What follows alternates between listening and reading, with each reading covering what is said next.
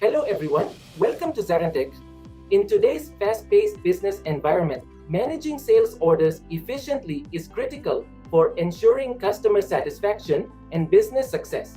Today, we're diving into the fundamentals of this essential business process. In simple terms, it's the process of handling customer orders from initiation to fulfillment using SAP software. Think of it as the backbone of your sales operations, ensuring smooth transactions and happy customers. Effective sales order management cuts processing costs by 20% and boosts on-time deliveries by 15%, enhancing customer satisfaction and loyalty. SAP Sales Order Management prevents mishandled orders, delays, and revenue loss. Mastering this process is vital for thriving in today's competitive market. In this course, we'll cover everything you need to know about SAP Sales Order Management. From understanding the basics to optimizing your workflows, we've got you covered.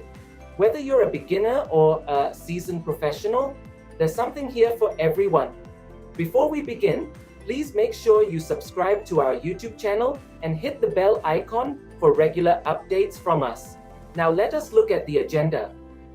Agenda 1, Sales Order Creation. 2, Pricing Determination. 3, Billing Document Creation. 4, SDLC Methodologies. 5, Delivery Document Type. Let's dive in. So topic for today is basically getting of sales order creation, sales order confirmation, pick, pack, ship, invoicing and billing, and then payments and customer communication. Can you tell me anything that you know about, first of all, what do you mean by sales order? Sales order, usually the sales engineer created whoever responsible after the BO has been received from the customer. So basically, BO sales order is gonna have the all the items that is gonna be shipped. The price components, any discounts will be applied there, and the billing, the pricing also will be calculated over there. Schedule lines. So basically, sales order is everything. Okay. So basically in SAP, in sales order, there are certain parts. Okay, one is called the header part, then is called the item part, where all the materials are there, and second and third is called the schedule lines. So header, item, and schedule line. Okay.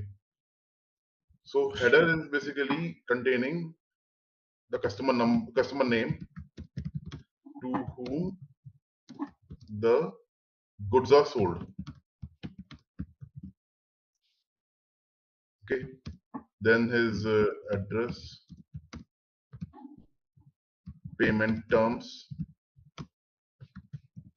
net price, then PO number. PO number is a purchase order number. Okay. Yes. He has given some purchase order, then that number is stored over there. Yes. Okay. And there are various other details also, like I'll tell you then later on. But basically, these are the major things. Yes. So first of all is customer name, which we in SAP terminology call as sold to party. Okay. Yes. So the party to which we sell certain goods. Okay. Yes. Now all these customers or sold to party are called as partners in SAP. Okay. Yes. So there are 4 types of partners. First is sold to party. Second is bill to party. Third is ship to party. And fourth is payer. All these 4 types of partners, they can be same or they can be different also. Okay, Okay. like your sold to party can be your head office. Okay, Yes. bill to party can be your accounts department. Okay, Okay. and that can be somewhere else also. Okay. Some other country, some other city. Then ship to party, Yes. like a regional office where you want to ship the goods. Okay, so Yeah. regional office can be anywhere, not the head office, but can be different also. And payer is Yes. like some other person who is paying on behalf of those goods that are being sent So to regional how office. what is the difference between bill to party and payer? Yeah, so bill to party need not be necessarily the payer only.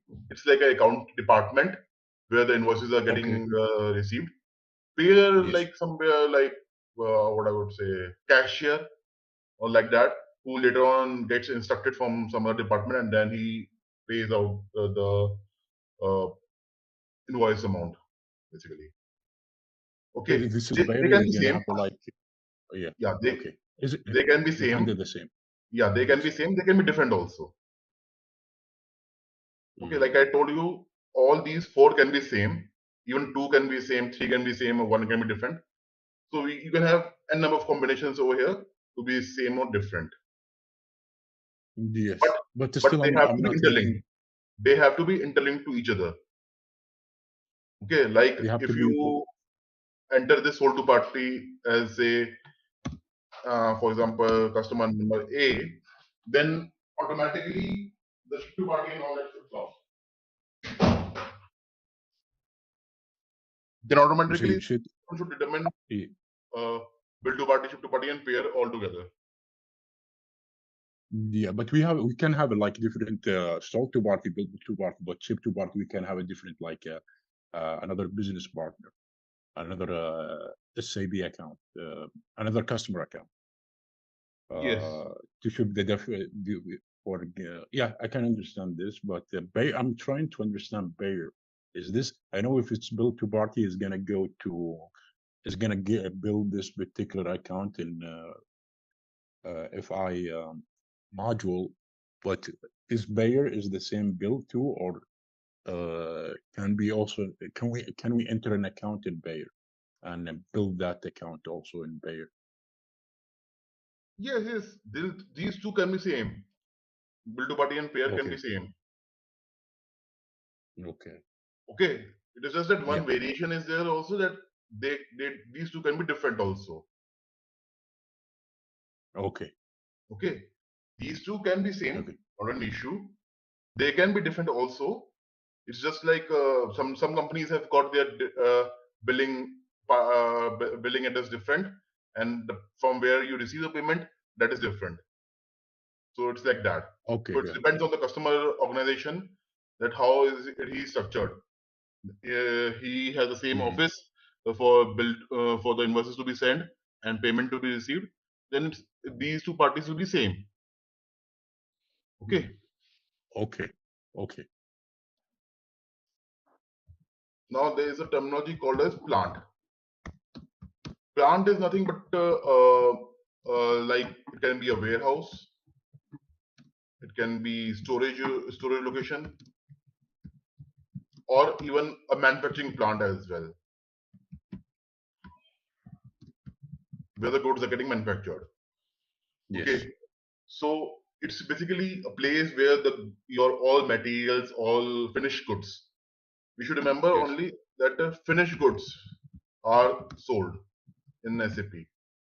Okay, unfinished goods or okay, semi-finished goods are not treated as material as complete. Only finished goods are used as trading goods or selling goods in SAP. mm.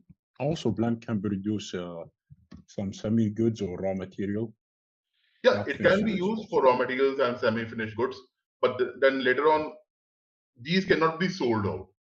They can be used as raw Yes, materials to make production planning and then uh, uh, basically some purchase order, production orders, and then finished goods can be made out of that, and then it can be used for sales order. mm. But Okay. the raw Sales order can materials only have also, finished goods. Raw materials yeah, cannot be sold on sales order. Okay. Also, raw materials can be created in sales order, right? You can sell like raw material or only finished goods because Only finished goods. Only finished goods. so raw material you cannot sell it to the customer. Raw materials or semi-raw No, no, no, materials no. cannot be sold. So Okay. if you are selling raw material, it means like it is a end product for you.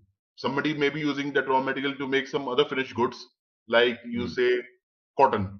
You're selling cotton. The cotton Okay. is a finished goods for you, but for a garment company, that is a raw material.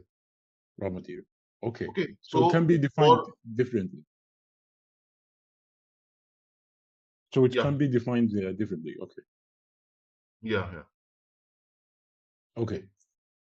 So plant is there, then we have materials.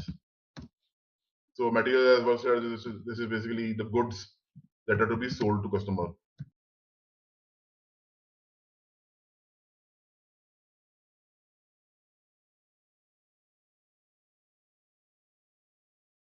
Then we come on to the second one, item area.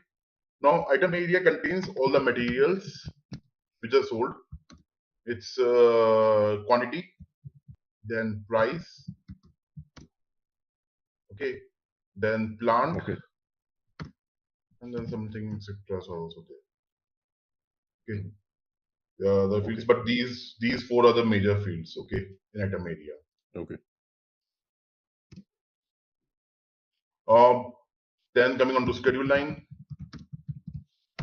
So schedule line means like say customer has given you an order that I want the good to be delivered to me by say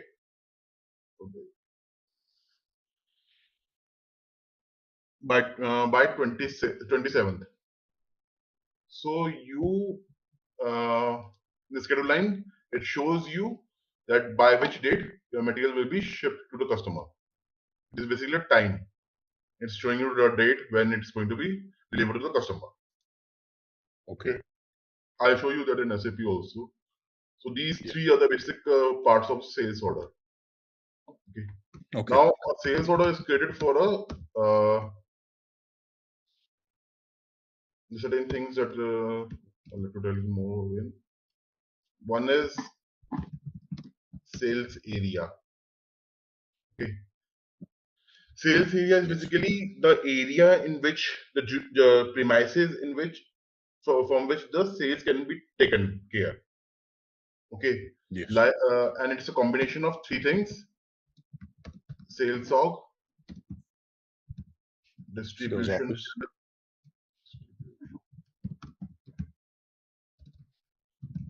channel, and then division. Mhm. So sales org Okay. is nothing but the company. Okay. Yes. Distribution channel is the mode of sales through which the goods reaches the market, like your Yes. retail, then online, or your physical shops. These all are distribution channels. Okay. Yes. And division is basically what type of goods you have. You have, say, cars, and the cars also like SUV and MUV or small cars, sedan, hatchback. Mm. Okay, Yeah. then you have trucks. So these are different divisions, type of products that you have in your types of product that you have in your Mhm. company. Okay, Also, sales group is not coming under sales area. so that is sales group also comes under sales area, but that is not an important thing. These three are major. Okay, Okay. if you don't have a sales group, it's fine. Okay, Yeah. you can still it will work, but if you don't Yes. have one of these three, it will not work. Basically, sales group is done to club the customers. Okay, you make a Mm. group of certain customers, say northern region customer, then you club all the customers which are in northern area of your country into one group and make them a sales group. Okay, that is Yes. called a sales group Okay. basically. I will start on and then I will show you one thing, one by one, all the things. So first of all, the T codes that are important. So here for everything that is being created, basically for opening of SAP, we need to enter certain T codes, transaction codes, okay, to open a particular page in SAP. So Yes. the transaction code to open create sales order is VA01. Yes. I believe I understand the basic of this T codes, most of them, from like inquiries to to invoices. Okay. Yeah, so V1, V2, and VA03 to display, and VF for invoicing, VL01 and for delivery. Okay, you know all these T codes. Yes. Okay, fine. No, not interested. Then coming on to the order type. So we standard order type is OR. Okay, order type. Then first of all that we need to enter is the sold to party, which is a customer to which we are selling the goods. So I will take a reference from this itself.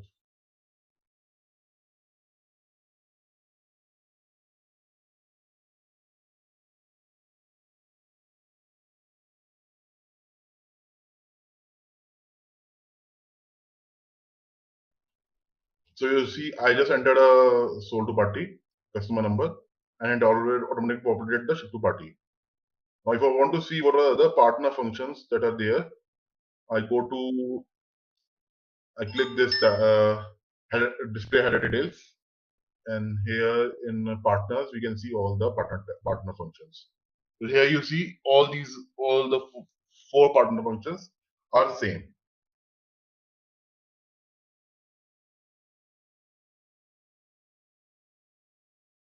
You can add more the ship to this account, right? For example, for partner functions. No. If you want to add more ship to party over here, then what will happen is when you create a delivery, it will ask you for which ship to party will you will the material go. Okay. You need to associate the materials with the ship to party, then only it will be delivered. The delivery will get created. Okay. I noticed in the system IGRE is not representing the English abbreviation. Yeah, this is German. This is German basically. AGRE RGWE. Okay. W This it's is like in German. English CH SH, for example. SH, yeah. Okay. So AG is equivalent to SP. Okay. AG is in German basically. Okay. And its English is SP. Sold to party. Okay. Okay. RE is for German and bill to party BP. BP, okay. Okay. And RG is German. Then payer is PY. Okay. And W is ship to party, and then ship to party is called SP. Yes. I got it. Sorry, SH.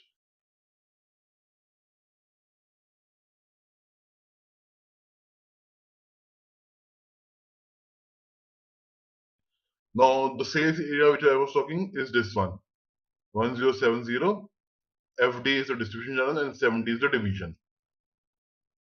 Okay. Like here, you can see the expanded form, direct sales, and then bikes. Okay. The sales office, again, a different one. Bangalore sales office. So it's for all the customers that are in Bangalore, basically, or located linked to the Bangalore sales office, basically. Okay. Then here you can see the document date, created by, created on. This is a sales group. Okay. Then we have an order reason also. So these fields are like optional fields. Okay. They give you reference later on where you can use them to get more understanding or use in some business analytics that why did you create such order, or tell me all the orders which are created for marketing purpose or sales purpose or trade fair, television commercial. Okay, so basically you can put up any reason that you want just for sake of later on getting more information for management purpose. Okay, then you have a document currency INR, since it is for Indian. It is basically derived from the sales area. the customer basically. Pricing and statistics. Okay, the document PR. Okay, PR procedure price list type. What? Price list type. I'm just reading this price and statistics. Okay. So price Document. list type is basically if you have created already a price list, okay, for a customer. Like I will be selling all the goods, these goods to him at certain rates which are different from the market. Then you can use that and automatically that rate will get populated for the materials for the customer. That cannot be determined by the sales office and material for the pricing.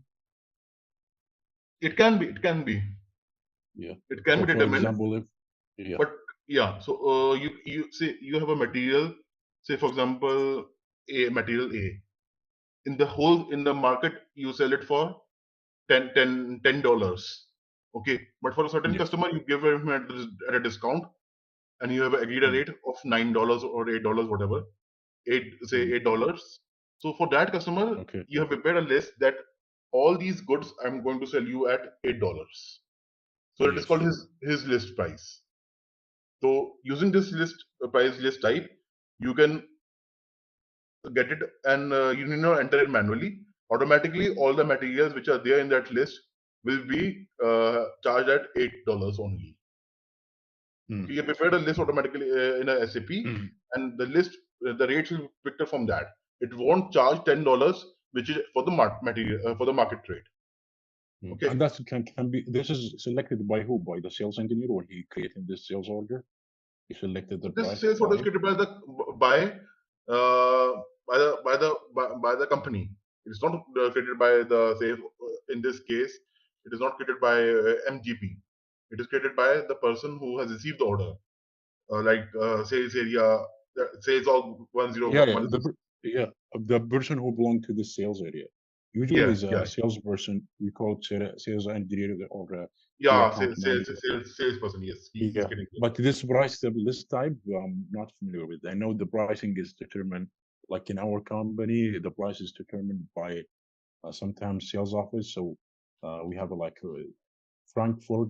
If you sell from Frankfurt, this material is different from selling it from another sales office which existed in another city. So the prices be different, and the system will be determined that based if he selected this sales office in Frankfurt or another offices, in subs and other cities within Germany, for example. Yeah, right. But that can be determined in, I guess, in I don't know, in Wiki. I don't know. It's not that it can be determined in document type. Can be determined where in transaction code VK12 or something. What? So yeah, I know. Maybe I jumped to another topic, but okay, I understand this. I'm interested more about the price prestige. Okay. We Okay, come to the pricing and all that. Just hold on. yeah, Then okay, we have a delivery block. Say want to block the sales order for delivery till certain time. Then we can put a block. Okay, over here. Then a billing block also can be put up. Like we want to block the billing to happen for this sales order till this block is removed. Then we can do that as well. Okay. billing block. Okay, this cannot be done in the customer master data. No, no, no, no. This Okay, is say customer master data will have it. Then all the sales order will not be able to deliver our billing. You want to do only for particular sales order. So, say for example, okay, this sales order I want to block till the earlier sales order is paid. Okay, so credit okay, limit I can put okay. the credit limit. Then it will be blocked till credit limit is reached back again. Yeah, credit Okay, limit like until his older payments credit are not limit has received, been and released. this will not be delivered. Yeah, Okay, billing block. What does it mean? same for billing block. I don't want to get it billed till, say for example, payment terms are not uh, clear, or the terms of delivery are not clear. Okay, Mm, or anything I want regarding that. So I can put okay, the billing block, and billing will not happen for this sales order. Delivery can happen, but the billing cannot happen for it. okay. So Okay. Mohit, in our company, the usually all the blocks has been determined by the customer master data. So if the customer, as you said, has an overdue balance or anything, that will be blocking the master data. And if the sales person he trying to quote on this customer, he will not will be able to, for example, proceed to the billing or the invoicing because this customer has a block. But here I see the block can be applied also on the sales order. You can Yeah, apply so the sales block that block. Okay. you're mentioning is a different, that is a customer block. That is means like Hmm. this customer will not be sold any goods. It's a blacklisted customer. Oh yes. Okay, that is different. This is like it's a normal customer for you, but you have put certain block on the sales order. On this sales order only, you though you have taken the order from the customer, but you have own regulations in your company, your regulations in your company itself. You during that you cannot until and unless those regulations are not clear, you cannot sell goods to the customer.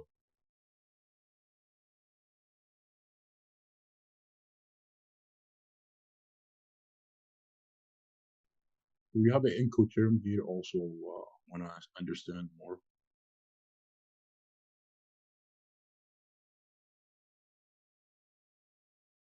So Incoterms is basically EXW. The different types of Incoterms that are there. Like what does it mean basically? It is like what types of payment terms or tax system, the tax terms are there.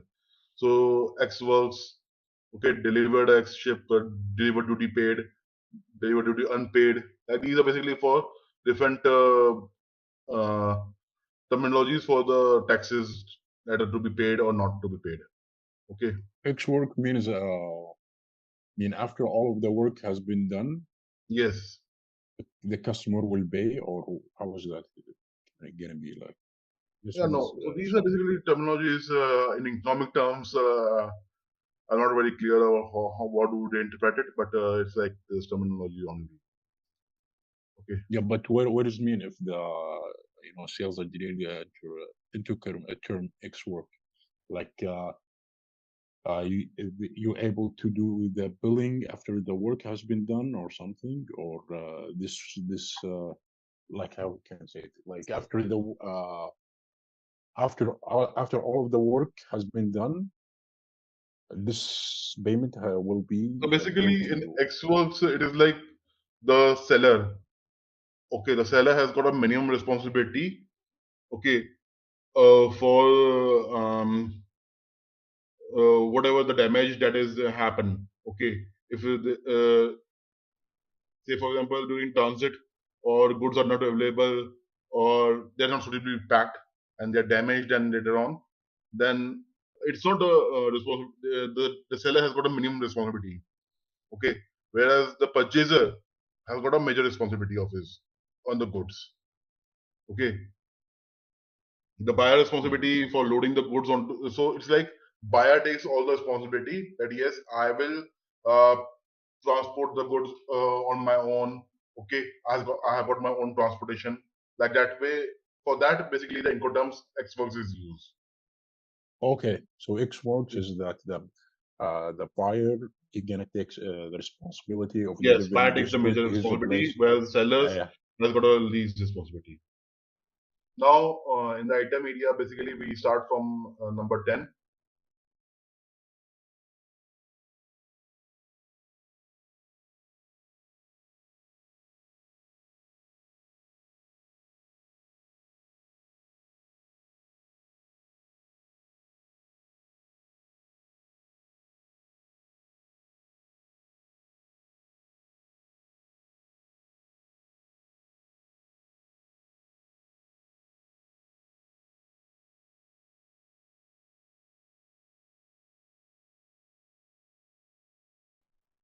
Now I will enter the material 2124, one piece.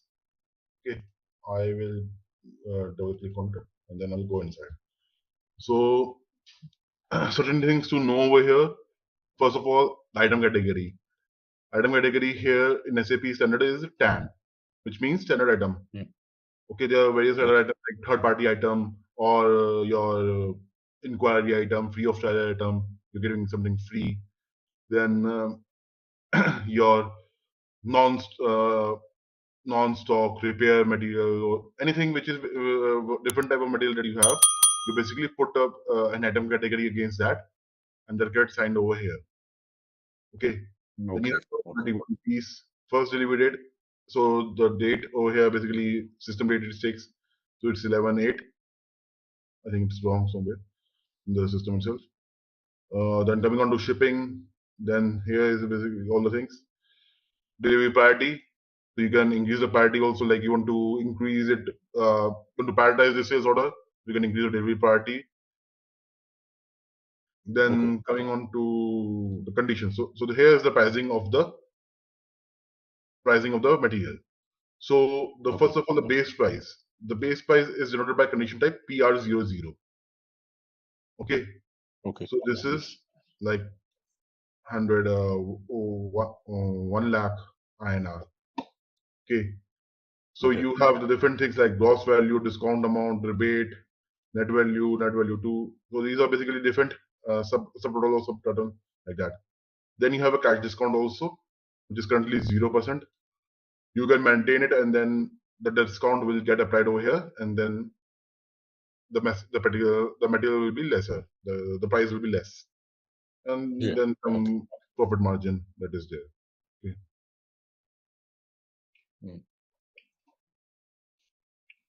So this basically pricing is coming from the condition record.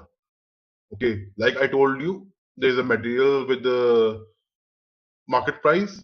So this is like a market price, because you see it is for sales of distribution and straight away material. This price is not for this customer. It is for open market. Anybody who buys this material will get for this one. If you want to make it special for a particular customer, here at this point, you can add one more field of customer, put up a customer number, and then the rate which is defined for that customer will get applied. Okay. So this is the pricing. I'll go in more depth after this session to let you more about pricing. Okay. This was schedule line, which was referring to the third area. The first was header, then second was item, and then the third is schedule line. The schedule line, it shows you that delivery date is 11th, order quantity is 1, rounded quantity again 1, and confirmed piece will be 1 because when it gets confirmed. Okay. Well, sorry. What do you mean confirm quantity here? So say, for example, right now you don't have material at your warehouse. Okay. You need to manufacture it, or it will take, say, you need to manufacture it, but to manufacture it will take 10 days. Okay. Till such time, the confirmed quantity will be 0 only. Once it is manufactured and the stock is there in the warehouse, and then the salesperson confirms that yes, the material is now there, then only it will change to confirmed quantity will be put up as 1. Till that time, it will be 0 only. Okay. So delivery date is determined by the system, you know. No, so delivery date is determined from here. Okay. Requested delivery date. I can change this thing. Okay. I can change. Today's date is 11th here in system. I can change this thing to anyone. Say, for example, 31. Okay, but the system showing until that day, this the material is not going to be available if you go to the schedule line, right? What? So when how so we wanted to deliver this this material at that at the 31st of August, and how do you know this material is going to be available by the schedule line? So that basically is a calculation that a salesperson does. A salesperson does after discussion with the manufacturing team, that if this quantity this material is not there, then how much time lead time is there, manufacturing time is there. Basis that, how much time will it take for it to come, raw material. Okay. In SAP, there are certain things also, like you can check the availability also. You can check what? Display the availability. the availability of the material. So you can select the select the line and go to display availability.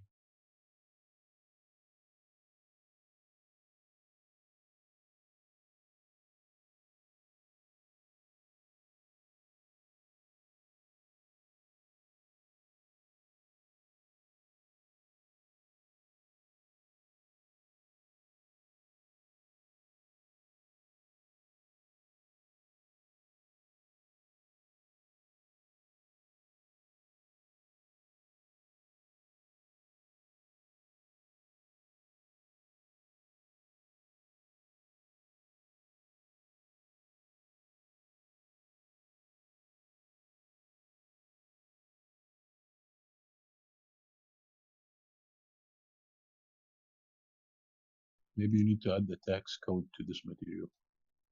Right? No, there's some problem with the material. I think some problem with the customer or sales area basically.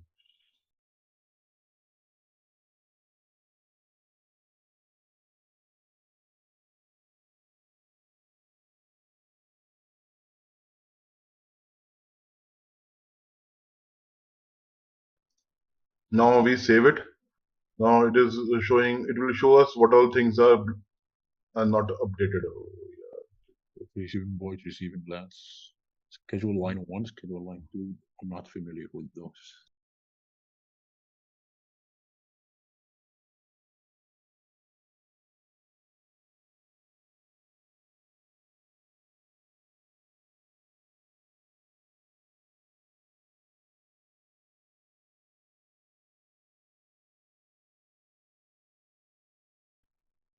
Is E16 and it's for account create is for item creation. Yeah, documents created basically. It is basically to check the table view for all documents created in SAP.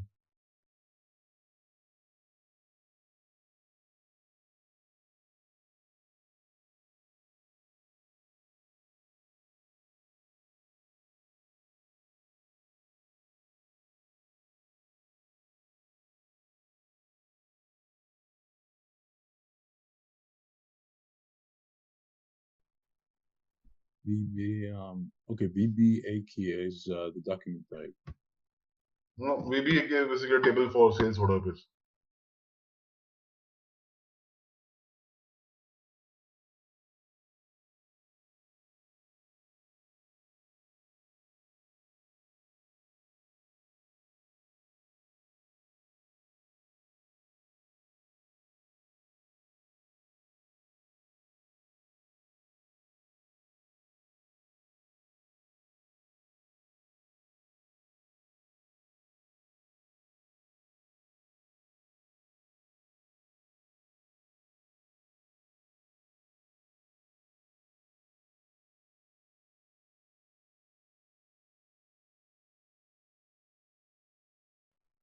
So see, this one has got a plant. So when I click on availability, my item availability, it shows me the stock. Okay. So this was received. Issue is this much. There is Yeah.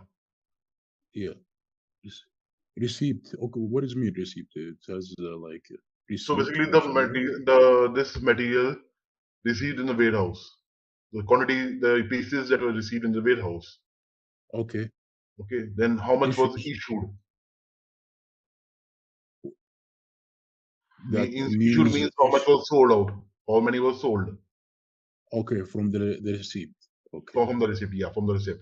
Confirm issue means also. like, so you have a sales order of 1,759, out of which only 1,600 were confirmed. Rest all are not yet confirmed, or delivery has not been done for those.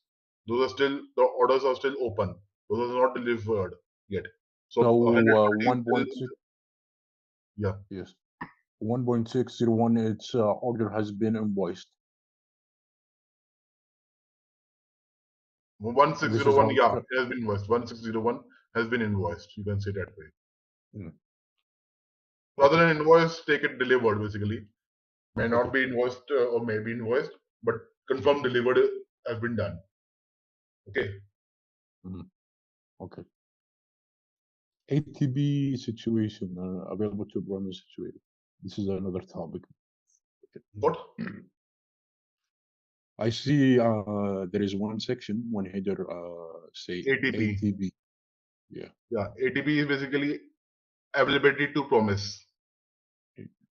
Okay, it means like it's like basically you have promised to the customer that you have the goods in your warehouse, or you can manufacture them and then you can deliver it to the customer by a certain date. So its in his box. availability is promised to the customer. So here it shows Okay. you under which situations you can promise the customer to be delivered the goods. So here only in this view, availability overview or an ATP situation, one can know as by which date will I get the goods in my warehouse.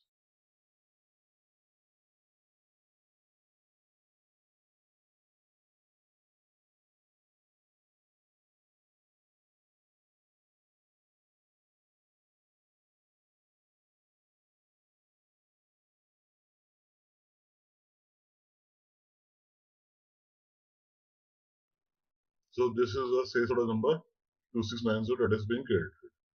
We can view it using VA03, as you know, already know. Using VA03, we can view the sales order.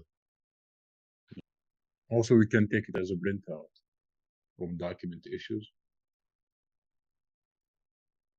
What? Can we have it on a PDF printout? Printout of sales order.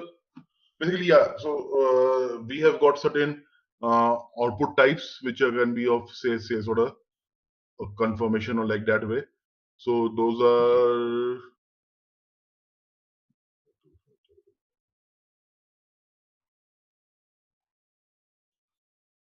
Output, maybe.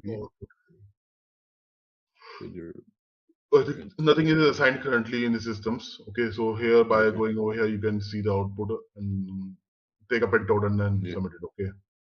Yeah, send it to the customer. Okay.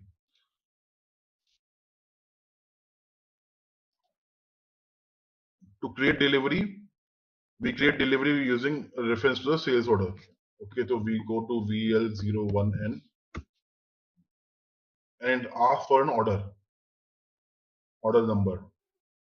This is like without order you cannot create a delivery, and some order number has to be given over here so that it is one-to-one relationship. Okay. Yes. So you can do that ways.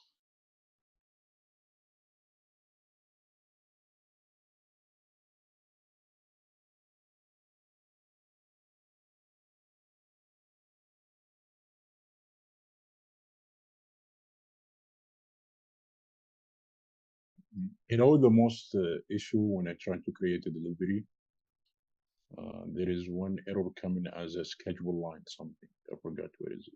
Schedule line not confirmed. Not confirmed, yes. I always, when I try to create sales or delivery, always I facing with this. So what I do, what I do, I don't know what's the reason behind it, but I see when the schedule line is going to be available, and I based on that I put the delivery of the date.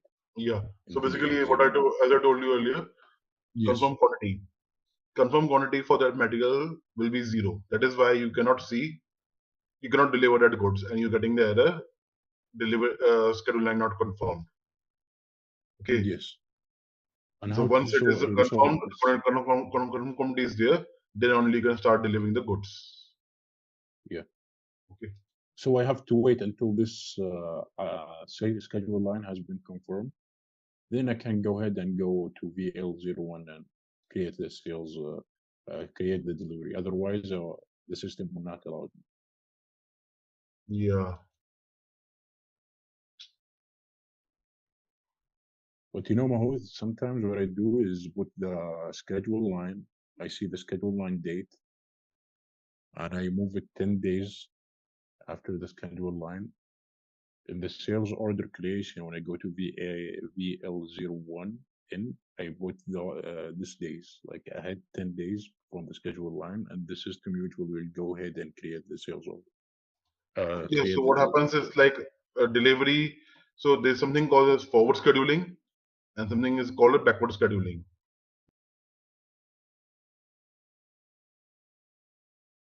So these two terminologies are there for basically your delivery creation, okay, or confirming the goods in sales order. So what does forward scheduling means? Forward scheduling means, say for example, from today is 11th, okay, as per system date, and I want to deliver the goods, say for example, on 31st 08. So between these days, I do forward scheduling at how many days are there, and basis the material availability date and all that dates, by when latest can my material be there. Say for example, I do a forward scheduling and see by 21st the material will be there with me in the warehouse. So I create a delivery for 21st today itself. So that on 21st, I don't know, I need not to go into the transaction and then punch the delivery, or then by 21st, the system using a forward scheduling says that for 21st, the goods will be there in the warehouse and it will be confirmed quantity will be there. So you can create a delivery for 21st. Okay, so that's the way that when you change the date, sometimes the system allows you to create a delivery. It is because of forward scheduling. The system does a forward scheduling and checks that on that day which we are trying to create a delivery, will the goods be there in system or not. So it does a calculation and it finds yes, that date the goods will be there. So it allows you creating a delivery. Backward scheduling means, backward scheduling means, say for example, 31st is the delivery date. From 31st, it starts counting backwards. Okay, it starts counting backwards that by when earliest can your goods be there. So either of the two scheduling can be used. Not both can be used. Only one of the scheduling is used in SAP. Okay. That is defined in the configuration when we put up the ATP check, ATP configurations, availability promise configuration, that which strategy are we going to use? Are we going to use forward scheduling or are we going to use backward scheduling? This is that only the dates are decided for the delivery creation. Unfortunately, I'm getting this error in the system. I don't know what to do now. So this ask you to configure some warehouse management or a storage location in this particular document, or No, related to some movement type basically. maybe you can proceed with another C code. Sorry, material.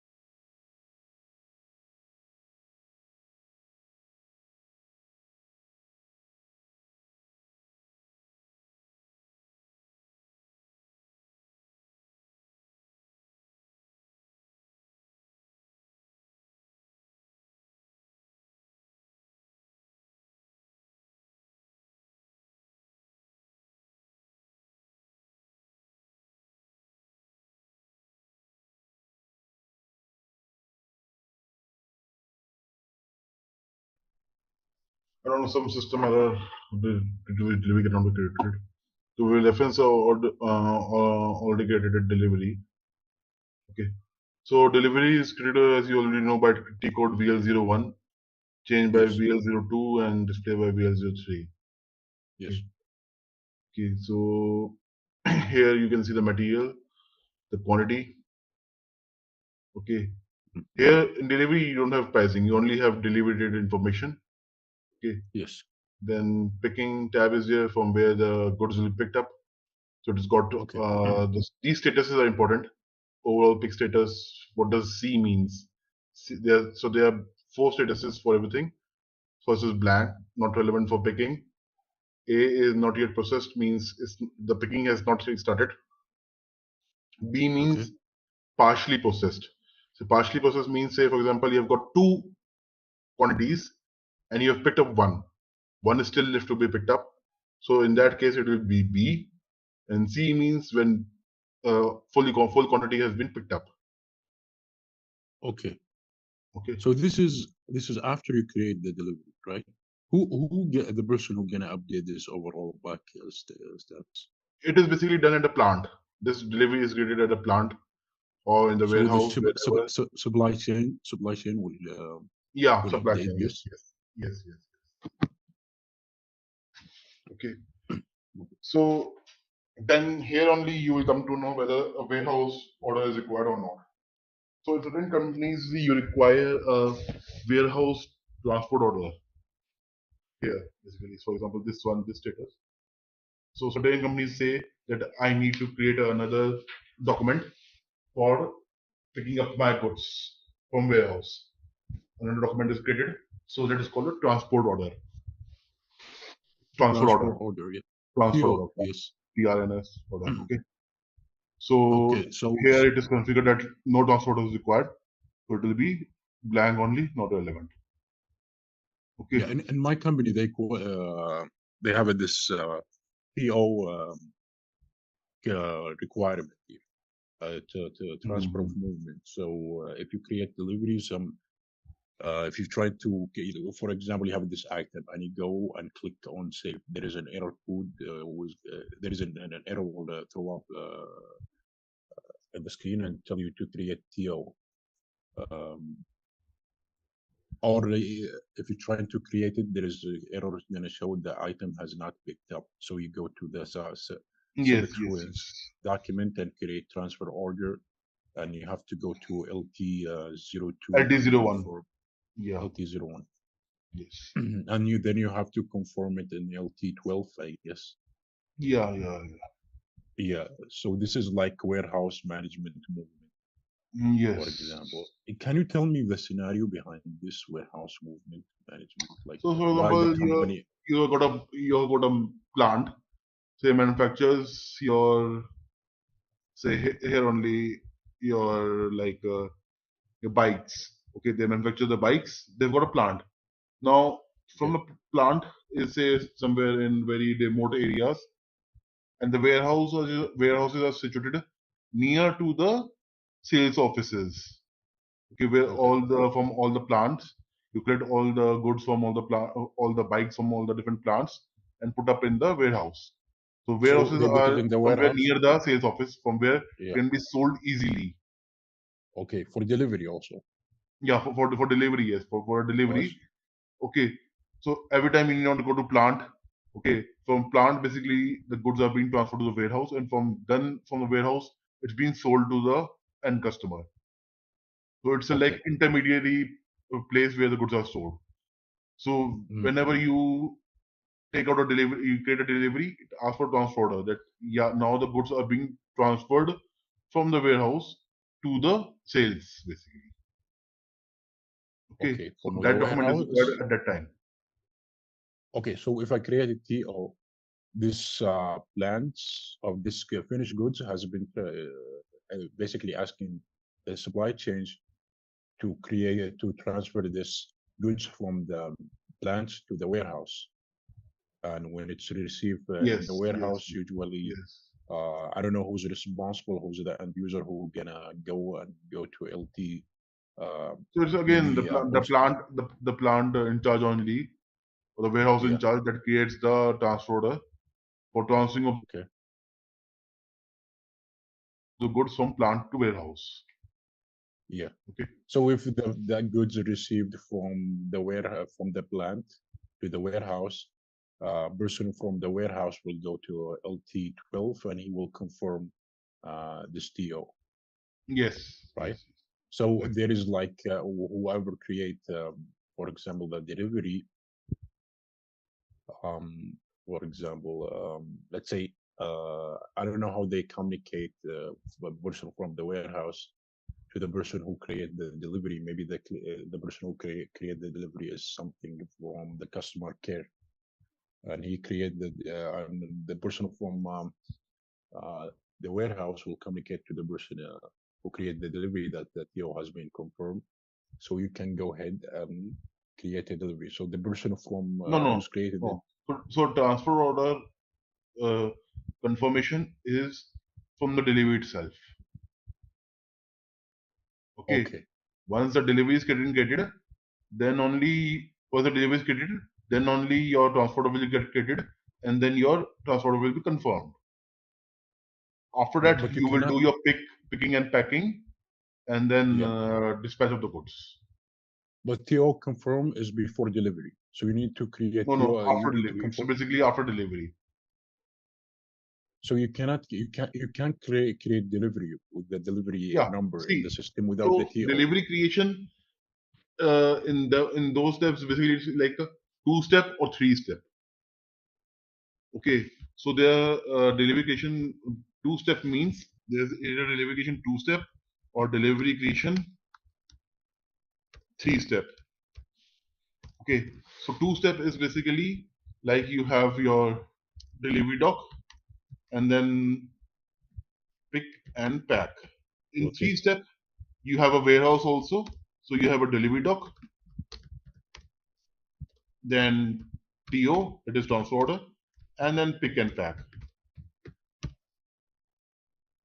Okay, so your TO, the transfer order will be created after delivery document is created, but it is still the property of the supplier. The materials are still with him only. It is still not packed, or say it is not picked properly. It has to be packed. It has to be packed in a carton box or whatever goods have been packed, and physically it has to be like, say now it's ready for delivery to the customer. Till the transfer order is not created, the goods are not ready to give to the customer. Once pick and pack is done, then only it is ready to be give to the customer. Okay, so this is 3-step delivery creation. Then 2-step is like delivery order has been created and straight away you send it to the customer. So it's not, the warehouse is not there, transporter is not required. You straight away pick the goods from the plant, pack it, and then give it. Okay, you do not require a transfer order. So that is, these are the 2 things. But transfer order is just, I want to understand the scenario behind the TO. So, you try to create you try to post a good of issues, but the system show you have to try, for example, the system show you a message of order has not been picked. So you go ahead and create TO, right? Right. For example. Yes. Okay. So I just want to understand. TO is basically for picking from the plant and putting in the warehouse. Yeah. Who's the person who created the TO? The person it's the plant clerk or the warehouse clerk, basically. Okay. And who is going to confirm the TO? Same person. The same person in the confirmation will be warehouse. done by the other party. Say TO creation can be done by plant clerk, and confirmation can be done by warehouse clerk. That yes, now the goods have been picked up from the warehouse, so you can confirm the TO. Okay. So who's the person who's going to create the delivery as a whole? Delivery as a whole can be created from, say, for example, by the sales employee only. Okay. And send it to the plant first of all, that I want this material to be delivered to the customer. Then he creates a TO for the warehouse, and then warehouse clerk confirms the TO, and then the goods are being packed and then delivered to the customer. That is the basically whole flow. So yeah, so the sales will create this delivery, and the end he's gonna submit the delivery note to the customer. Yes, yes, yes. I have some question, but I forgot it for right now. Maybe we'll come back later. But yeah, good. I Then understand there this, is like the something known as process. shipment also. So shipment means when you club certain deliveries into one. Say for example, you have got 5 customers on a particular street, and you want to deliver all the 5 customers together. Okay. Because they all on the same district or the same Yes, street. same on the same district or street, same road. Yeah. So you can deliver all the 5 together. So you club all those orders together, put up in a truck, okay, and then you follow a particular route. So you put up a route also over here, okay, and then basis that you can deliver that 5 deliveries together. That is Okay. called a shipment. Did you list the sales delivery number here, or how the system knows all of the Yes. So we get a shipment. We get a shipment and assign the delivery numbers. So the delivery numbers are assigned to the shipment. Okay. So basis that it knows that for which customer this delivery is for. okay. So this status shows that whether this is required for transportation planning. Transportation planning is basically nothing shipment. So if it is required or not, then it will be yes or no. This is this status. Transportation planning. That's the PO, right? Yeah. Okay. Now there is so all these tabs have gotten their own statuses. So this is pick and pack status. The C means pick and packing have been done for it. Then packing status, then warehouse overall warehouse status, picking confirmation, then goods movement status and billing status. So this goods movement status means the goods have been received at the customer side. Who's gonna confirm this? This is like confirmation from the customer.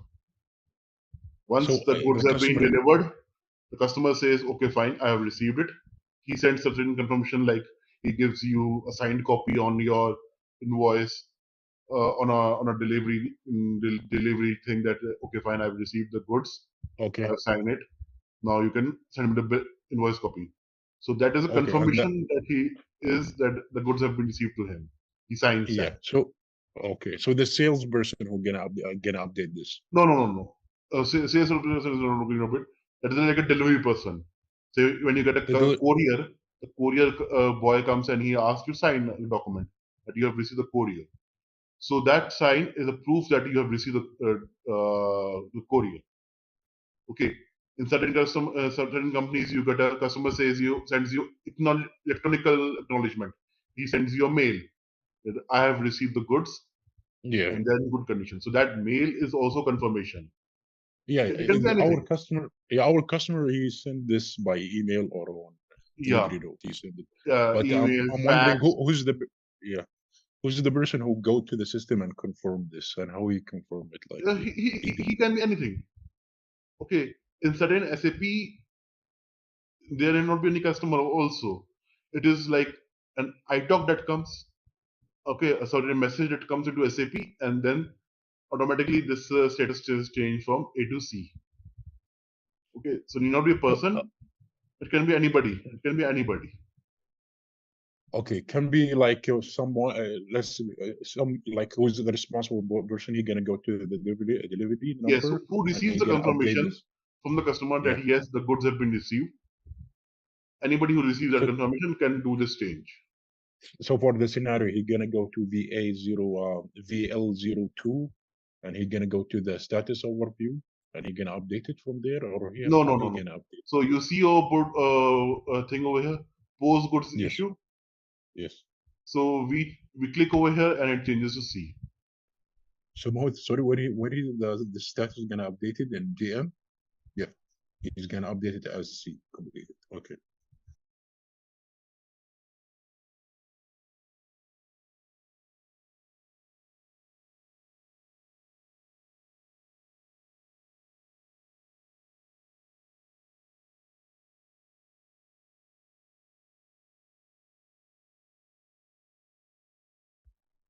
It is not allowing me to do its coding. So it's getting some error. Okay, so once I click this post go to issue, it will change to C. Okay, Yes. Yes. complete processly. Okay. Okay. So then you can start the billing of it. Okay. Okay, I'll show you once which is already done.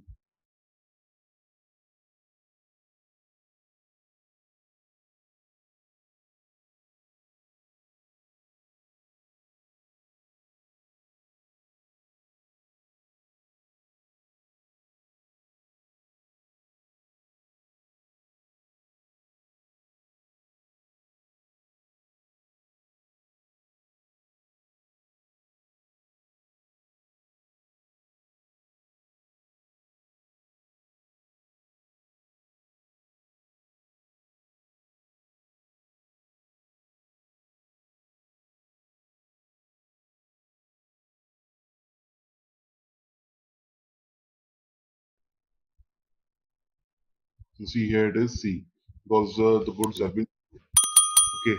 So till the time these goods have not been issued, the billing cannot be done. Okay. Okay.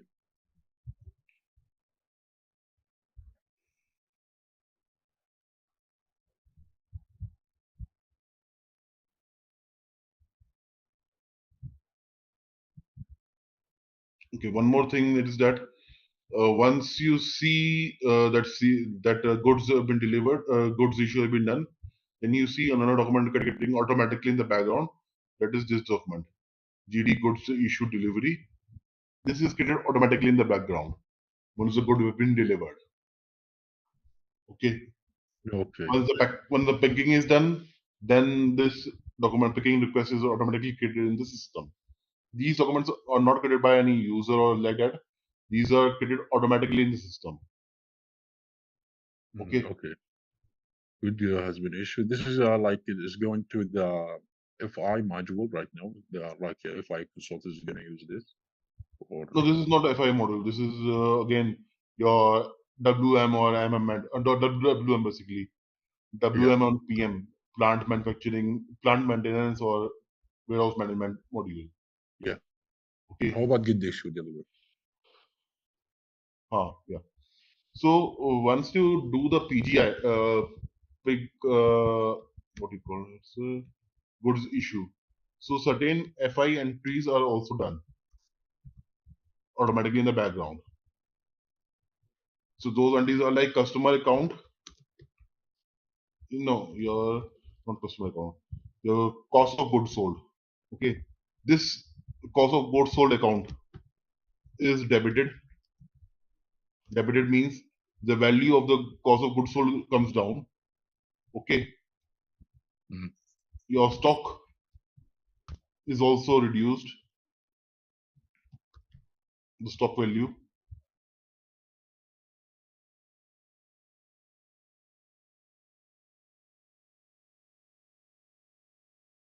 So this is credited. This is credited, and the stock value is debited. Okay, the stock value reduces, and the cost of goods sold account is credited because your value is now in the cost of goods sold. Okay, for that amount. Okay. Okay, so this is one entry that comes up in the ledger books. Okay. Okay. Now, when you do invoicing, you create a invoice, a bill for the customer. So this is created. The invoice is always created using the delivery number as a reference. Okay. Yes. Again, the T code to create is VF01, VF02 for change, and one VF03 for display. Yes. Okay. Now here you see the payer. Okay, who is entitled to pay the goods, pay for the goods or services that is taken up. Then Okay. the amount, the material, and all that is there. Okay. Okay. So how many there is bill processes in invoicing? I know there is like the regular invoice, and there is a invoice note and invoice memo. What? There is different type. There is different processes of invoices, business processes. Like regular invoice, and when you cancel the invoice, there is a invoice memo, and there is credit invoice credit note when there is a balance owned by the customer, owned you own the customer some value. Is that correct? Okay, so yeah, no, so those are not different type of invoices. Those are different. What you can say is different type of FI documents basically. FI documents. So there is a lot of FI documents, and is it standardized by SAP, or it can be customized? Yes. So you want to discuss that also? No, if it's possible, we can discuss it. If it's if you think it's distract us from another subject, we can like put it aside and we discuss it later, maybe when we come into build.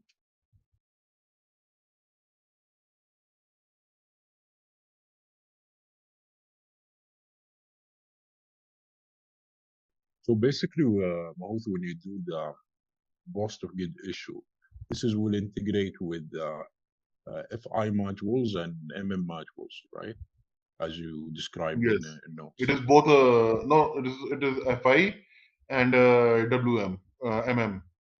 And when you do invoicing, it is like between the customer account getting debited and your revenue account getting credited. Okay. Okay. So this is the document number of the invoice. Can you explain this to me, because this is like something new. This is document. Yeah. So this is like, so this is the invoice document. Okay. And then you have the accounting documents of it, which is getting generated automatically. So here you can go and see the accounting document. The first one is the accounting document. Okay, it shows you the different accounts. Okay, and the amount, so whether it is credited or debit, plus or minus amount. Okay, the posting key is also there in this. So it shows you basically, say for example, it is 40 means debit entry. Okay, in accounts you have debit and credit basically. So you can see revenue account is debited. Okay, and work in progress difference receive is credited basically. Yeah, it is like that. That is okay. Okay. Okay, so for each invoice is gonna be two accounts. One has been debited and another one been credited. Yeah. Okay, so this document number is the, what is this document number? This is the accounting document number. The account what? Accounting document number. The accounting document. Okay. This is, of course, it's used by the FI consultant.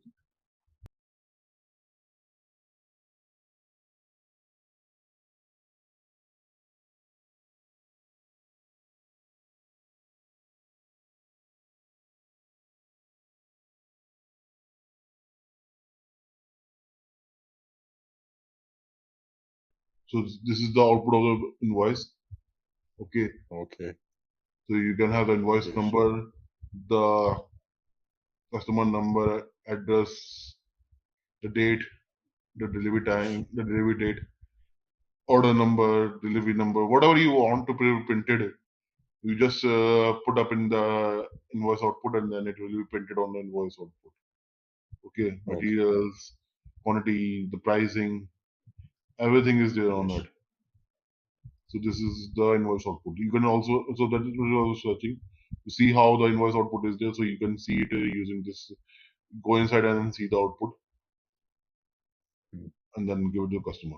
So this is another thing. Pricing. Okay, where I will let you know the pricing, the discount, the tax and the taxes. Okay. I've also covered you the output. Okay, output, invoice output also. Okay, tomorrow you mean? No, today I already did. Not just I show you the invoice output. Yeah, the output. Yeah. Yeah. So that is also done.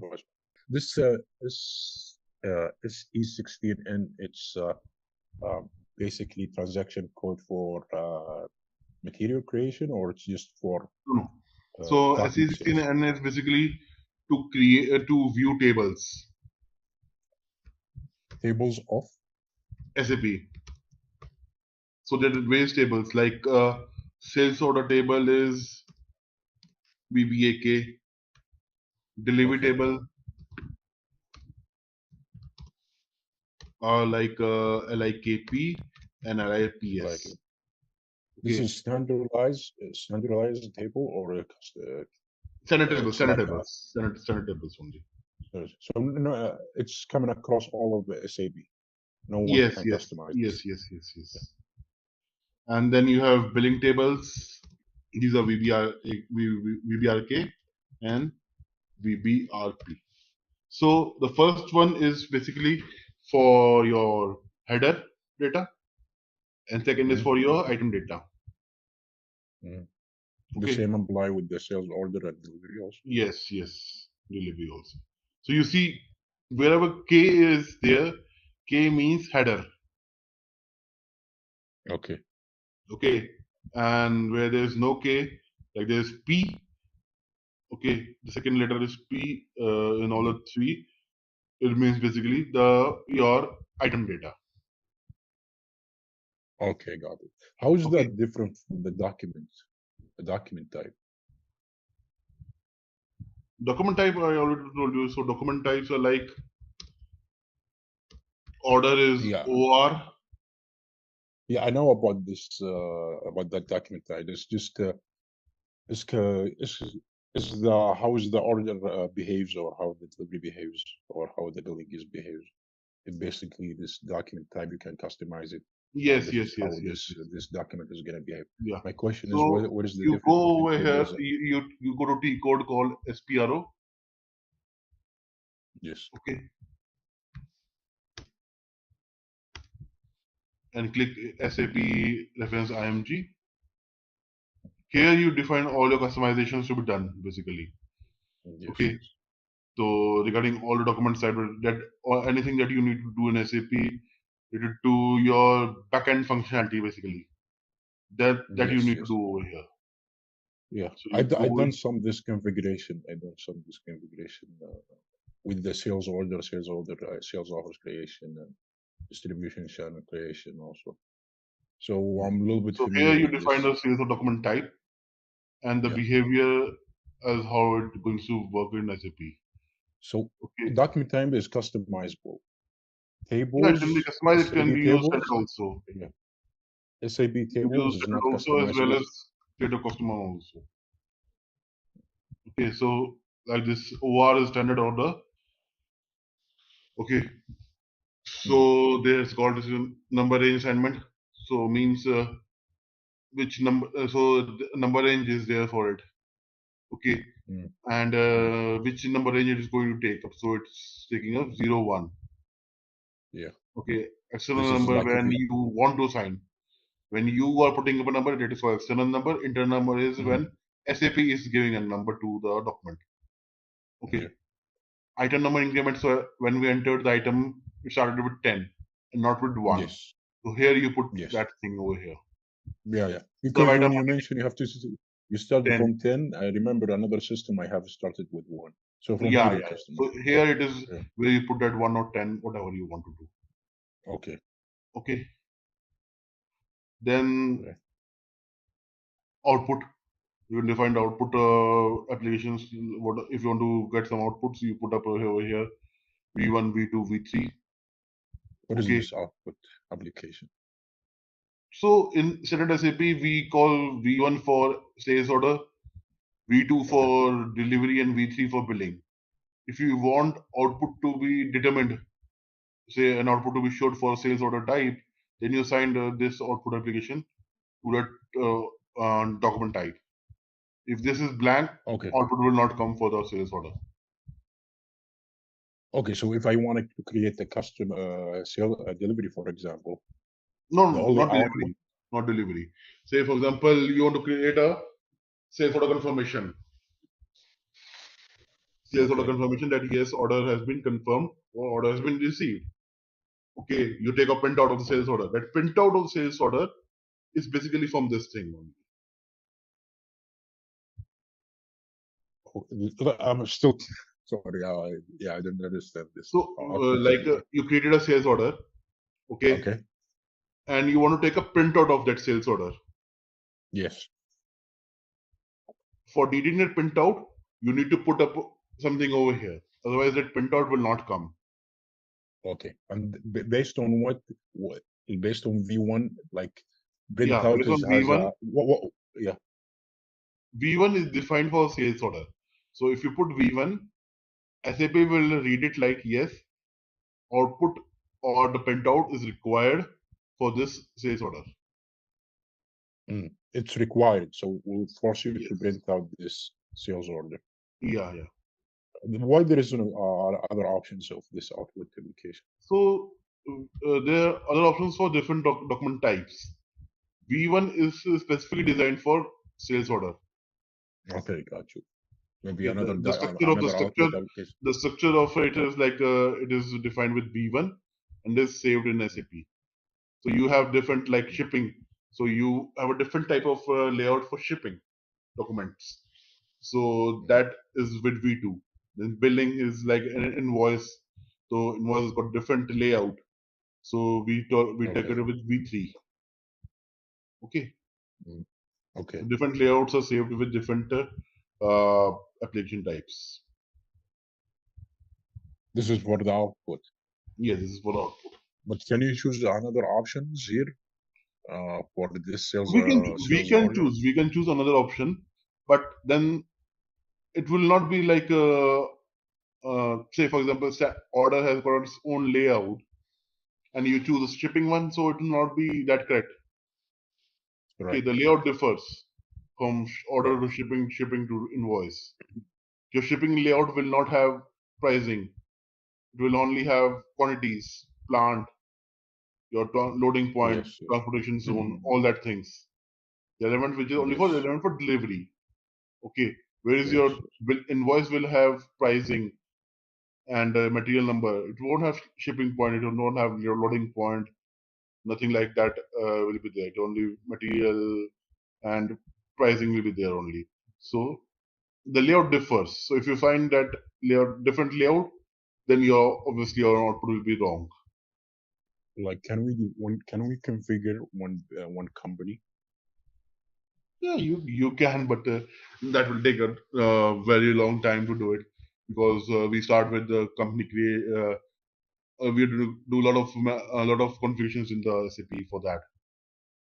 Like from sales offers, company creation. This is done by the FI consultant. Yeah, this Then is my now consultant only. But you yeah, see these all doing all these things, you need to know all the different areas. Okay, you need to yeah. define the sales of company code, then plants, then Blunt by the uh, MM. huh? Blunt is going to be defined by the MM. So Yeah, right? yeah. Yeah. But without plants being there, you cannot configure it. You cannot use that thing. Yes. Yes. Yes. If the GL account is not there, GL account is done by FI. If GL account is not there, FI. then posting will not happen, and then you Yeah. will get different errors. So Yeah. that is what. So different consultants are there in the team for all the modules, and then only you can configure the Yeah. entire company in the SAP. Yeah. Single person Just cannot do that. config. No, yeah. Just reconfigure the SAB module in Yeah. this You can company. only do Like configure your SD basically, your SD yes. module only. Yeah, yeah. I'm not Okay. looking to configure the whole module, just the Yeah. SAB, like my area. So I'm trying to like do the. I know it's like configure the sales office. You have to do the distribution channel and division. Then assign that, I believe, to plant. Then, Yes. then yeah, my weakness is when it coming to delivery. Just delivery and logistics execution is there, need to be done. And yeah, my weakness when coming to pricing and assign a pricing procedure. prices component. I know there is many things there, and also a creation of tax. This is my weakness, so I'm looking to configure this. I understand this wholly in the system. No, we'll cover pricing tomorrow. I'll let you know everything about the pricing, the pricing condition, the pricing technique, how to assign the pricing procedure to sales area, then determining that everything we can cover tomorrow. Okay. Yeah. So Awesome. here in this Okay. block, you define the different document types assigned with the documents. So we use delivery type LF. Okay, so this will only delivery type will be used, and the billing type F2. Okay. Sometimes you are like you're going to a shop. Okay, you're picking up the goods yourself. Over there, you don't see any delivery note. You don't see any delivery. It's like you're picking the goods on your own and going to a counter and getting it billed. Okay, again, then there is no invoice getting generated or confirmation is not there, delivery is not. So that is called cash sales. Over there, it is straight away order to billing. There is no delivery in between. Yes. Okay. So So from that here is we can possible convert. using this configurations over here itself. Yeah. So particular for this cash customer, we're gonna do this particular. We're gonna customize this document sales for him, so we Yes. cannot go through the delivery. You know, I discovered that the holy core, the golden core of SAP SD is sales order and billing and pricing. This is the most important thing. Other things you can learn like by the time. But this is like if you understand this, you understand this basically. Not that. This is other more easy. Other things are more difficult, I would say. So here you have got order related billing type. Okay. So here you put BV. Okay. You define over here order related billing type. It's not delivery related. And these are two things: delivery related billing type and order related billing type. So against the cash sales where you pick up the goods yourself and do the billing yourself only. So here you put up the order related billing type. You against the order, you're getting the bill. It is not related to delivery. The delivery is not there. You're taking the delivery yourself. You're picking the goods yourself. Yeah. Okay. Okay. So here is the configuration for that. BV. Okay. So we will be able to create a bill without the delivery number. Yes. Yes. Straight away from order, you can create you can create the invoice. Okay. Yeah. Okay, like the scenario in my mind, I can understand, but how are you gonna do it in the system? I don't know. Like you're gonna go to It will be the same. So say from sales order, you create a sales order. Your order is confirmed. And straight away you go to billing. You did not create a delivery at all. You could not go to VL01, nothing like that. After saving the sales order, straight away go to billing, input the sales order number, and it will bill. That's all.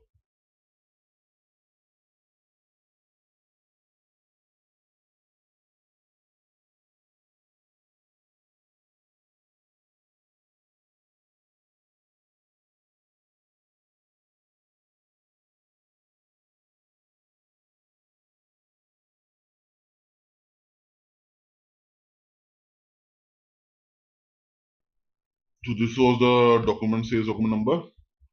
Okay, and then straight away the billing.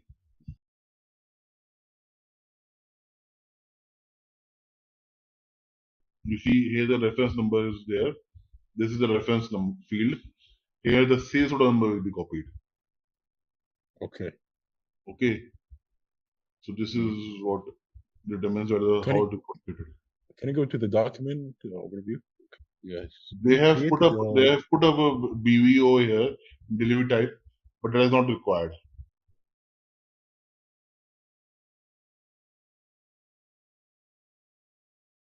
Just for the sake, I think they have created it.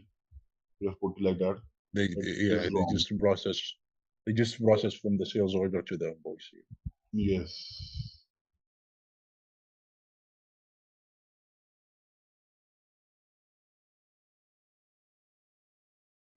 Then you have something called as rush order also. So rush order is like quick orders, okay, where the order and everything is done very quickly.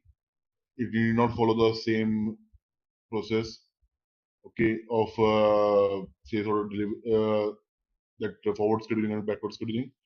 The rush order is like you going to create and deliver today itself and just now itself. So that is rush order. Okay. It's not different from anything from normal standard order. It's same. It is just a different terminology, and like sometimes company wants to differ that you want to send a goods quickly, then it uses a rush order. Rush order. Yeah, rush order. Rush order. So this is like you can create the sales order. Same. It will be And- same only like sales order, then delivery and billing. Okay. It's just that uh, it may look different from a process point of view. System point of view, it is same. Yeah, From maybe system, there is it is no much same. entry. No much entry like to process this sales order. No. The entries may be lesser. Okay. Yeah, okay. You can keep only less entries and then do it. Okay, just to Okay. save time. Okay, but system Okay. wise, it will be same only. Yeah, this is why like he rush the order. Yeah, rush order. Okay. I have one thing, with for example, we have a sales order. Okay, it is 10 line items. 3 out of this 10, there is 3 line item is already available in the stock. Other 7 line items still has been procured from the supply chain department. Mm-hmm. Okay, I want to build this. I want to deliver this 3 line item. How I can do it from this sales order? I want to do. I want to build. I want to deliver this 3 line items, and after I get to the procurement and the confirmation of stock availability from the supply chain, I can also do another delivery for those Yes. the rest of the Yes. sales item. So basically, that is called your delivery split. Now, Okay. delivery split is basically a setting that needs to be done at customer level.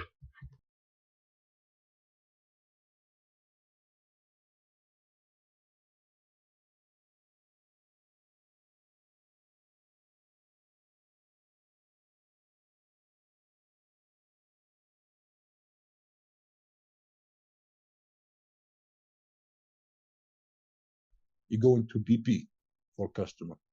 Yeah, this is actually S/4HANA system. So here BP only works. BP is like transaction code. Yeah. This is for customer creation code.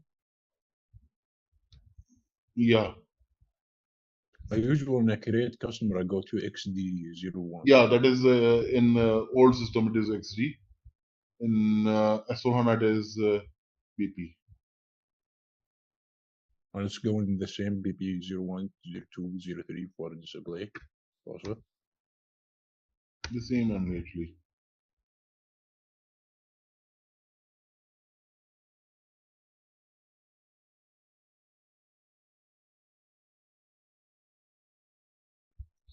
So here you see this is partial deliveries. Complete delivery tab is there. Okay. What does this mean?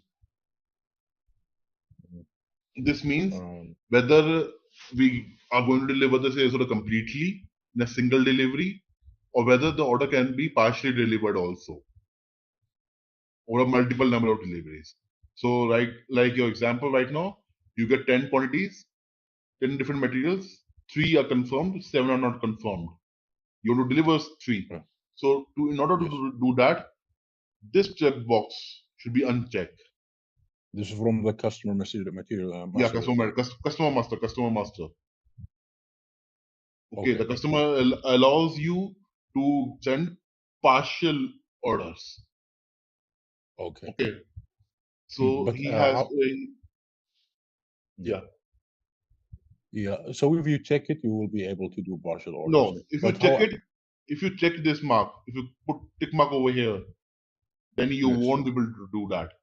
If you uncheck it, it will be blank. Then only you will be able to create partial deliveries. Okay. Okay. It's possible to see how we do this. Like, try to create sales order and there is line 3 items, but I cannot build. How I can build this 3?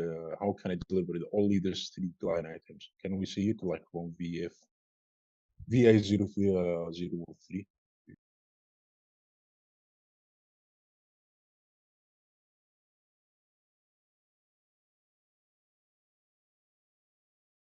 So Okay. once you select, say you have got this material, okay, and when you go to delivery, basically,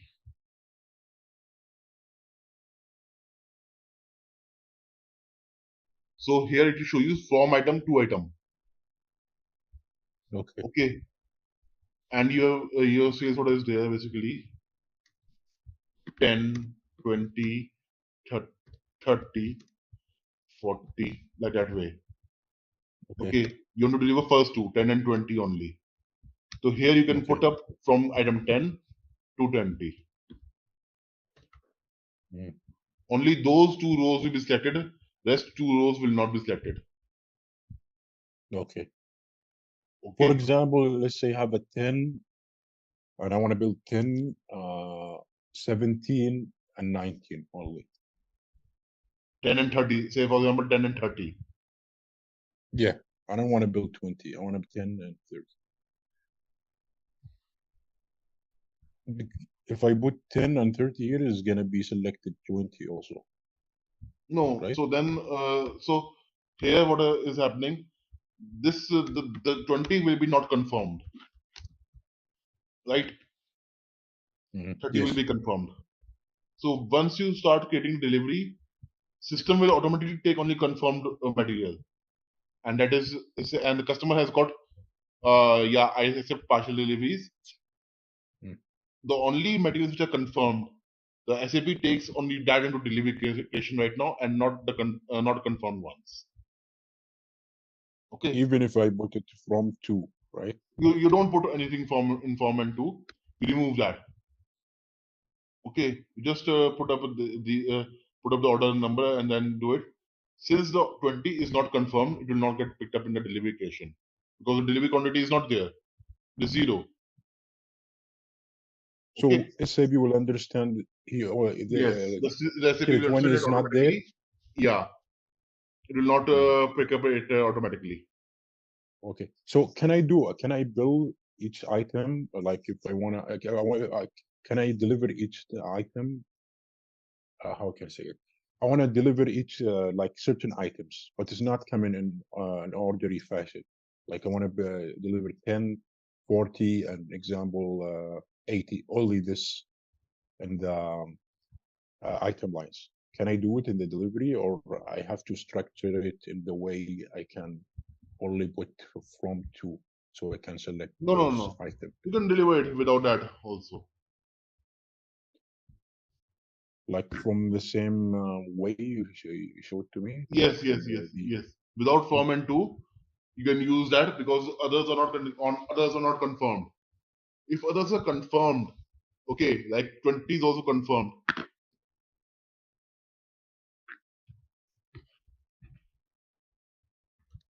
Okay, but for some reason you don't want to deliver it. Okay, you don't want to deliver 20 for some reason, but it is still confirmed. Yes. Okay, then you need to do some changes in the sales order, block somehow 20 so it doesn't get delivered, and then do the delivery. Can I block one certain item in the sales order? Yeah, you can do that way. There are various things that you can do. Say, for example, you can go inside and the schedule lines, put a delivery block over here. So only this material, 20 or 10 whatever, will get blocked. Rest all will be open. And in that way, SAP was selected for delivery. Only the items, and this one will execute it because I have. Yeah. So against 20, you can put a delivery block. Okay, and then it will not be delivered. Okay. Only 10 and 30 will be There's- delivered. Okay, understood. Also, Mahmoud, there is also something called sales order lock. That I told you, no? Sales order block or Lock. lock? Yes. Like, can you lock the sales order for some reason? Sales order lock. I haven't heard that thing. No. I came across this issue, but I forgot how we dealt with it. This was a very old sales order, very old, like 4 years ago, and there is a lock on it, and he released it from somewhere. I forgot where. Archival, you want to say archive? It was archived, but the sales order is not like proceeding to delivery. Okay, I cannot understand your question basically. There's something lock, sales order lock basically. Yeah, maybe something else on that. So archive means that the order has been saved in open text, right? So basically, archival means it's not no more in the system. It is like put up somewhere else. Okay, it is very old and Okay. it has been archived. Okay, but it's still shown in the system. Yeah, but it will not be able to. You will not be able to view it that easily. It has got its own different T codes and all that. All right, let's test your knowledge. Here's a question for you. What is the primary purpose of SAP Sales Order Management? Option A, inventory control. Option B, managing sales orders from creation to fulfillment. Option C, financial accounting. Option D, human resources management. Take a moment to think, and when you're ready, choose the correct option. Remember, each choice holds a key to unlocking the answer. Good luck. Type the correct answer in the comments section. Hey there! Want to become a pro at managing sales orders? Our SAP Sales Order Management course is here for you. Take it easy on our platform. In this course, you'll learn all about SAP Sales Order Management. It's like a toolbox for organizing sales, from making sure we have enough products to get them where they need to go. Our course covers everything from the basics to cool tricks, made by experts who know their stuff. Your teachers are pros who've been at it for ages. They're here to help you learn and answer any questions you have. And our students love it. People like you found our course super helpful. Best part? It's affordable. Learn without breaking the bank. Ready to become an SAP Sales Order Management Pro? Sign up now. For more info, visit ZaranTech's website. So first of all, I will be giving you overview of these 5 things in pricing. Okay. What is condition table? So you want to create you want to maintain pricing for like what we saw yesterday was for a material. Okay. Now Yes.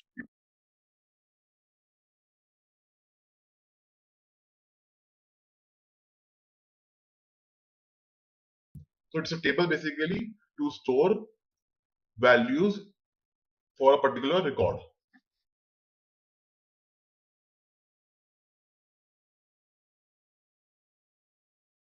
Like we saw yesterday, that there are certain fields in it, and then there is some value against those fields.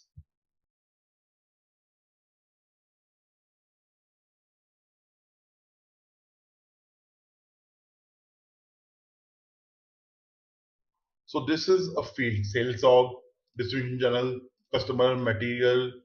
These all are fields. Okay. Yes. And the value inside them is 1701, 10, 63, 0001, material 3019. These are the values inside these fields. Okay. Yes. So Okay. we call this as a table. You see over here, it's table. The table number Yes. is 005. Okay. And it's basically what does 005 denotes? It's for customer material. Okay, so all the records inside the table 005 will have customer and a material as the fields, apart from sales So org. based on these 2 criteria, customer and materials, the price is going to be determined. Yeah, the price is going to be down. That is 10, say for example, the first one, 10 USD. So this material 3019 can have say $20 as listed price. But for this customer, it will be always $10. Okay. This is a condition record that is maintained inside a condition table 005. 005. Okay. Okay, so the table is 005. BRZ. The fields are sales of distribution channel, customer, and material, and then amount. Okay. And based on that, the price is going to be determined for this. Yes. Can we view like the regular price for this material, or the regular price of this material is going to be entered by the salesperson, for example? But if he want to quote for this particular customer, as soon as he put the customer number, the price will be determined and he cannot change it, right? Yeah. So see, as soon as he punches an order, say for example, this customer, okay, and this material is there, then automatically it will come $10. Okay. But Okay. say for example, some other customer buys it, only this material, some other customer buys it, then the cost will be $95. Okay, I got you. Okay, So how did you get to this table? You just so from basically, I just put up the material number over here, and I got all the pricing for the records maintained for this material. Okay. Okay, so these are two tables. 005 is for customer material, and 006 is basically for priceless currency and material. Okay, so if you want to create a condition, one more condition, you have to go VK 11. Okay. That is condition record, basically condition record. Say for example, a customer Abdullah, material 3019, amount, whatever amount, say 20 USD, it will be coming over here. I'll show you how to create that. Okay.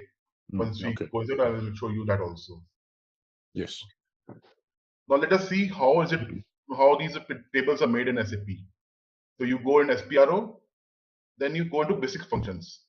This is where we create all the things like configuration, like pricing, free goods, bonus, taxes, and all that. So we go inside pricing, and here we can see all the things that were when we go to pricing control, and here we can see all the things like defined condition types, condition table. Then we have a field catalog. Field catalog is nothing but a catalog of all the fields in SAP. Okay, like sales or distribution channel, division, and material.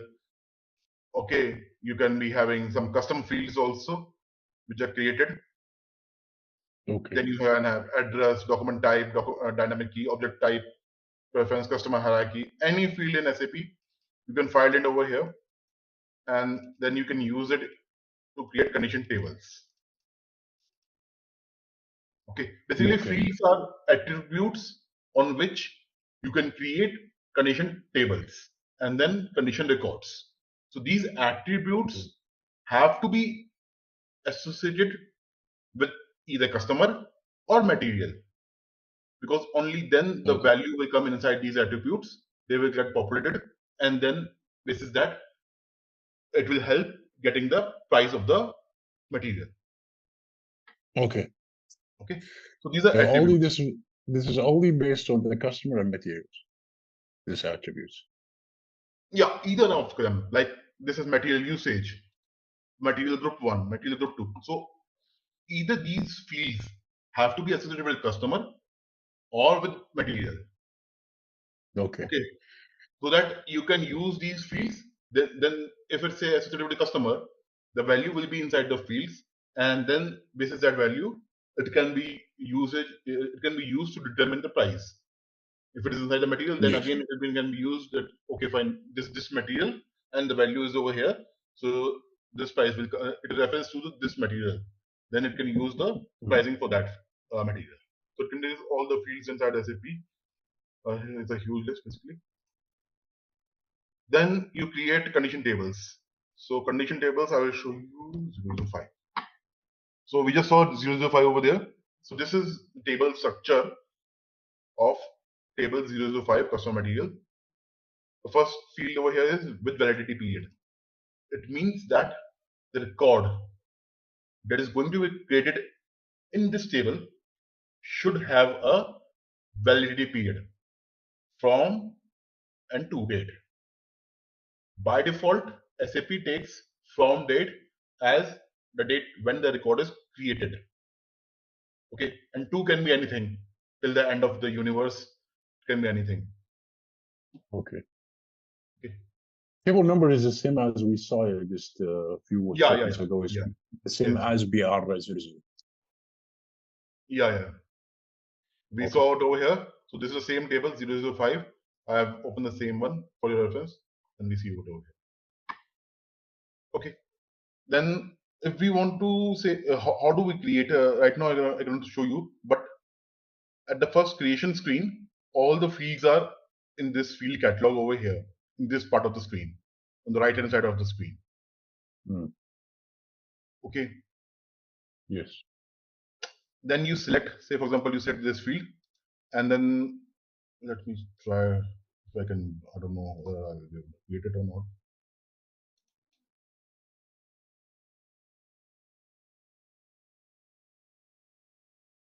You double select it and it goes over there. Okay, build to party, I double click it and it goes over there. Whichever field I want to select, I just double click it and it goes over there in the selected fields. Okay. Yes. Once I select all the fields, I click over here, generate, and then the table will get generated. Okay. Yes.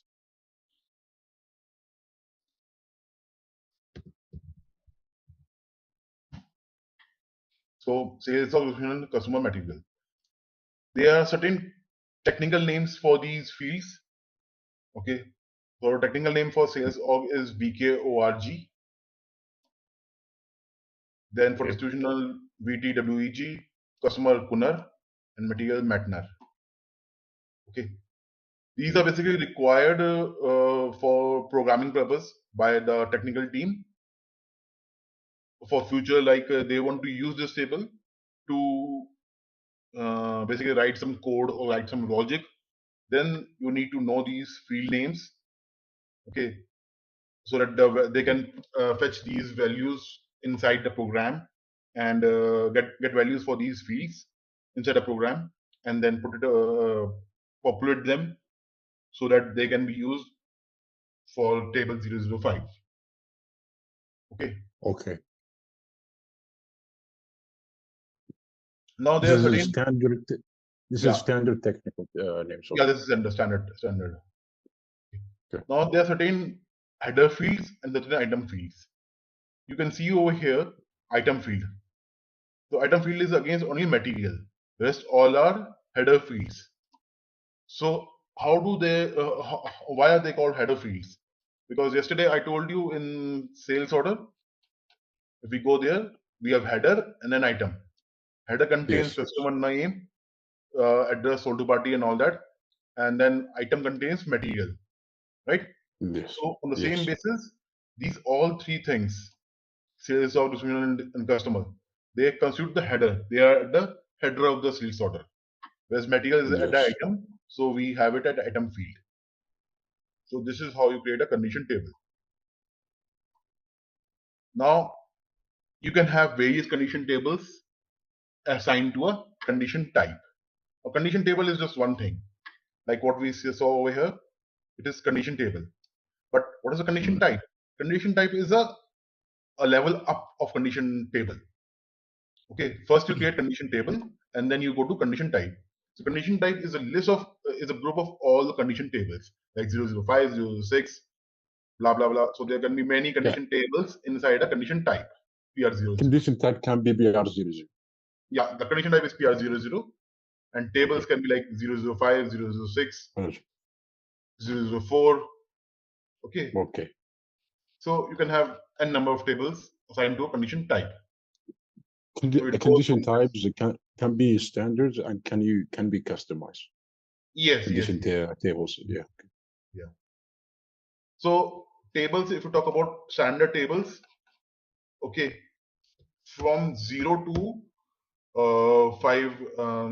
0 to 900. Yeah, 0 to 900. These are SAP seller tables. Okay, Yes. and from 900 to 999, we have custom tables. Okay. So, say for example, you want to create a custom table which is not provided by SAP, and you want to use that for storing values. Then you have to have a number number of the table between 900 to 999. Okay. The table number in this case is given by us. Yes. Okay.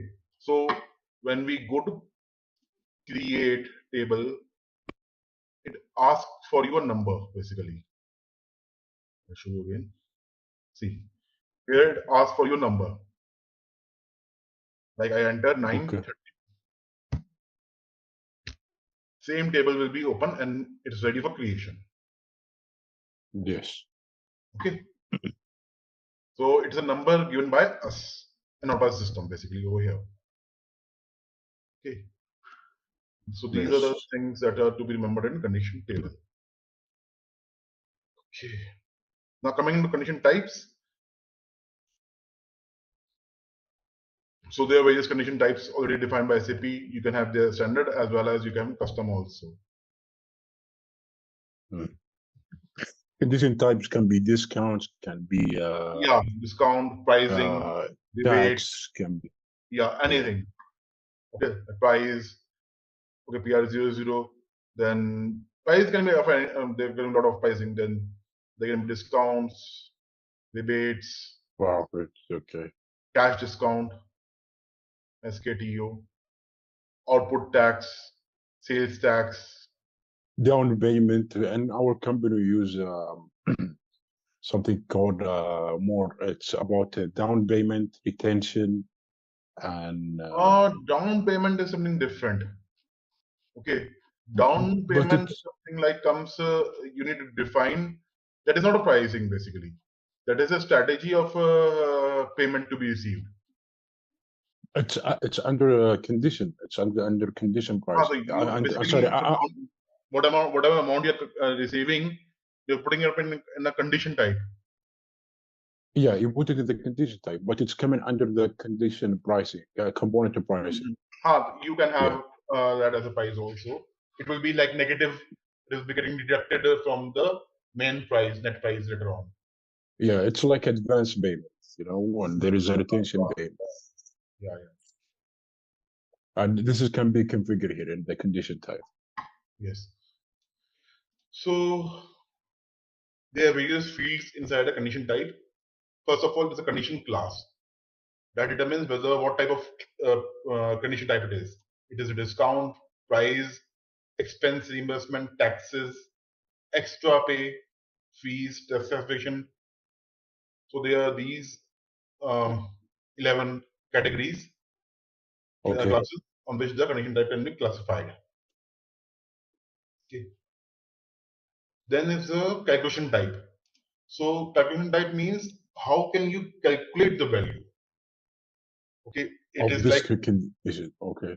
yeah, unit price in the price into quantity. Okay, so it is always into quantity. You can have it, say for example, fixed amount. Like you had your down payment, so it will be a fixed amount. Irrespective of you buy Yes. 100 pieces or 200 pieces or you buy one piece, the fixed amount that is there with you, the advance that you receive from the customer, will be a fixed amount. And against that, the deductions will happen. So this will be a fixed amount. Yeah. Okay, you have Okay. a weight. So the weight of the material, this is the weight of the total all materials combined together. This is that it will be calculated. So you have various formula calculation types over here, basis which the calculation will be done for the net price. Okay, you can have Yes. percentage also. For example, percentages for discount or taxes, 10% discount. So it calculates the percentage basis discount, and 5%. Say taxes also are percentage basis, 5% tax. So again, then it has to be percentage basis. then rounding. So you want to round it to 2 decimal places or round it up, like it is 22.4. So it will come out to 22. Decimal will be rounded up.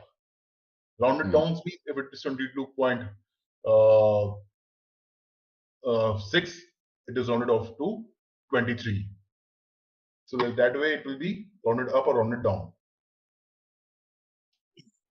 Okay. Then you have plus and minus, meaning what values can it have? Either it can have plus or it can have minus or both. Okay. Even negative value or positive value? Negative value or positive value, or it can have both the both. It can show both also, negative and positive both. Okay. But there is nothing maintained here, right? So it's not mandatory field. No, it is blank, means it can store both positive as well as negative value both. Okay. If you maintain X, then it will be only negative values will be there in this condition type. Okay. That way. Now coming to the next is group condition. So what do you mean by group condition? So group condition is a technique in SAP which means like you club, you combine, you group similar looking condition types. Say for example, you have pricing PR00, PR01 and PR02.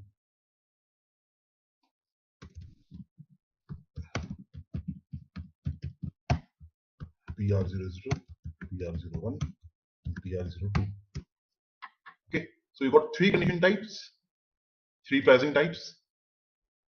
Okay, you have made them a group, say GPR00. Okay, GPR0. Okay, so you have put all the 3 in one group, GPR0. What will happen? And you have put a price, say for example, 10 USD over here, 5 USD over here, and 15 USD over here. This is example you put it in the, for example, the sales order price component. Yeah. This is a price for a material for a particular customer. Okay, and in all the 3 you have put up different pricing. Yeah. Now what will happen is SAP make group conditions, because if you want to give a best price to a customer, okay, then you club all the conditions into one. So you have combined all the 3 conditions into one group, GPR0, and the 3 pricing to it. So SAP will give the best price. So 5 USD will be charged to the customer. Okay, it will first check PR00 is 10, then it will find PR01 is also maintained for the same customer. It is 5 USD. So this is better. And then he checks PR02 also, but that is 15, and 15 is again high. So it will allot 5 USD to the customer. So it is like giving the best possible price to the customer.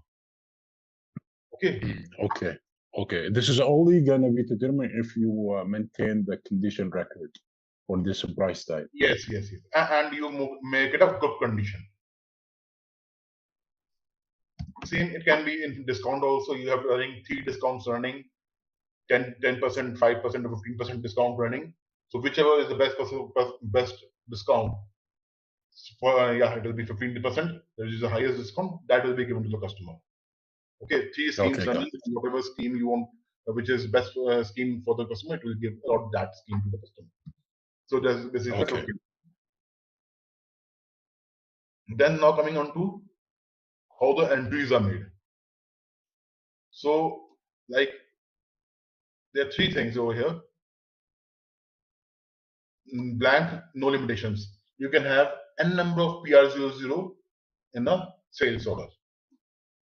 Okay, ultimately what will happen? It will all add up, and then the price will be determined. Really? So you can do more than PR00? Yeah, you can put more than one. And yeah, more than one also. Okay, if you put the condition pricing. Yeah. Okay. So I don't want the user to enter more than one. I just want PR00 to be entered just once as a price condition. Yeah. So that is as not more than once, then it is like this one. D, not possible to process manually. So whatever is determined automatically will always be taken, will be used. You cannot enter manual pricing. D or B, both are same. Okay. Enter has right. Yeah. Then C means manual entry is priority. So you enter, one is system determined, PR00. Then you maintain on your own also. PR00. System determined say 10 USD, but you wish to give at 9 USD. It's your own choice. So you can enter your own pricing against that material, and then it will accept that. Yeah. Okay.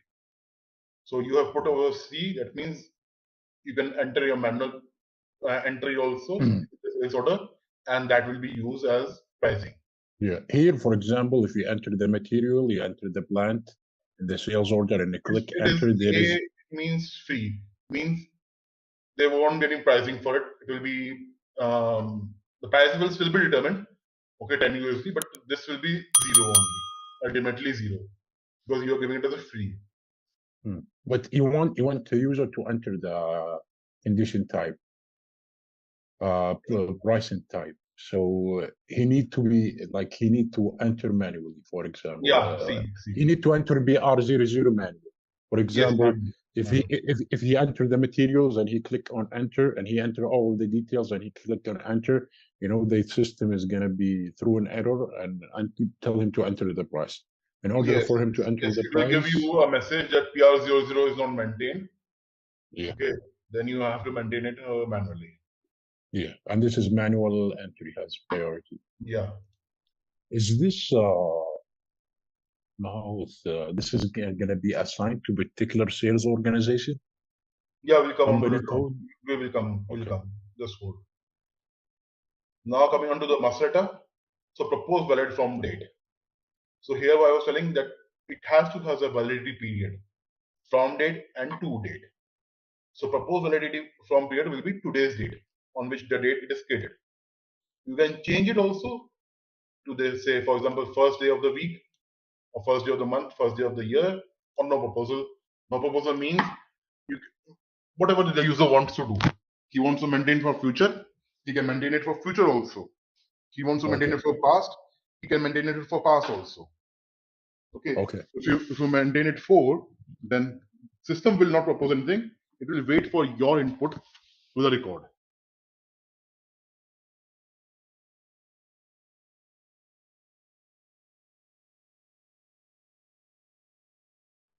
Is the valid to? Now I told you valid to can be anything. Like blank means 31/12/9999. In SAP, right now the last date that is set is 31/12/999. Mostly by default this will come as that only. If you want to change, for example, end of the year, end of month, you can do that way. Or no proposal means 5. We put 5. It will not propose it on its own. User can maintain on his own wish. Till which date the record will be valid. Then we have the pricing procedure, PR000. So now all the condition types are combined together.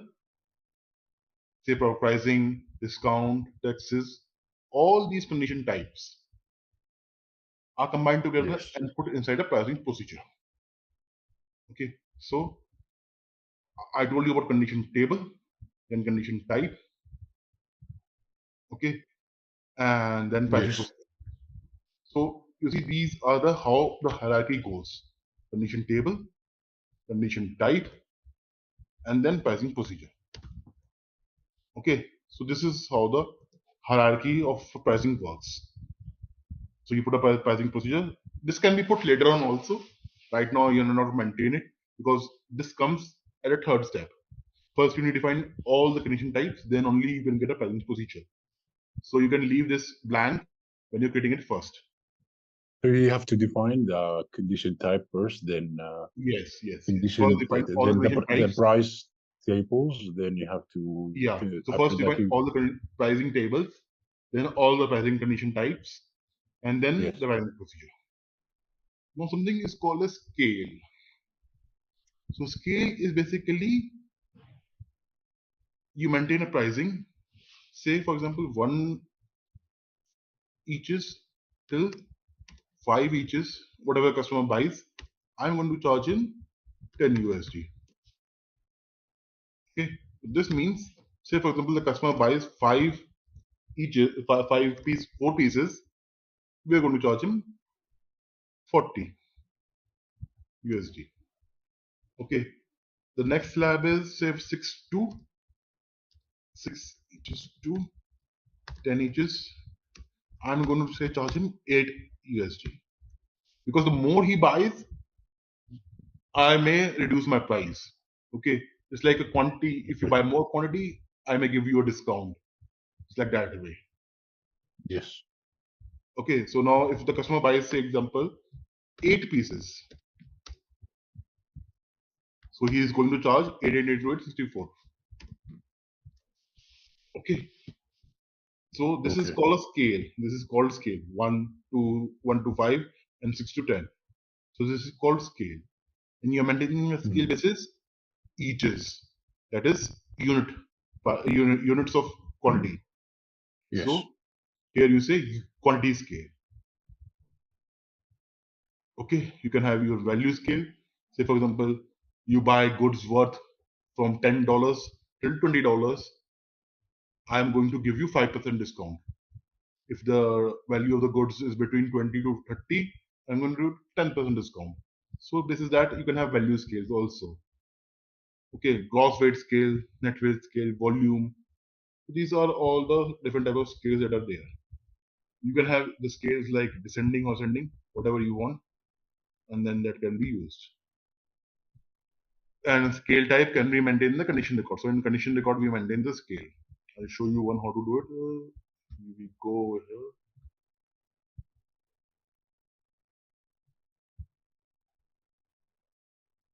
And you see over here scales. We click over here. Yes. If it is not maintained for this one, I will show you once I create it.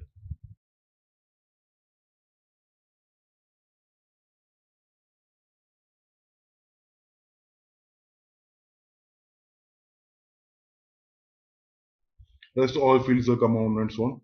You need not bother them. Okay. So these are typically these fields which we need to enter, and these are important fields. Okay. Okay. Then discount.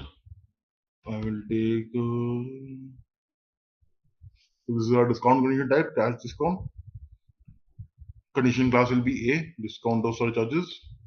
Calculation type A again, percentage. So this is percentage basis. Okay. And condition condition is a cash discount.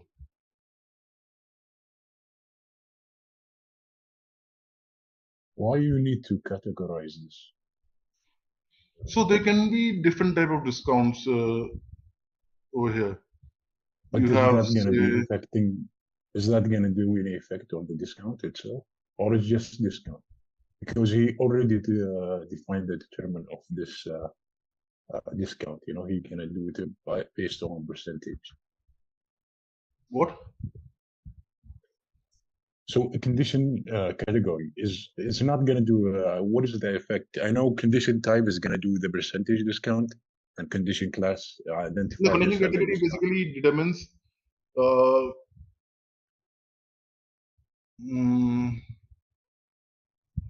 It's like what is for the category of reporting. it. Basically, so you have a category over here. You have all the categories defined over here, like tax, customer reserve, packing, delivery cost, insurance. So it is a cash discount. Okay, it Just was not true, there for but pricing. It was not there for pricing. Okay, but it is for the PR00. But for certain, it is there. okay, is that gonna do anything in the pricing discount? Not actually.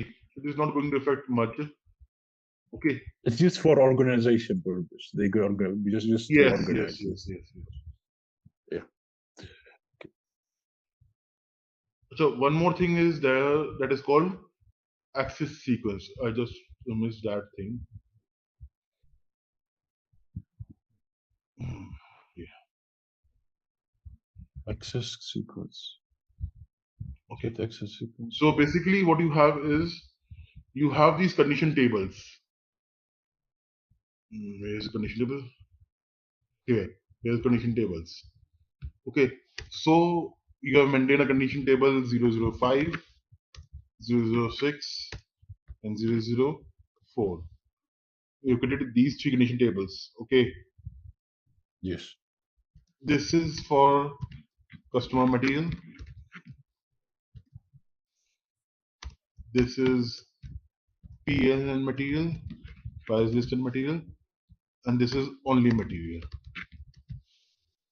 Okay. So right now you maintain three tables under one condition type. Yeah. This is what you. Yeah. Okay. Yes. Okay.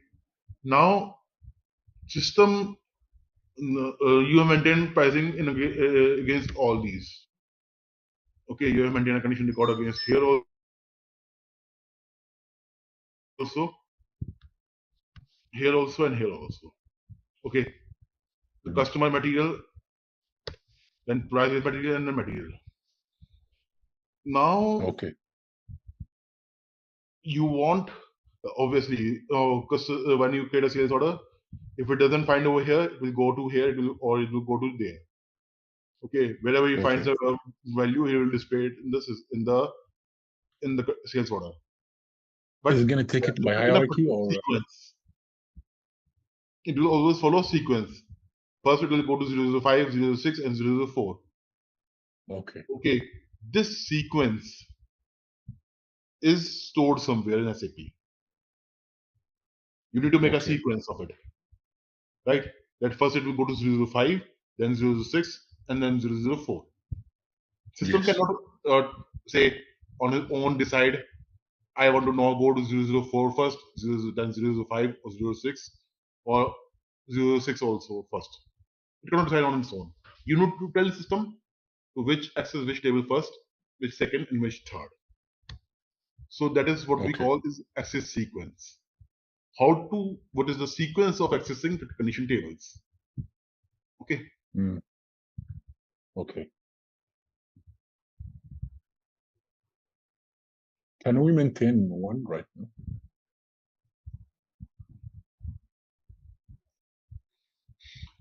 I don't think we can create, because we don't have, we require certain accesses and TRs to create, I think, these things.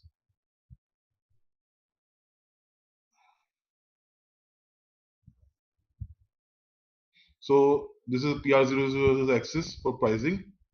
We go inside access and you see all the tables that are created over here. So we've created a sequence. First it will go to 005, then 006, then again 006. So there's some change, some difference between this 006 and this 006. How do we know that? That's because of this requirement that is put over here 3. Okay, this is the particular logic. So we need first to maintain these tables, then we can go to the access sequence. Yeah. And go to the access and maintain it here as well. Yeah. Tables, you need to put tables I want to see here. how you maintain. Like, for example, do you need to click on something to maintain this? Like, I want to see where you click and where you go to maintain this sequence.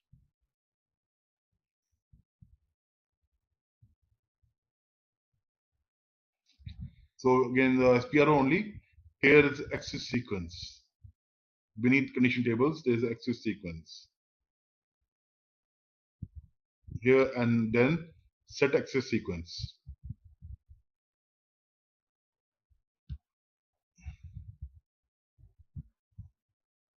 Okay, so here you create access sequence, any one which you would like to create, and then give a description of it, and then get created. So, for example, I want to create a new entry. I create a new entry, ZPR0, Z test. I've created this, I've made this one, then I go to access. Okay, it will show you as blank. I put 1, then table 005. I press enter. It will pull that table 005 and put it over here. Now, once I put the access, I need to assign the fields also to it. Okay, the fields that I put up in the table, and to assign that also to the sequence. Without this, it is incomplete. Okay. So you need to follow all these 3 steps defined by SAP. Mm. Then you select this one, Okay. and then you go to fields. Field assignment has not been made. You click enter, it will be done. Okay, these all fields have come up over here now. Mm. It's already retrieved from the table. So Yeah, it is in a already second. coming from the table itself. Yeah. Okay. Now, for example, Okay. you want to what should I say? You want to change something right now. You want to change the field right now. Instead of Kunal in the sold to party, you want to change something else to make it something else. Then there's field catalog over here as well. Okay, Mm. you can change the field from here also for this particular access sequence. So table will still have sold to party, but in this access sequence, this will get changed. So we're gonna substitute this this field with another field existing in the fields. Then when I come out, it is assigned. Then we can put another access sequence 006, then 004, like that way. There's one thing called as requirement. Now, requirement is what?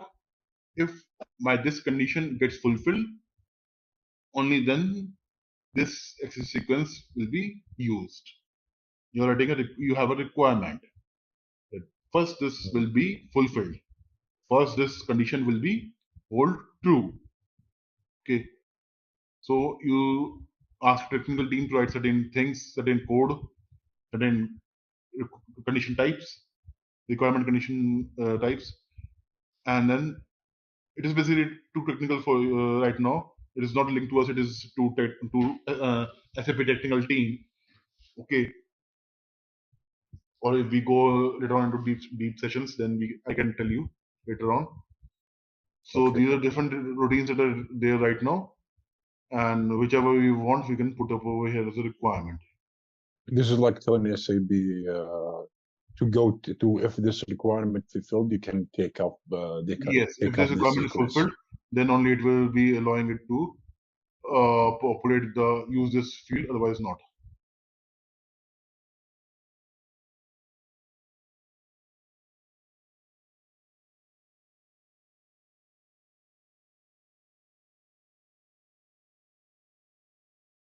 Okay, so this is called as a sequence, and that is why when we go to this screen of VK13, we see first 005, then 006, and then last is 004.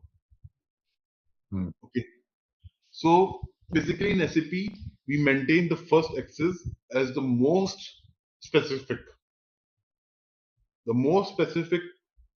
condition table as the first axis, where the system will check first. So the most Okay. specific is customer material. For this customer, this material will be always given at this price. So system will first always has to check at that sequence because that is the most specific one. Customer is there, material is there, straight away it will find it out. Okay. But you see, in this table 004 is not that specific. It just So it is showing. not that specific, it is material. It's just a material list price. Okay. So it is not specific Okay. at all. It can be for any customer. Okay. Okay. It can be a new And customer, old customer. SAP in this case is gonna take the 005 Yeah. first. So a sequence can be defined in two ways: by numbers or by requirement, right? No. So requirement is basically sequence is still there, but the requirement has to be fulfilled first. Otherwise, you cannot proceed with the sequence. Yes. Okay. Okay. Say for example, the specific is this one. Okay.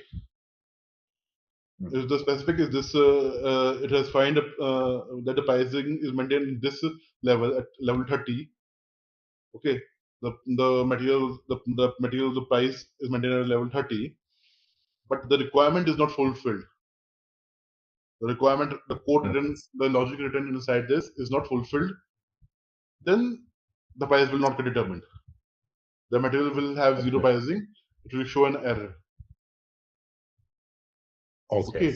But the Yeah, it will system is show not an error. gonna come. Requirement 3 is not fulfilled. Okay. Okay. So this has to get fulfilled for this to come up in the sales order. Okay. Yes. Otherwise, there will be error. Coming back to condition types. So whatever access sequence that we defined over there will have to be populated over here as well. Access sequence PR0. Since that this is all a discount, cash discount, it doesn't have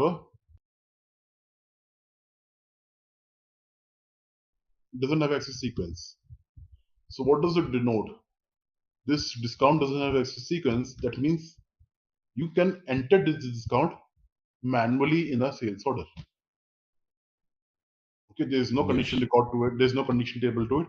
Then there is no condition record to it. It is a manual entry. Yes. Okay.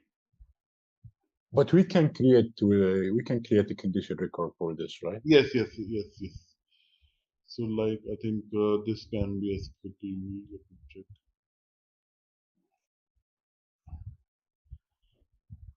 Also, can we assign an access sequence with the same thing?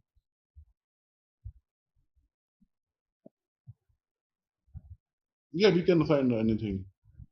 I'm just checking if there is already one. I can show you that one. So the sequence and only is going to go to another table if the first sequence For example, this one. first table. Then says what a value discount. So it has got a K020 access sequence and the discount condition type. So only in the price condition is going to go into another table. If going to go to another table in the sequence if the first table is not fulfilled, right? Otherwise, it's going to be determined on the first one. Yes. If it, but no, if it is not there in the first one, then we go to second, and if not second, and then third. Okay. Yeah, but if the customer material is maintained there, it's gonna just stop there and determine the price based on table 005. Yeah. If it finds at the first, it will not go to second and third. It will stay over here, and then this will display. Then you say create a taxes condition type also. Okay, I'll just show you one tax condition type. MWST. This is standard tax condition type, output tax. Okay. So it has got our own access sequence MWST. Then the condition class D for taxes, and it is percentage based taxes are there. 10% tax or 20% tax like that way. Then positive or negative values. So group condition. So group condition here it is there. That means there are a lot of taxes inside the system. Okay. Okay. And it is like a series of taxes, and the highest tax will be there against that. Yeah.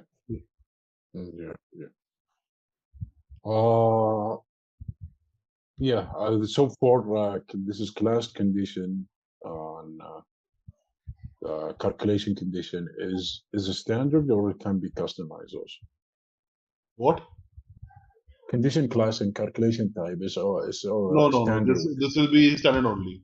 You cannot customize this. Okay. Even with calculation. It can be any of these 11. There cannot be any 12th entry in it. Okay. They cannot be. Okay. If the tomorrow same thing applies. SAP comes with something else, some other category, SAP only will release that 12th value and it will be there. We cannot do anything in this thing. Okay. And same for calculation type also, and all these. These all values are standard. Nothing can be changed in this. Consultant cannot change on those. No. We can change this. We can say, for example, but taxes will be always taxes only. You want to create a tax condition type, you have to define it as other taxes. Then only it will come inside a tax category. So you see, you go to sales order.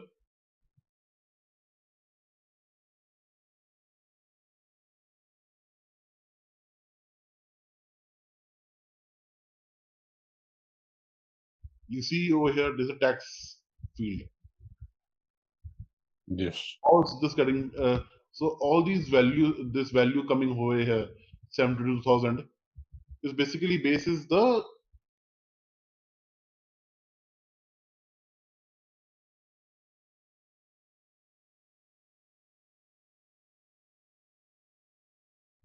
you have NWST is 18%. Okay,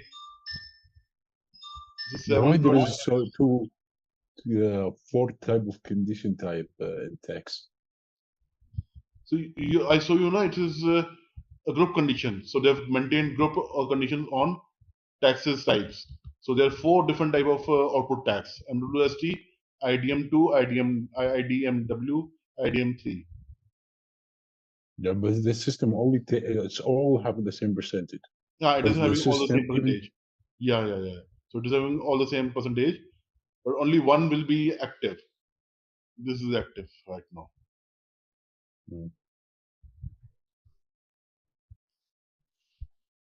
No, can you see right now it's calculating the tax 2 times. Where it is calculating 2 times. No, And see, it is 18% of 40,000. okay. But in IDM2 is calculated too. In MWST it's calculating and it's So calculated you will 2 calculate times. because 18% is maintained over there. 18% is maintained over there.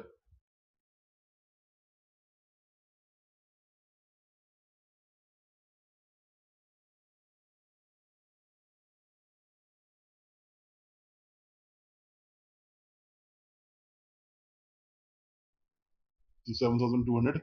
It is what is coming in the discount in the taxes. Okay, it is showing 2 times because this is also maintained, and university is also maintained, and IDM2 is also maintained. Okay, but since this is a group condition, only one will be used to calculate the taxes and show in the tax value. Okay. Okay, it will not be like Yes. both will be used.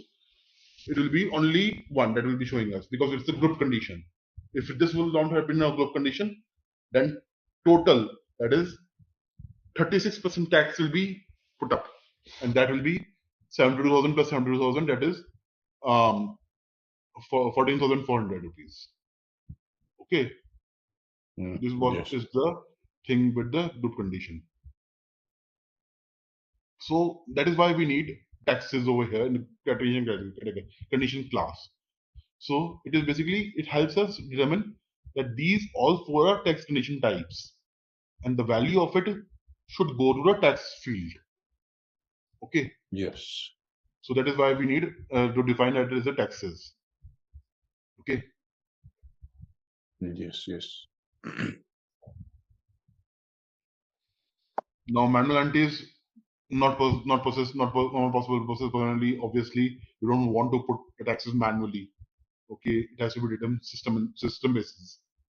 Okay. This is why it's shown 4 times over there.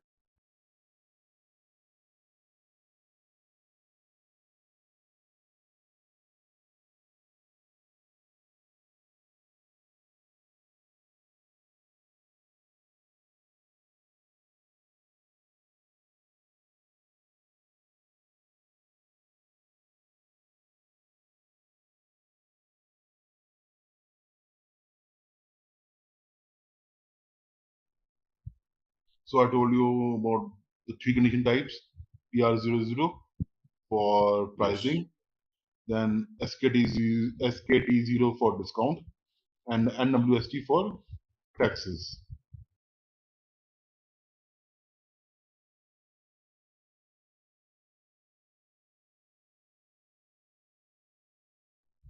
Now let's see the access sequence for MWST, the taxes, and that is a bit different for taxes basically. Okay.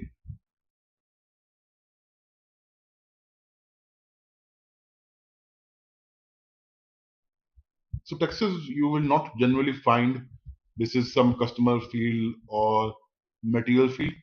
It will be basically based on your the departure country or destination country, the domestic taxes or export taxes. Okay.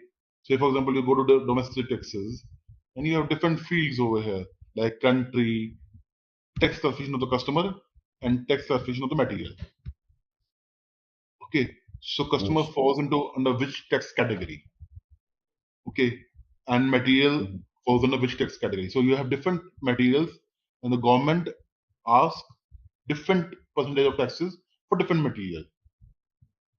Okay, say for example, you have a liquid material which is say 10% tax by government. Then you have a processed food. Okay, so that is called 15% tax. So there are different rates that are set by the government for the taxes to be levied on the materials. Okay, so that you have tax classification of material. That what is it? It's a liquid. It's a finished good. It's like that way. What is the percentage of tax that government has decided for that one? And then for customer. So customer also gets certain tax benefits basis their say location. Certain types of customers are located in some remote locations. The government want to promote certain things. You want to promote business in that region, so the government gives them benefits. So they charge lesser tax to that customer. So that is also defined as a tax category for the customer. And then the country, say for example, which country is that belong to that customer belongs to? Okay, or the organization belongs to. So that is what it is there. Then you can have export taxes also. Similarly, okay, export will have from which country to which country. So destination country will also be there. So we have covered condition type, condition tables, access sequence. Okay. Yes. Then now we go on to the pricing procedure. So this is the field menu for it. Define and assign pricing procedures. So first of all, we set pricing procedures. Then we put customer pricing procedure, document pricing procedure, and then we assign document pricing procedure to the order type. Okay, so it will be in the order types.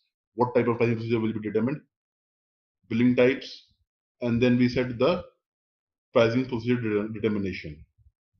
Okay, so these are the. So this is have to be created and assigned one by one in sequence. Yes. Okay. So first of all, we set pricing procedures. So I told you a group of all the condition types is called a pricing procedure. So the standard SAP pricing procedure, somewhat RVA001 standard. Okay, and then there is something. Z ones are all the custom ones. So how is the price procedure is different from the condition type? So all the condition types are assigned to pricing as pricing procedure. So you see this RVA000. You select this, you create a new pricing procedure, say RVA00, and then you go to procedure control data. So here you can see all the condition types that you have created. You can assign over here to make out this pricing procedure. Okay. So let's say this: how many pricing procedure can be assigned to one condition type? No, it is the other way around. Okay. It is like you assign condition types to pricing procedure. So you can assign procedure to many. So you can assign condition type to many price procedure. Yes. You can assign one condition type to many pricing procedures. Okay. Say RV001, RVA001, RVA00, RVA02, whatever you want to create. You can assign PR00 to all the three pricing procedures. But these three pricing procedures will be used differently. Yes. Based on that will come later on. That will come later on. What do you mean by different pricing procedures? Okay. But right now you concentrate on there's a pricing procedure RVA01 and there are condition types assigned to that pricing procedure. Now the most important thing in the pricing procedure are these fields, these 16 fields. So the first is step. So what is step? Step is this one, 8, 11, 13, 20, 100, 01. So what does this mean? This is like a sequence. It is a sequence against the condition type. Okay. And later on, it can be used. Say, for example, you have a gross value. Okay. Not here, basically. I'll tell you. So, say, for example, here, discount amount. So discount amount will be calculated from 101 till 299. So 101 is where? So total discount amount. Total discount amount starts from 101.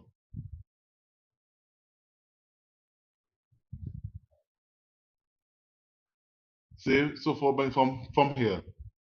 So sum total of all the condition types from step 101 till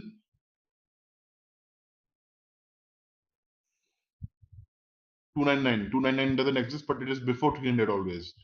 So till here. So to sum all these and show the values against discount amount.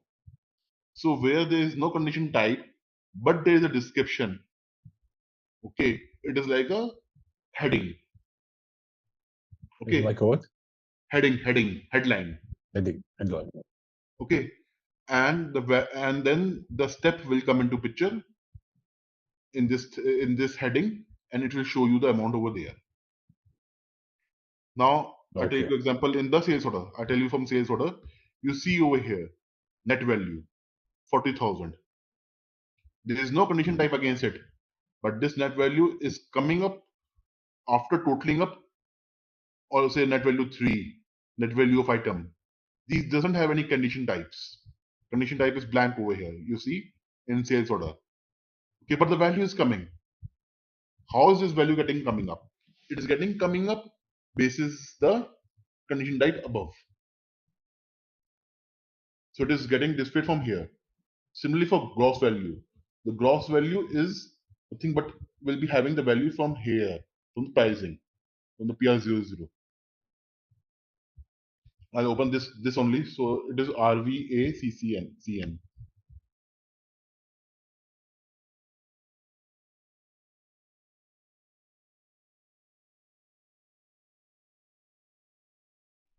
So you have price PR00, and then you have the subtotal. Okay, fine.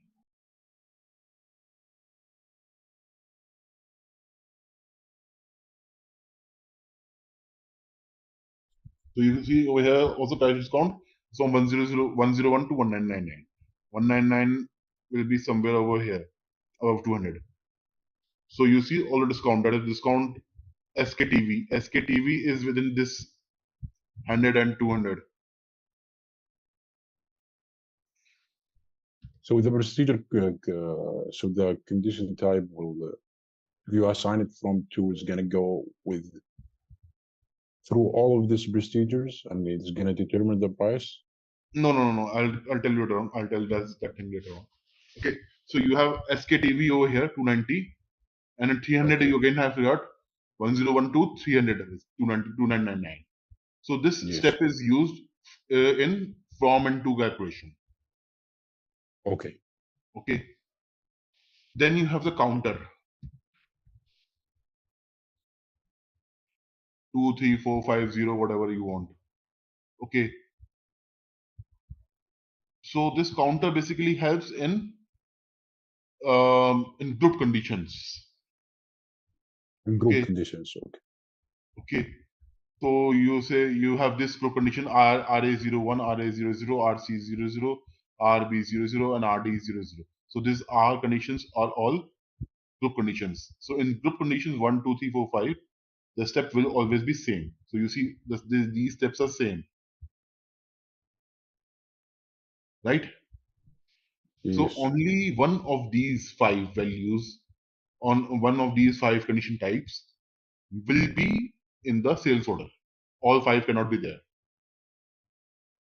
Okay. Only So one when you condition have is the gonna same be step, then the counter comes into picture. Can you Okay. repeat that, sir?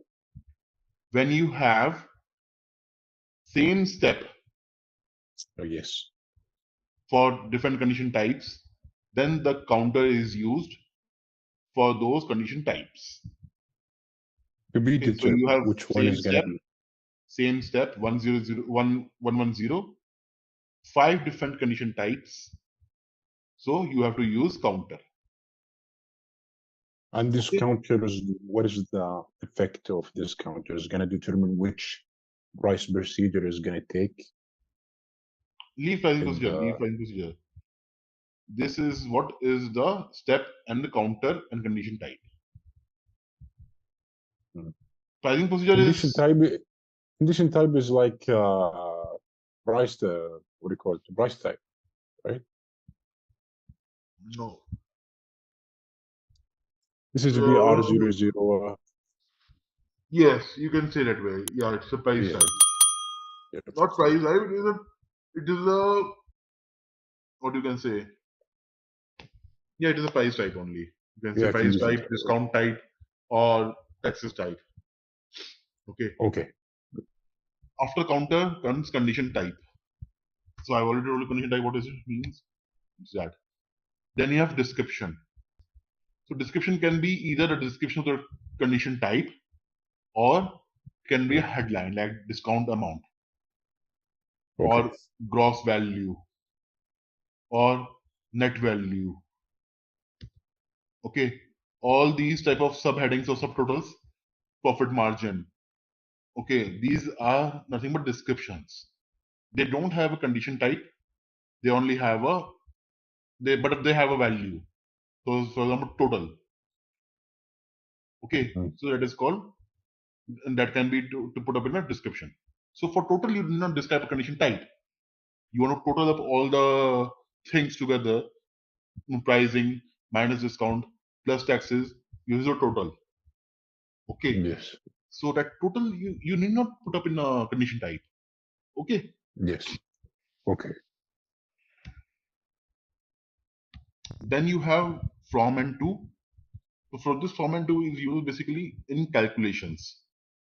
Say for example, you want to total up all the things from 932, 933, 935. Then you use from and to and put up against total, then it will be used. Okay. So from to is basically go against all the condition types and take the total of that and put it in front of this description. Yes. Correct. Bill. Mm. That's right. Okay. Or sometimes you want to use it, like for example, in taxes. How do you want this output tax to be calculated against which value? How do you know above all these? There's so many values above this, which to be used. So against 911, we'll calculate 911 is total net value. So against the net value, this output tax will be calculated. Mm. Okay. Okay. Then you have manual. Manual means it will be entered manually into the sales order. So, Yes. for example, in SKTO will be manual.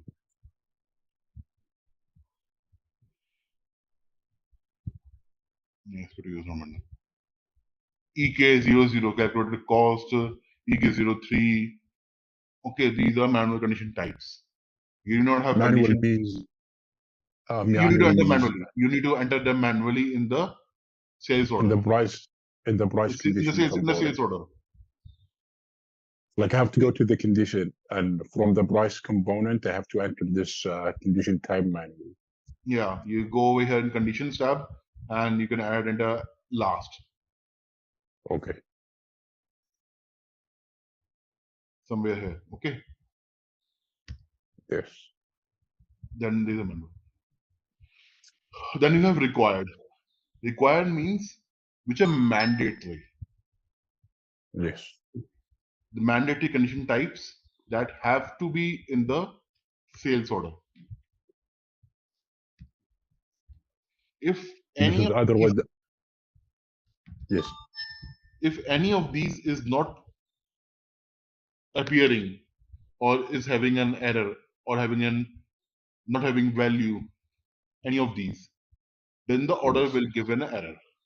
It will give you error that pricing that pricing value is not determined. Mandatory condition type missing. Yes. So something like taxes are very much mandatory. They have to be there in the sales order. Okay. Yes. Then, but the discounts are not mandatory. Discounts may be there or may not be there. Okay. So discount generally is not required. Okay. Yeah. But pricing So is for discounts example, I will put manually and is not required. yeah Because manually also and not required also. It cannot be mandatory. yeah. Okay. Yeah. Then price is a must thing. Okay. You see here price and price net. What is the difference between them? That is For different. example, say that again. That is different. So this is the price that I'm referring to, PR00. PR00 Yeah. is required. It's a mandatory thing. Then you have statistical. Statistical means that it is only used for calculation purpose.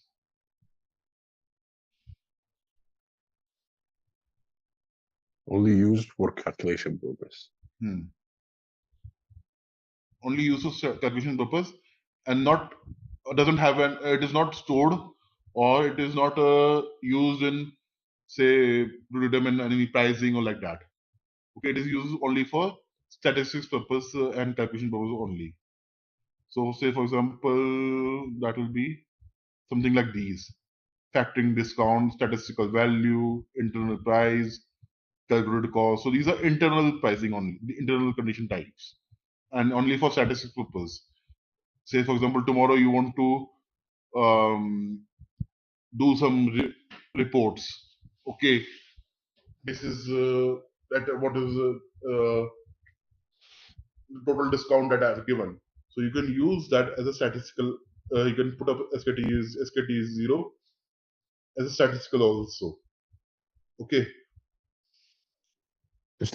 So cash discount is basically So no. is You have given a discount above. Okay, but that is used as a discount as a calculation. Okay, but later on you want to showcase that discount in certain reports also. Okay, or use it as a so statistical value to do some calculation later on. okay. Okay, so then you can put up again the same condition type and put it as statistical. So it will not be used in any calculations. These all condition types, if the value is against these condition types, this will not be used to calculate the value of that material or of the document. Okay. So like there's a shipment cost. Shipment cost will be always internal to the company. You won't charge a shipment cost to the customer, Yes. right? You won't Yes. charge until unless you have agreed terms and conditions with the customer that I'm going to charge you shipping costs also, delivery charges also. Till that time you won't charge him. Delivery charges are for your thing only, your consumption only. That will be deducted from your profit margin. Okay, but you need to Yeah. maintain that somewhere. You need to store that shipping cost that I'm incurring this much shipping cost on this order. So you just maintain over here. You can maintain it over here, but that will be statistical only. It will not be used against any calculation in the sales order. That will not be shown to the customer, but it will be a statistical value. Okay. Is it gonna show? Is it gonna show in the price component? Yeah, it is showing the price 8K, component in the sales but order. it's not gonna affect. It's not gonna No, it affect is on not the going to affect. total It is not price. going to affect the customer price. But it's gonna calculate for some internal use for reporting Yes. within the company. Tomorrow you want to say you want to do some calculations or you want to prepare some reports that how much total shipment cost I'm getting incurred for this customer. So you sum total all the sales order. This is this condition type EK03, and you can know. But this cost you're not going to charge the customer or Yeah. charge against the sales order. So that is there in the sales order, but not used in any calculations. Okay. So for this transactions, like this AKB03 is condition type, right? Yeah. This is condition type is already used. Tell most of the condition types is a standard. Yes. So this is condition type is already standard with SAP. It's there. We just have to customize the condition type document. It can do the calculations like Yeah. without putting a headache in doing this. Okay. Then you have relevant for account determination. Okay. What does it mean? That this condition type is relevant for account determination, the GL account determination. Okay. Okay.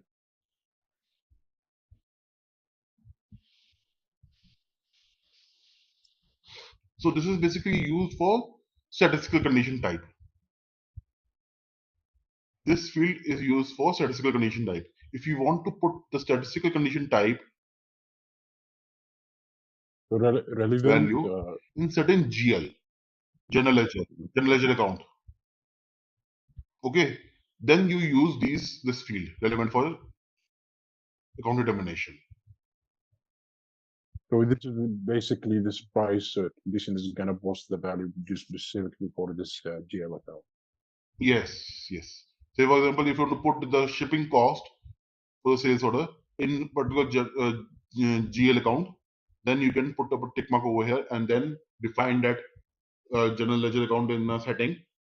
Okay, and then the value which is populated over here will post to the general ledger account of the sales account of the sales order. Okay. This is a new field that is there in S4HANA only. It was not there in SAP ECC, SAP 6.0. It was not there. Yes.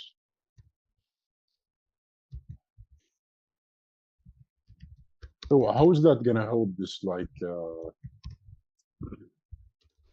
relevant for a statistical account is like because within like the company there is some criteria or some requirement says for this pricing condition for discounts, for example, or for whatever condition type that has a value, we need to store it for the specific GL account, for example. Yeah. Just hold on. I'll tell you that also. We still have some fields over there, so that will cover that. Okay. Yes. Till this point, any queries? Actually, I have a queries with the form 2. Can you go to the sales order? Yeah.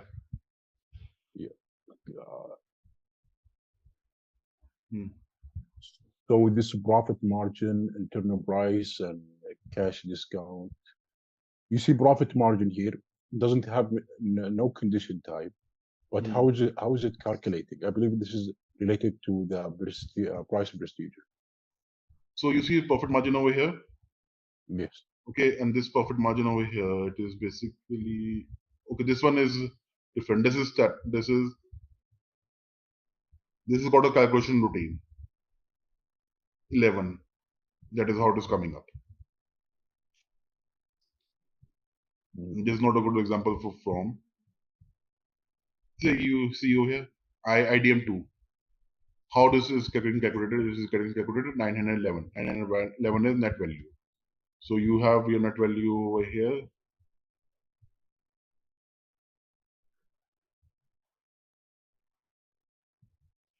Net value. Okay. So basis this, the IDM2 is getting calculated. Okay. So MWST. Yeah. IDM2 is getting calculated based on the net value here. Yes.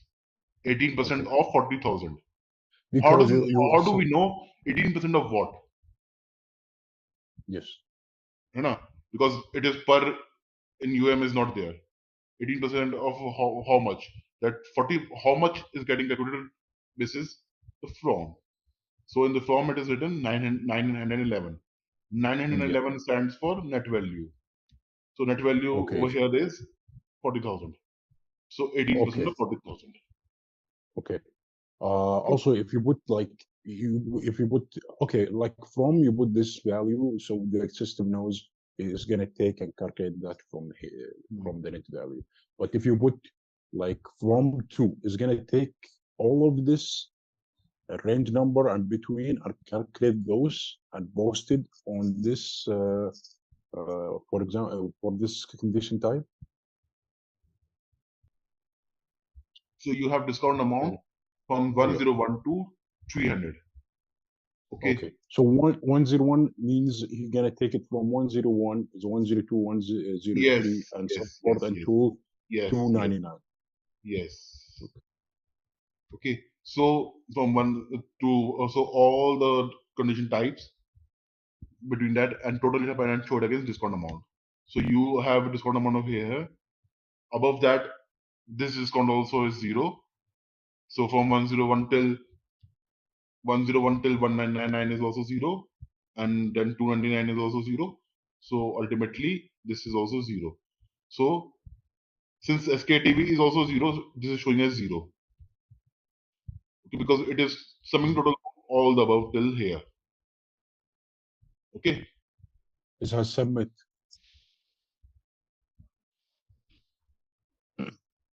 Sum total of all the discounts.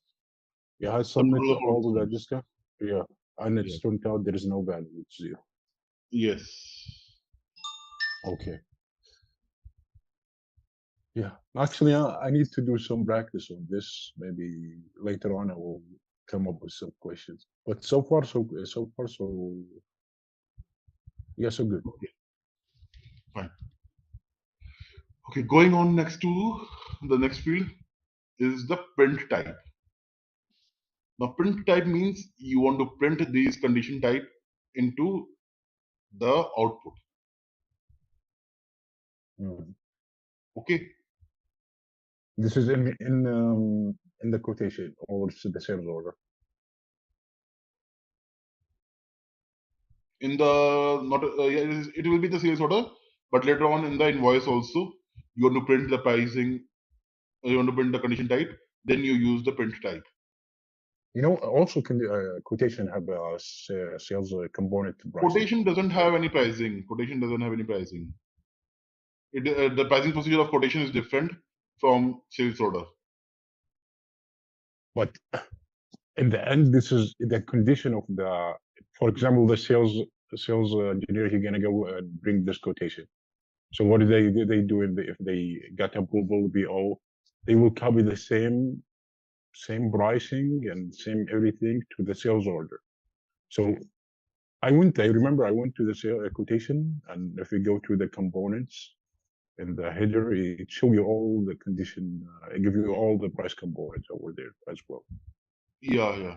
But those have those are like statistical only, and those are not stored in GLs. Okay, the condition types or the procedure of quotation is all statistical. All statistical. Okay. Statisticals mean doesn't have an effect on the price? No. The price is there, but it is not posted to any GL. Yes. Okay. It is not posted to any GL or charged to any customer. Yes. Because you see, a quotation is a document, but it's not a legal binding. Yes. That you have to purchase or you have to pay me these amounts. No. It's just a quotation. Yes. Just quotation. Okay. If you are going to make it non-statistical, then it's a legal binding. That the customer has to pay you. The customer has purchased these things. That is why I was saying that the pricing procedure for quotation is different from that of sales order. Because in quotation, it is all the statistical. It hold these value hold no meaning. No meaning. Okay. But the same value. But yeah, the same maybe same value in sales order. Because ultimately, if you're giving quotation, you're telling a customer that I'm going to charge you these prices for these materials.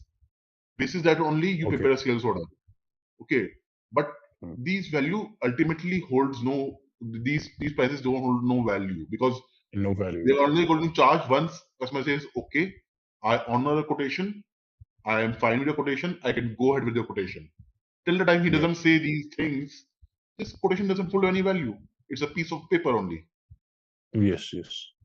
So that is the Yeah. difference. Okay. Yes. So I was talking about print type. So you want to print certain condition types onto the when you prepare the actual invoice later on, to print them, so you can use that. So for example, In the invoice. taxes you want to print it out. So you print it at a total levels or at the item level. Okay. Sales price for that material, actually it's coming automatically. You not put up a print type over there. Sales price. Yeah, sales price will come automatically in the invoice. Okay. Print type is only used for condition types which you want to specify specifically. So taxes, discount. This will you have to put specifically. Okay. Yes. Then you have called subtotal. 12th was print type. 13th is subtotal. Now subtotal means there are certain fields in SAP which store the value. So certain fields in certain tables which store the value for these condition types that can be used later on for doing calculations in a program. Okay, so you have got these subtotal types 1, 2, 3, 4, 9 till 9, and then A, B, C, D, E, F, G, H, I, J, K, L, M, N, O, P. So these are like that. Okay, 28 subtotals are there which can store the values in a particular field of table. So the tables are like KOMP. KOMP is a pricing condition table which stores the value of the price condition. Okay. Right. So, for example, if I want to store the value of the pricing, the price, the list, the material price, gross value, the gross value of the sales order or the material in particular table, which I can use later on for writing some program. Then I store that value in subtotal 1. Subtotal 1 ultimately means what? It is KOMP table and field is KZWI1. So this table, in this field, the value of gross value will be saved. But this table, KOMP table, is an internal table. It's There are what? two types of table in SAP. One is internal, one is external. Internal means External. I'll come in. Yes. Internal means which is getting filled up internally at the runtime. Okay, whenever you create a transaction, the values are coming up into this table. It's getting filled up. When the transaction is closed, the table gets empty. Okay. This table doesn't hold any value, like what we saw yesterday using XE16 VBAK. VBAK is an external table. VBAK saves all the data. It has data every time. Okay, but this table KOMP will not have data all the time. It will have data only at the runtime because it's an internal table. Okay. The values contain what? The value, amount? yeah, so the gross amount. So in sales order, if you go, the gross value is 40,000. So this 40,000 will be saved in table KOMP KZWI1 at the runtime when this is getting created. When we save this document, this table will be freed again. This entry will be deleted. Only the value of the price condition. Yeah, this is basically used later on to write some logic in these two columns. In requirement or in alternate calculation type. Okay. So if you want to write some logic of requirement that this should get fulfilled, only then this should get populated, then you put a requirement and you use these fields which are there in the subtotal. Or you want to write calculation type, how to calculate these things, then you use these subtotal fields and get the value, do a calculation over here and display it over here. Okay. Okay, this is calculation type, no? Or it's Yeah, alternate calculation type. Alternate calculation condition amount. Okay, alternate. Okay. So how about the scenario of external? What external? You said there is internal and external tables. Yeah. So no, external tables are like I told you now, VBAK. Okay. Yeah, that saves a table that they save the value of the sales order permanently. Permanently. This is for the external. Yes. And this is external table is within SAP system. Both are within SAP. Internal also and external also, both are within SAP only. Internal doesn't save any value permanently. It is only getting values at runtime. External table saves the value permanently. Okay. Yes. So, for example, if you want to save this value, you should put external tables. If you want to do some requirement or calculation for this particular type condition. So if I want to save this value permanently, okay, say I want to save the value of PR0 permanently in a table, okay, so I need not specify anything. Okay, I did not specify anything. It will be saved. This thing will get saved automatically. All right, let's test your knowledge. Here's a question for you. Which of the following is a key component of the sales order process in SAP? Option A, purchase requisition. Option B, material master creation. Option C, sales order creation. Option D, payroll processing. Take a moment to think, and when you're ready, choose the correct option. Remember, each choice holds a key to unlocking the answer. Good luck. Type the correct answer in the comment section. Hey there, want to become a pro at managing sales orders? Our SAP Sales Order Management course is here for you. Take it easy on our platform. In this course, you'll learn all about SAP Sales Order Management. It's like a toolbox for organizing sales, from making sure we have enough products to get them where they need to go. Our course covers everything from the basics to cool tricks, made by experts who know their stuff. Your teachers are pros who've been at it for ages. They're here to help you learn and answer any questions you have. And our students love it. People like you found our course super helpful. Best part? It's affordable. Learn without breaking the bank. Ready to become an SAP Sales Order Management Pro? Sign up now. For more info, visit ZaranTech's website.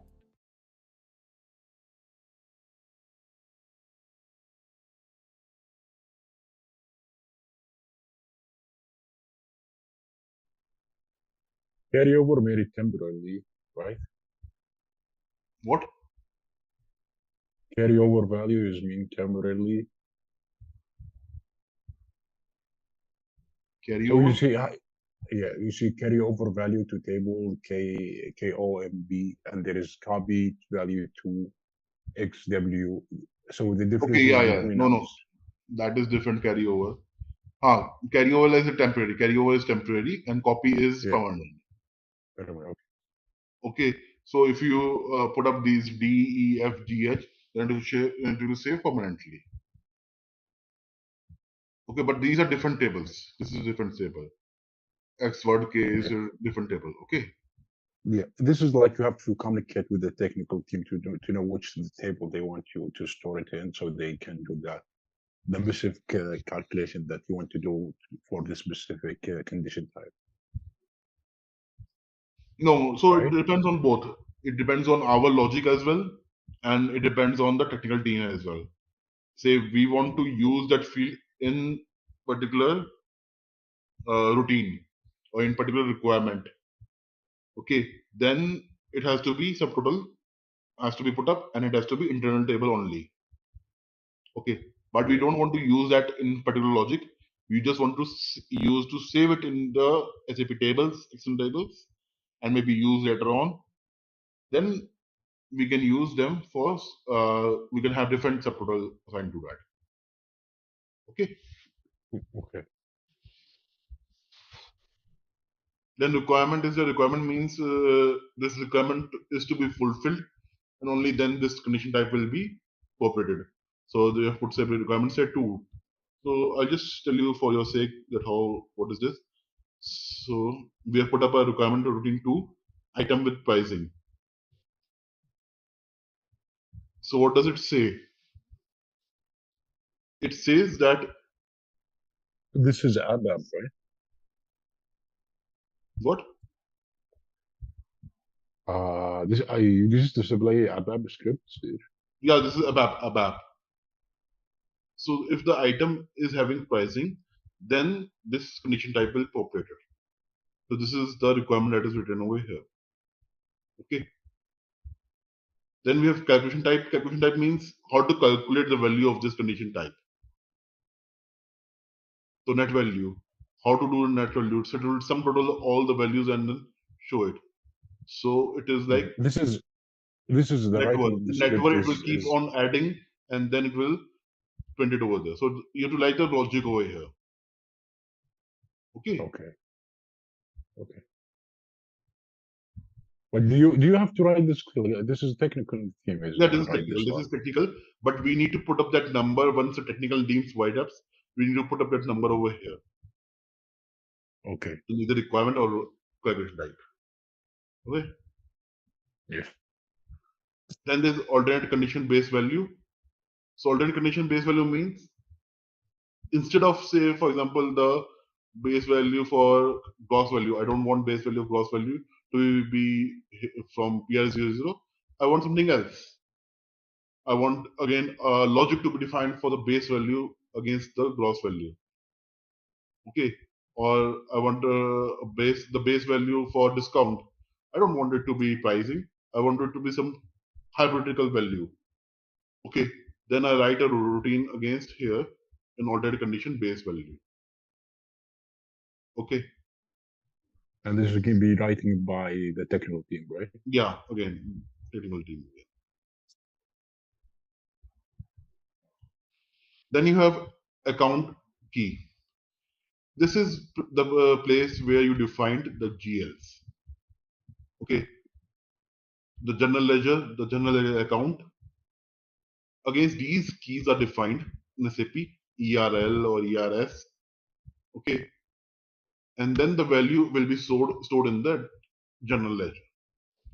So for example, the PR00, the price of the material, will be stored in the general ledger basis the account key ERL. Well, account keys representing posting code or representing like an actual account name of the Which is a key, basically it's a key.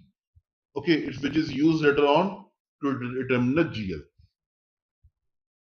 Okay, determine the GL. in which GL the amounts will be posted. That is differentiated using this account key. Yeah. Okay. So based on that, we're gonna go both to a specific a GL account. Yes. So say for example, to see what is the GL that is there, so I go to VOFAT code. I'll come later on that one. Okay. Then the account key and then the acknowledge. accruals is basically used for rebates. So you want to accrue, you want to collect all the what do you say total, all the net value of all the sales order against the customer. The customer is saying that in the entire year I will buy goods worth 10,000. Okay, but at the end of the Okay. year, for $10,000, 10,000 value worth of orders, you give me 10% discount. Okay, so you start Okay. calculating the discount initially yourself. Okay, minute it reaches 10,000, the entire discount will be given back to the customer. So you're not giving the In discount the end of at the the year. initial stage. You're accruing the discount. 10% every time you're accruing it and keeping it in a GL, so that at the end of 10,000 amount, you get a lump sum discount. Mm. Okay, So this in is gonna every be order you're defined not for giving him a discount. In every order you're not giving any discount to him. You're giving that entire discount at the end of $10,000 value. yeah. But in order for this to get for this discount to be calculated, this condition for this particular condition need to be entered in each sales order. Yeah, it will be entered in the e-sales order. Yes. Okay. But nothing defined for like what do you call it? Collections. There is no this setup over And here for accrual actually. No setup is done for accrual. Okay. And there's a different topic also, rebate. Okay. Okay. Now the pricing procedure we set up. Now we want to set up the customer pricing procedure. Okay. So customer pricing procedure are put up in the customer master. Okay. So for which customer master, for which customer, which pricing procedure to be determined is this customer pricing procedure. So you have 0, 1, 0, 2. You can make anything standard, standard sales tag. Any entry you make over here, it's just a indicator, nothing else. So we determine this. We This set up. value which you are putting over here, you need to put in the customer master. Okay. Okay. I'll show you where it is put up in the customer master.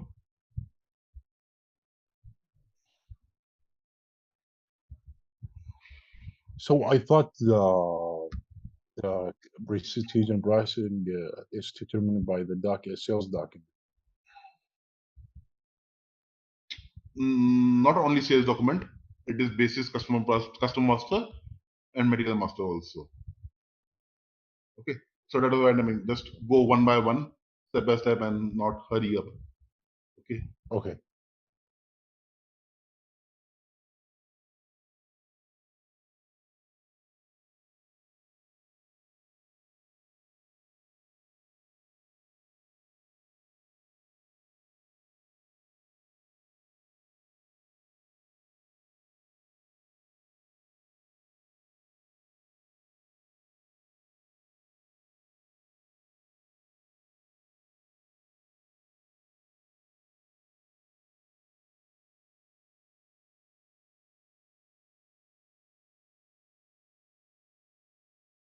This value needs to be put up in the customer master custom pricing procedure.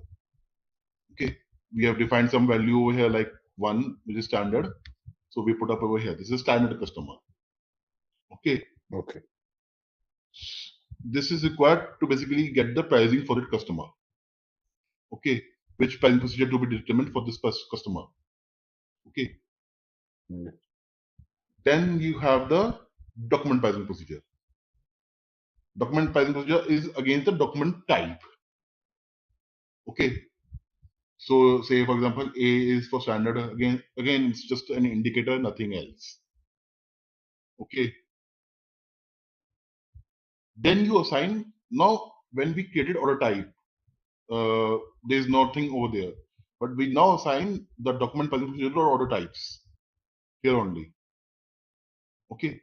So for example, our order type is order is OR. So we assign a document pricing procedure A against that document type. Similarly, for billing type also, we need to assign a document pricing procedure because the pricing procedure has to be determined in the billing document as well. So we have billing type as F1 invoice. Okay, it is getting copied. It is not defined over here. But do you really have to assign this assign pricing procedure for sales order and assign a different pricing procedure for the billing document? Is that not confusing?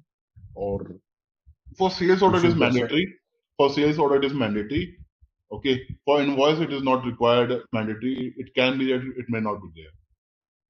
Yeah, because it's not making sense. If you sell for this, either if you're creating the sales order for this pricing and you give it to the customer, why you change the prices in the billing? This is going to create confusion. But No, maybe some yeah, somewhere it will may change. Okay. Somewhere it is like different because you say there are different scenarios or in which the pricing procedure will change in the billing. Okay, or the billing type is different. Then you have to have a different document pricing procedure for billing. Okay. Okay. So it's okay to assign price procedure for customer and price procedure for sales, the order type, and Yes, the same that's all. price procedure for. Okay. For example, I assign, but it's not mandatory to assign the price procedure for a customer, right? No, customer is mandatory. Customer is mandatory. Document is also mandatory. Order type is also mandatory. So for each customer in the master data, I have to assign him the. Yes. Yes. Okay. Okay. If it is not assigned, then it will have its own problems. Okay. I will show you that in this step. Now, this is the important step that you were referring, that how come a pricing procedure is determined in a sales order. Okay. It is basically set up over here. So you have different combinations. Combination is setup basis, sales org, distribution channel, division, document pricing procedure, and customer pricing procedure. And then your pricing procedure. So say for example, this is the sales org 001, distribution channel 00, and then 01. You have only specified document pricing procedure 8. Customer pricing procedure you have not defined. Then this will come up. But if you have defined 1 as a customer pricing procedure, then this will come up. Incidentally, both are same. Both are same. I will give you a different example basically.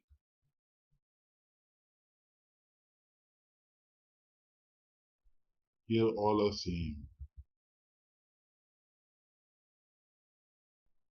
So say take here. If you define it as 1, it will be taking RVA01. But if you define customer pricing procedure as 2, it will take RBAB01. Okay, the minute the customer pricing procedure changes, the pricing procedure also changes. Okay. So if there are 2 different customers, A, 1 and 2, they will have different pricing procedure within the same sales org and same document type. But they have a different price procedure in the customer master data. Yeah. So the pricing procedure is different. Basis what? Customer pricing procedure. Yeah. But right now, in this example, you have a customer, you have the same sales organization, same document price procedure. Yeah, everything is same. Only just the customer pricing procedure is different, 1 and 2. Yeah, but so your condition type, your pricing procedure differs, totally differs. Yeah, differs based on the customer price procedure. So the system will, which price procedure is going to take? So system will take basis the customer. So customer number has got pricing procedure 2, then it will take this one. If it has got a 1, then it will take this one. He gonna take it from the customer master data? Yes, that is what I told you. So here, this value is going to check in the sales order. Okay. So this value is there. So the customer, when determining the pricing procedure is coming up here, or you can say it here. How this got determined? This value got determined basis the sales order. The SAP did a track. It went to the sold to party. It opened it up. Check the Yes, yes, customer master pricing. Just the customer master yes. field. It is one. Then it went to the configurations here, and then it got it. Okay. I'm like wondering why it's not taking it from, why we have to put like so many pricing procedure here, So this is and we basically know that, different sales org. This is all the different sales org it is coming out. but if there is two pricing procedure in the same table here of the determination of the price procedure, why the system is taking the price procedure of the customer and ignoring the price procedure of the document? What? So as you say, there is, if you can you go to the table, this, yeah, this one. So you see in your example A, there is I'm not sure which sales organization this is. It's HUK. HUK. There is 3 HUK sales organization, maybe more. And we have defined a price procedure for the document A and A, the same distribution channel and division, but in the end, the customer price procedure is different. Yes.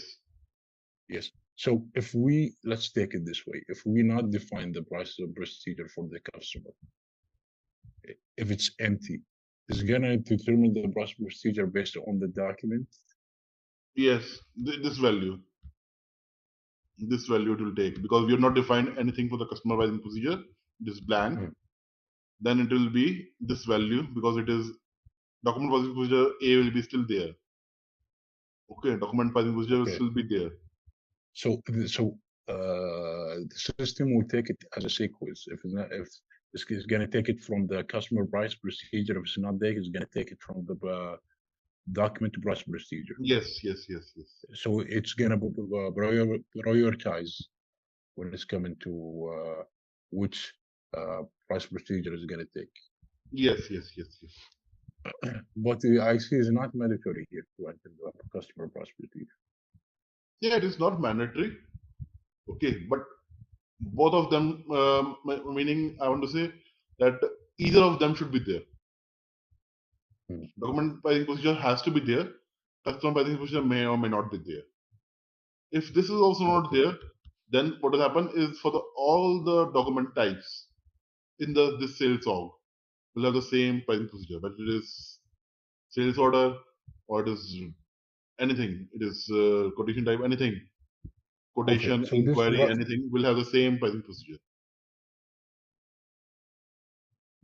Okay. So this is a pricing procedure. Is how is going to be determined in the sales order?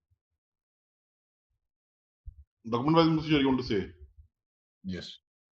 So that document pricing procedure we defined and assigned on. No? We defined document pricing procedure here. A standard. Okay. This is just a tag, no setting inside it. And then we assign document pricing procedure to auto types. So auto type like inquiry, again standard A. Quotation, again A. Okay. Okay. Only one pricing procedure for document for each sales order document, right? Yeah, this may be made like that way. But I don't think so. You can assign different, more than one document procedure to one sales document.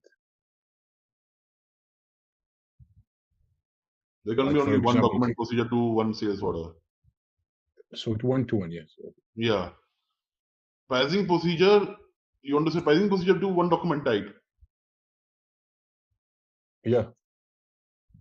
But there can be only one pricing procedure to one document type. Yes.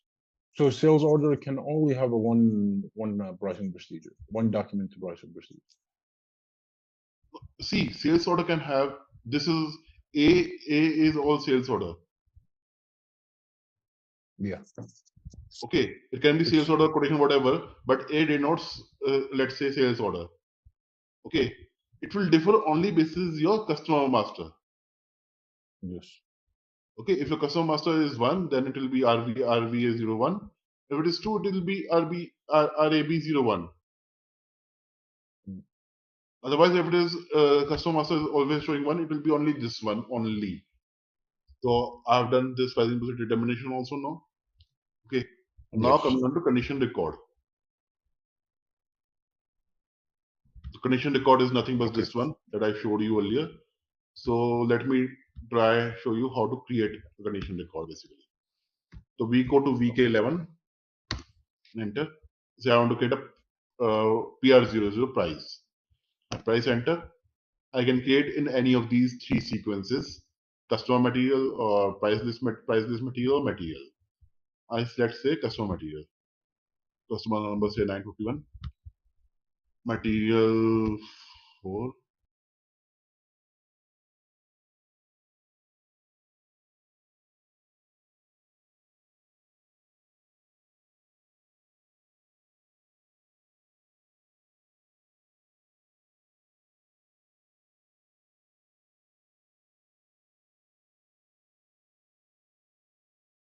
Say I take this material, enter. Okay. And I specify a value to 400. So you see, valid form is automatically coming as a date, the system date, and valid 2 is coming as the 31/12/9999. Okay. If I want to change it, if I want to change say valid 2, I can change it to say end of this month. Okay. Okay. I want to maintain scales for it. I go to this scales. This is on the 4th tab, fourth button. Top. I go over there. Then I can maintain the scales format. Okay. So always it will start from 1. 1 will not be over here, but then you can specify scale quantity is 5. So say from 1 to 5, it will be like that. Okay. Then I can make, then it will be 10. So I can make 300. Like that way. So Okay. if he puts 5, he's gonna determine as 4, and if it's 10, is gonna be determined as 300 for the price.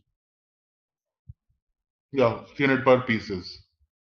Yeah, if he put 10, is gonna be the price for 10 or say 9 or 8, whatever. Anything greater than 5 will be having 300. Okay. Okay. Then But the skill is not mandatory. no, it's not mandatory. It's not mandatory at all. I save it. Condition record is saved. If I go to change, you see over here these tabs. Yes.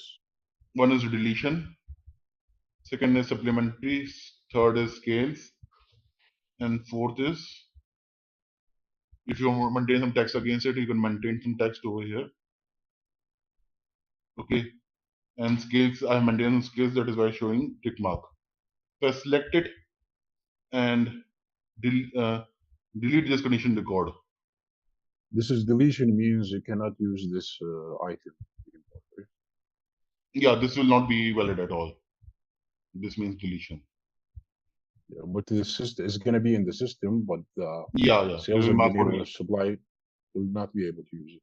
Yes.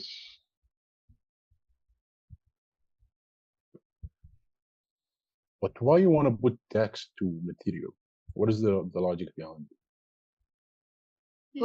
Text. Anything basically, say text can be like you want to maintain something, some text. So you maintain some internal comments, formats, or whatever you want to make it. It will be saved inside that condition record. Yeah, I meant, can you maintain tax for the specific material? No, I Okay. mean, I'm talking about taxation. No, tax, I will maintain tax finish record also. So this is, I have maintained at this PR0.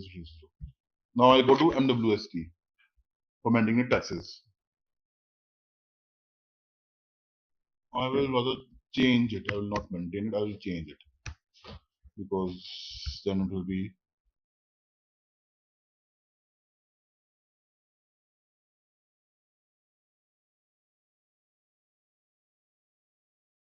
IN and 00.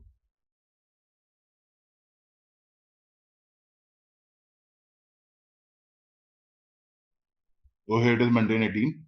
Okay. I say change it to 15%.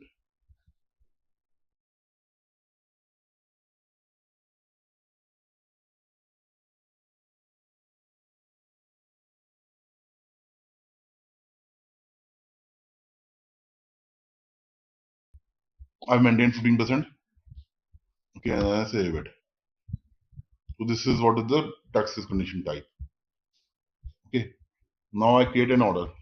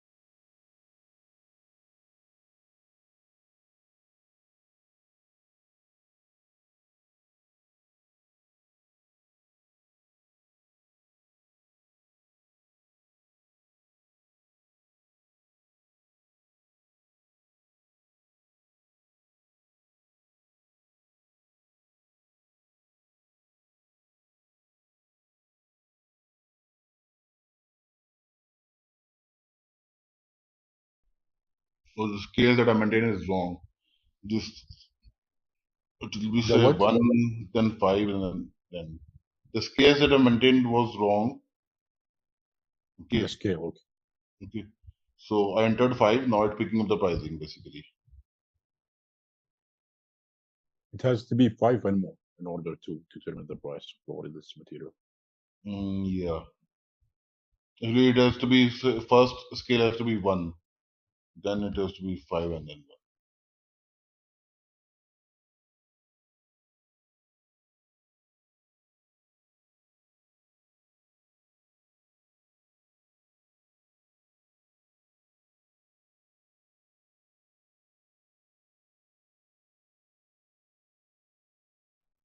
So basically, you're telling the system after 5 should be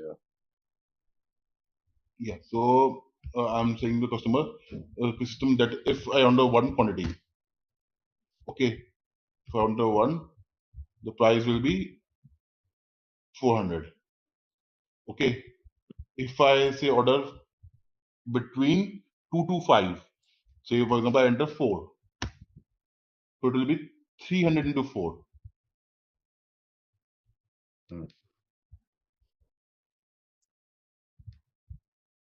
Where is the Okay. price? Let me see.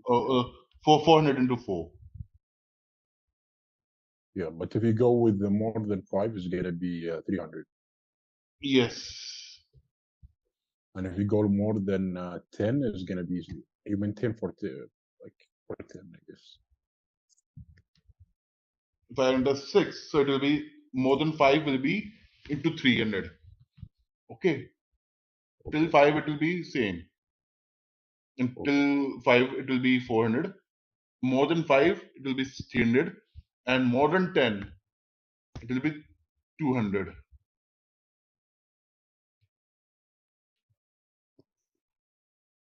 That is the scale. Okay.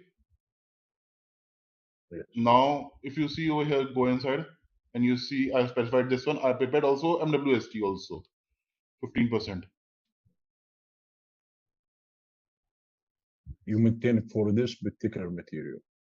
No, don't, not this particular one, but for this entire country and thing.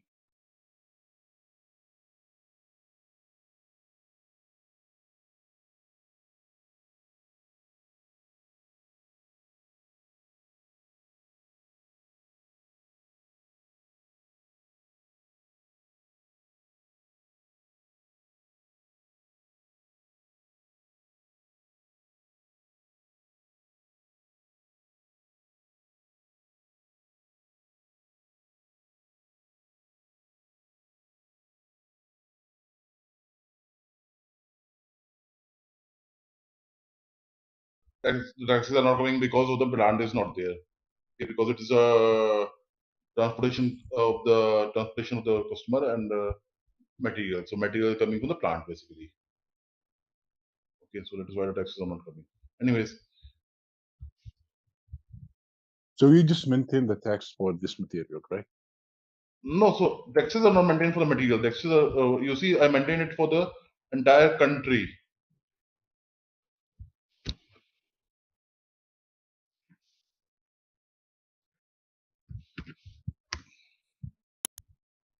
We took the domestic taxes, not domestic taxes is for the entire country, IN. Okay. There is no material type basically. It is the tax classification for the customer and material. So it's not only for this material, it's for all the materials basically. Yeah. You see With this tax zero tax procedure? classification If material. you go to the tax procedure in the 5 column, What? after it's valid two, you see valid two column. Yeah, you see this Tax code this A2. tax. Okay, tax code A2. This is something different. this is like condition type. No, this is Tax. not condition type. This is different. This is a code defined in SAP for the taxes. Okay. What are the taxes? Hmm. This is defined by the FI consultant or Yeah, FI consultant. materials also can be have a tax, right? Some materials in the as you say, if you go to the line item, you see some pricings, right? For that, if you go to sales items, can you go to the sales item? This is sales item only. Yes. Condition, you see prices there. So the prices is coming from Yeah, 00.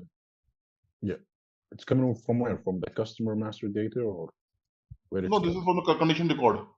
But I want to ask you if the material can we add text to specific material in the material master data?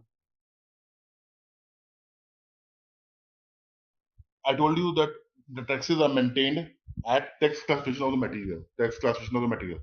Tax classification of the material is saved over here. Okay, this is blank. So this is 0. Yeah. No taxes. Okay. So the tax, yeah, okay. No, it has to be certified over here. Yeah, but You have why to you put want the to indicator over here. 0, Yeah. 1, 2, 3, whatever you want to put in indicator. 0, 1, 2, 3, 4, 5, 6, whatever indicator you want to put. You put an indicator over here. Okay. And basis that you maintain the condition type. You cannot put a condition type. This is a material. Say, for example, material is Honda 100 engine, 100cc engine. You cannot put a tax always say 10%. Normally that doesn't work in taxes. Taxes are always based on tax classification type. Okay. Yeah, and that tax classification type is coming from customer master data. No, customer also material master, both.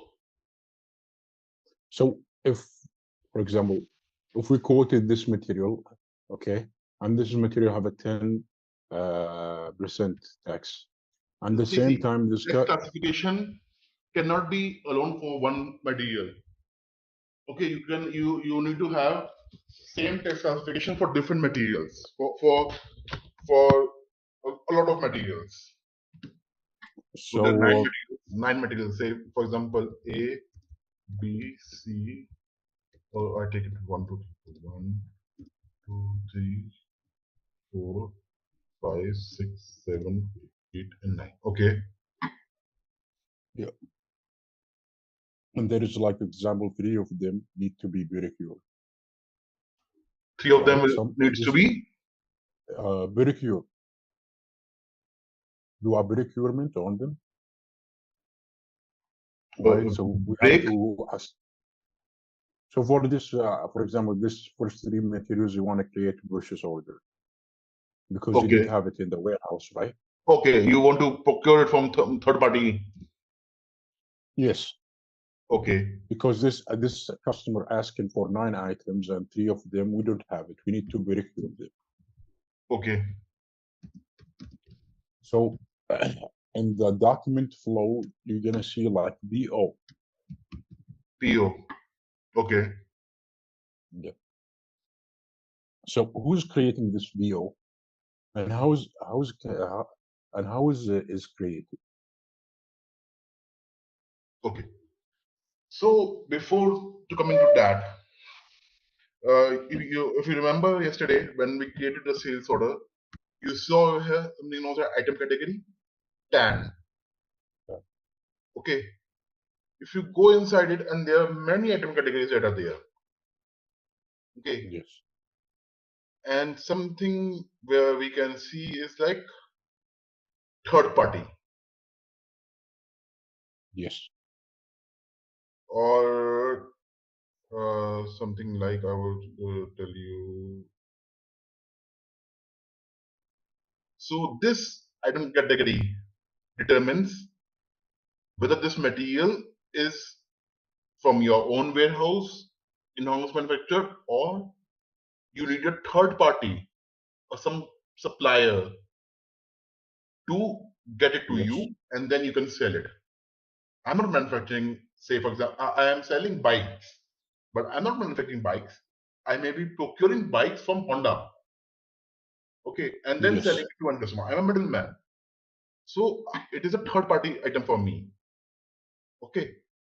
In this Yes. item category, we do configurations for PO to be created at the back end. So minute I create a order for Honda bike, item category task is determined because it's third party item.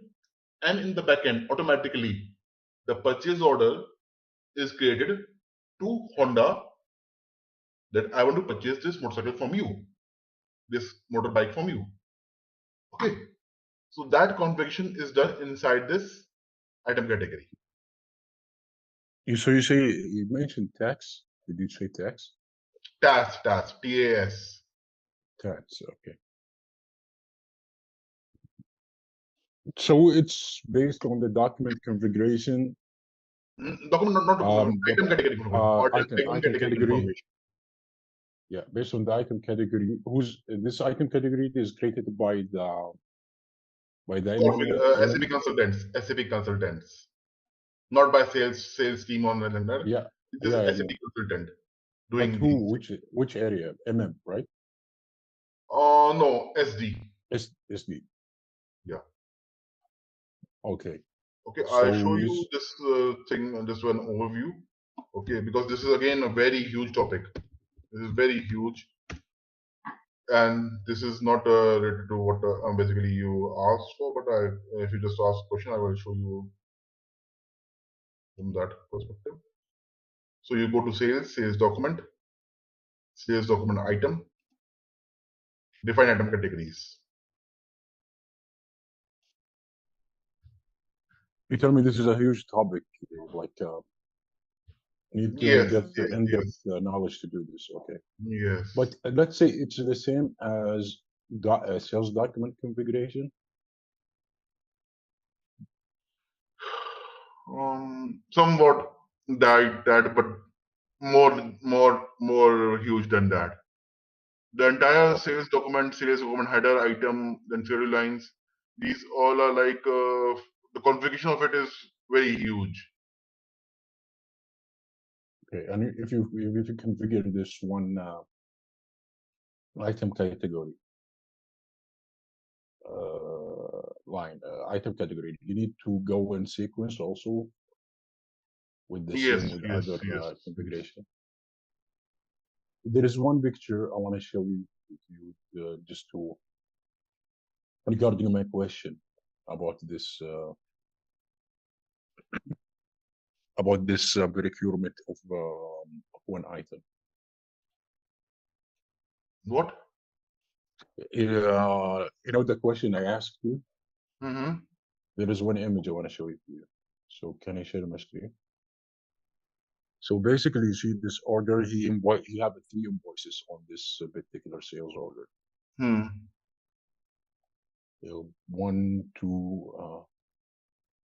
I believe this 1, 2, is 3, 4. 4 invoices. 4 invoices, and one of the invoices got a purchase order here. So no, but one of the delivery has got a purchase order basically. One of the deliveries has got a purchase order. So this is delivery must have got a material which is like procured from some third party vendor. Okay. Okay. So So this in is order to get purchase that order. material, so and that material will be like first company will get it and then it will be given to the customer. See, there can be 2 scenarios in this third party material. It is like third party material where the third party supplies it directly to the customer. You need not get that material onto your own premises and then give it to the customer. You can directly send it to the customer itself. Okay, from the vendor itself. Okay, in So that case, yeah. So he did like this invoicing, and then he did the purchase order. How is that coming secret?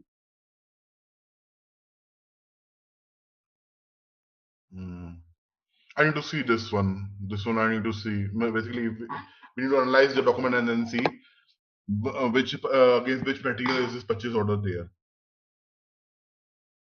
Yeah, because he already invoiced on this particular delivery. Delivery And he invoice created- maybe it is for this delivery 892. Before 892, the purchase order was raised, material was sourced, and then delivery 892 was created. 892, you mean 892, the third delivery. Third delivery. The below one. This one, below the CR. 892 is there now. yeah, This one, yeah. So you're So saying before this that is the has been purchase order. created So before purchase this order one. must have been raised to procure materials for 892. Okay. And then it has been invoiced. Then it has been invoiced here. Here, 344. No, this invoice is for above order. 892 invoices below. This one. Yeah, yeah. Maybe it is this only. We need to when we go inside SAP, we can then check it out. Okay. So this is, you say this is automatically has been generated from the system based on Yes. category. It is getting it gets generated automatically. You have to do setting inside SAP, and then it gets generated automatically. Okay. Because you see, creating a purchase order later on, basis a sales order, the material is required. It should be automatic rather than somebody doing it. Okay. And it's already sending this purchase order to this particular vendor, and the vendor already has all the information about this vendor.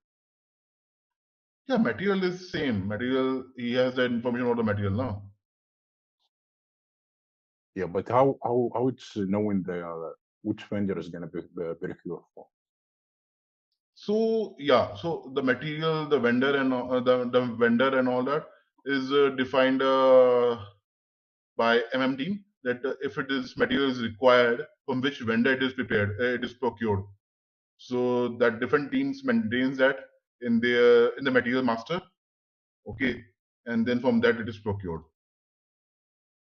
From that, the system already know which vendor is going to, and he's doing this procure PO to that vendor. Yeah. So how it's possible to check, let's say, maybe the status on this purchase order?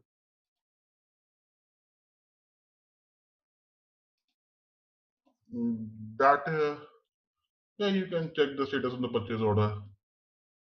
There's a different T code for that, ME21, and to see the purchase order, and then you can see it. But that is totally different. Well, That is different. These topics are not there in the. These topics are vast, and you need different more trainings for that, basically. yeah. But it's it's within the sales order. I just want to see, No, like, it is. See, these all maybe you are seeing within a sales order, but this is like a purchase order. So purchase order is a different topic. Okay, purchase order is a different topic altogether. okay. Sales order purview is only sales order. Okay, Yes. if a purchase order is also going to be generated to it, you need to study purchase order separately. How is it getting created? What are different attributes of purchase order? Okay, that is a total different topic altogether. Okay. So availability to premise, you already checked that, right? Yeah. So as I told you earlier, it is like your materials that are there in the warehouse, okay, or in the plant, which can be against which you can issue to a customer. Okay, so a customer, it is like fulfilling the fulfilling the order of customer, availability to promise, as it says. If I have available, if the material is available to me, I promise to deliver to you. Okay, it is basis the Yes. availability. The promise is basis the availability. So if the availability is not there, then basis the forward scheduling or backward scheduling, system will determine a date by when the materials will be there in the warehouse. And that forward scheduling and backward scheduling days, like how many days are there for lead time, for manufacturing time, for procuring raw materials if required, the entire production cycle. So that dates are calculated based that days are stored in the material master. Yes. Okay, so that is And we can ATB. check, and that is ATB. Okay. And that's the availability of that. We can check it in the sales order, right? Yes. So this is availability overview. Okay, it shows you receipts, it shows you issues and confirmed issues. So there may be orders for 4 quantity created, but only one has been issued. Rest all 3 are still pending to be confirmed or delivered, I would say. And receipts is only what is staying in the warehouse. And this is schedule down there, ATC. ATB situation is given the data stock. This is one of the stock we have received in the warehouse. Yes, it is in the warehouse at the storage location level. Okay, so you can see at that level basically how much material is there in the warehouse. Okay, and this is cost order. What is it? Total records. 14/8/2022. That is date. That is date. Okay. Okay, this is MRP element. MRP element, which is like so. First of all, when you have the stock, it is stock. Okay, stock that is right now available in the warehouse. Okay, so receipt was 1. So stock, when the stock was made available in the warehouse, 1 quantity was there. Against that, you put customer orders. So cost order of 4. If you want to see all the customer orders, you double click on it, and it will show you all the customer orders: 2591, 2592. This is the item has been quoted in this created in the sales order. Yeah, the material, the material has been put up in the sales order 2591, 2592. Has been sold. This is why it's showing in 4. minus here. This 4 is showing. This 4 against 4, the quantities are here. 1, 2, and one more will be there. 2590 is also there. We see conform column here. What is it, this conform column? Okay, confirmed. Confirmed means, so against which order the quantity 1 was confirmed. Okay, so in 2590, the quantity was 1 and was confirmed over here itself because you had only 1. Okay. You only had 1 quantity in the warehouse, and 2590 was the first order. It got confirmed over here itself. 2591 not confirmed because the quantity is not there. You don't have anything in the warehouse now. 0. That is why it's So not it's confirmed. confirmed it has been sold for this particular customer order. Yeah, this must have been fulfilled and sold and invoiced. Finish. This is what is called as ATP check, everybody check. And this is backhand. So how do you get a total of say 1? Okay, that 1 quantity. How do you get total? Okay, so you may have something called as safety stock also. You have a finished goods, okay, which is ready to be sold, but there's some safety stock also, which is like buffer you're keeping up for emergency purpose. Say you keep some quantities for in which safety purpose? stock also. Come again? You say you keep you keep a safety stock for which purpose? Safety stock say for buffer, for emergency Buffer. purpose. Say if there's Emergency. some emergency and you need some stock, but so you can take this safety stock for the stock from that safety stock and then fulfill the customer requirement. Okay, or you have stock and transfer. Transfer means it is coming from somewhere. It is coming from some vendor, from some manufacturer, or from your manufacturing company, manufacturing plant. So that is called stock and transfer. Okay. Yes. Quality inspection stock. Quality inspection stock means some stock are returned from some customer. It is some defective or some missing part is there, some broken, whatever it's there. It's in quality inspection is going on, or it is even finished good, but it is still under some inspection. Okay, it's still not released for end sales, but it's still there and it can be used later on to sold. You consider that also within your stock. What all things do you Okay. consider the stock? Wherever it's lying within the warehouse, you can consider it as your stock, and then can be sold.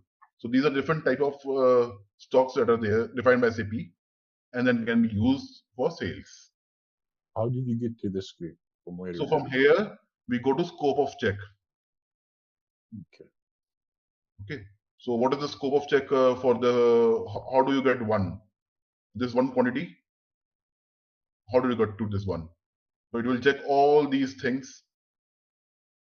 If it is tick marked, then it will check all these things and then it will say you this quantity is available. If it is not tick marked, then obviously without these, whatever is there as a finished thing, then it will be taken as the stock. It depends on the company type. If it's a company is a end customer, okay, you are in the sales team and you have to work on the front end of the SAP. You're not working at the back end of the SAP where you're not doing configurations or customization. Then the questions are different. If you're working as a SAP consultant in some service organization or in a company where you need to do configurations or customization, then obviously the questions will be different. Then the questions will be like more of a customization, more on your customization as PRO, okay, where we go inside and do the configurations. Okay. Yes. Like it will be more on the pricing, the 16 fields that we covered today. Okay. Yes.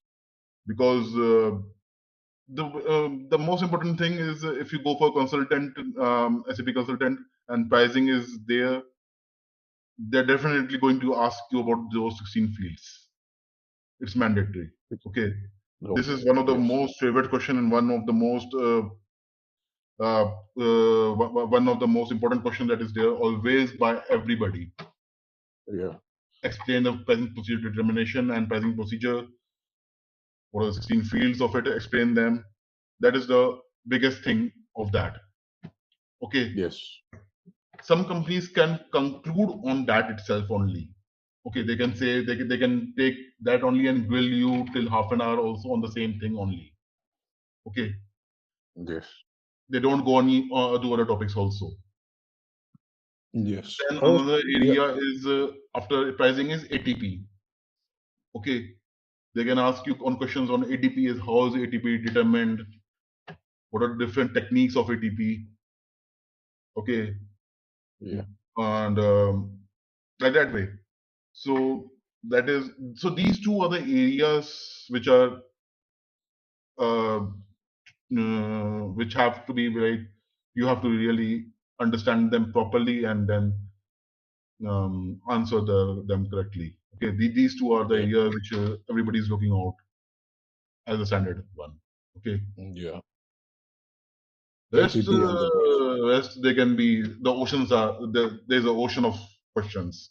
Okay, so you can just go anywhere and then search it out. It can be a number of questions. But these Yeah. two are the Heavy. basic areas: pricing procedure and ATP. If you Okay. because they will ask you also which are your strong areas. Okay, sometimes they ask you which are your strong areas, and then they can ask question on that area also. So if you say Okay. pricing procedure and ATP, your half the battle is won. Okay, because and these areas are very crucial and very what are the if some company is asking, then they it's close to their heart. Okay, Yes. so that is what is meant by the thing. All right, let's test your knowledge. Here's a question for you. What is the availability check purpose in SAP Sales Order Management? Option A, to verify customer creditworthiness. Option B, to check if sufficient stock is available to fulfill an order. Option C, to confirm the sales order with the customer. Option D, to calculate taxes on the sales order. Take a moment to think, and when you're ready, choose the correct option. Remember, each choice holds a key to unlocking the answer. Good luck. Type the correct answer in the comment section. Hey there, want to become a pro at managing sales orders? Our SAP Sales Order Management course is here for you. Take it easy on our platform. In this course, you'll learn all about SAP Sales Order Management. It's like a toolbox for organizing sales, from making sure we have enough products to get them where they need to go. Our course covers everything from the basics to cool tricks, made by experts who know their stuff. Your teachers are pros who've been at it for ages. They're here to help you learn and answer any questions you have. And our students love it. People like you found our course super helpful. Best part? It's affordable. Learn without breaking the bank. Ready to become an SAP Sales Order Management Pro? Sign up now. For more info, visit ZaranTech's website. So you are referring to billing documents, right? Yes. So we can view billing documents using VF03. So the document type. Oh no.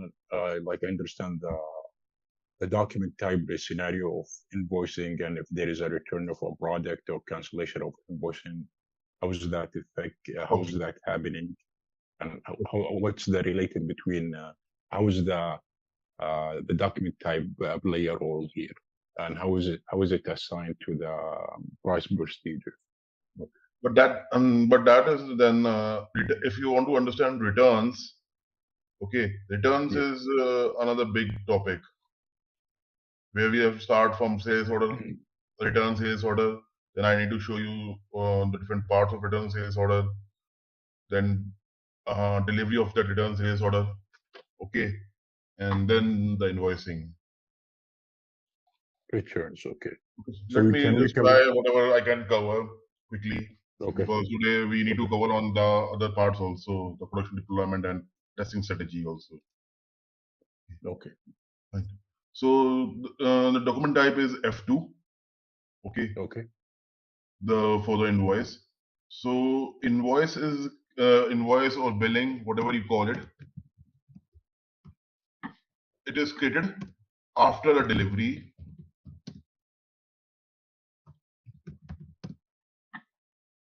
is received by customer. So yesterday we saw that after doing a PGI, we clicking the button of a post go to issue in delivery. Okay. Go to issue when we do, then we can do the invoicing. Okay. Yes. Yeah. So it is the invoice is always created with reference to delivery. Yes. Okay. So in an invoice you have over here payer, the one who will be eligible for paying your invoice. Okay. Yes. The bill to party is not there; it's rather payer. Okay. Then the other things in billing document are basically the item, the pricing, the quantity. If you want to see the detailed pricing, you can go inside and then see the conditions. It is same from the sales order. So some data is Yes. copied from sales order in invoice, and some data is copied from delivery. Can you show me the data that is copied from the delivery? So, for example, the data that is copied from delivery is quantity. Like yesterday, you had an example. I have where you had some materials. You have say 3 materials in sales order. Okay, Yes. but you delivered only right now 2.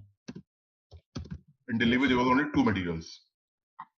Yes. Okay, so in the invoice, it will be only 2. Okay. Invoice will be also for 2 only because it is with reference to delivery. So the quantity is getting copied from delivery.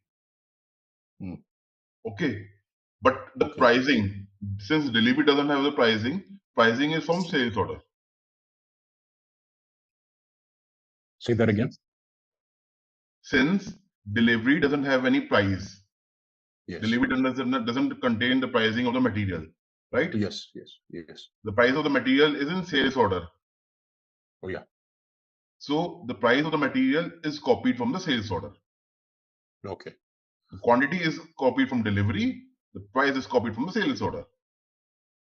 Okay. Okay. So some data comes from sales order and some data comes from delivery. For example, you see the sales order have like 3 materials and we deliver 2. So the prices is different from the sales order. Yeah. So and the invoice is going to calculate based on the quantity has been delivered. Yes. It is not going to invoice for 3 because delivered is only 2. So from delivery, it copies the quantity and it needs the pricing. So pricing goes to sales order. Okay. Okay. Yeah. So you mentioned that the price procedure is assigned to sales order document, right? And it can be assigned to the customer master data. Yes. Yes. You know, there is a lot of pricing also in invoice. So how is that to play a role? So can also we say so the pricing in invoice is same as sales order. Yes. Okay, the price, the discount, the taxes, everything will be same, which is there in the sales order. Yes. So it is just copied from that to here. That's all. Okay. Nothing. Yeah, I understand this. But in the price procedure, okay, you know, you need to assign it to a document or something for that to be determined based on the price procedure you have, right? So the pricing procedure is determined at sales order level. Sales order level. Yeah. So we saw yesterday, at sales order level, it was determined.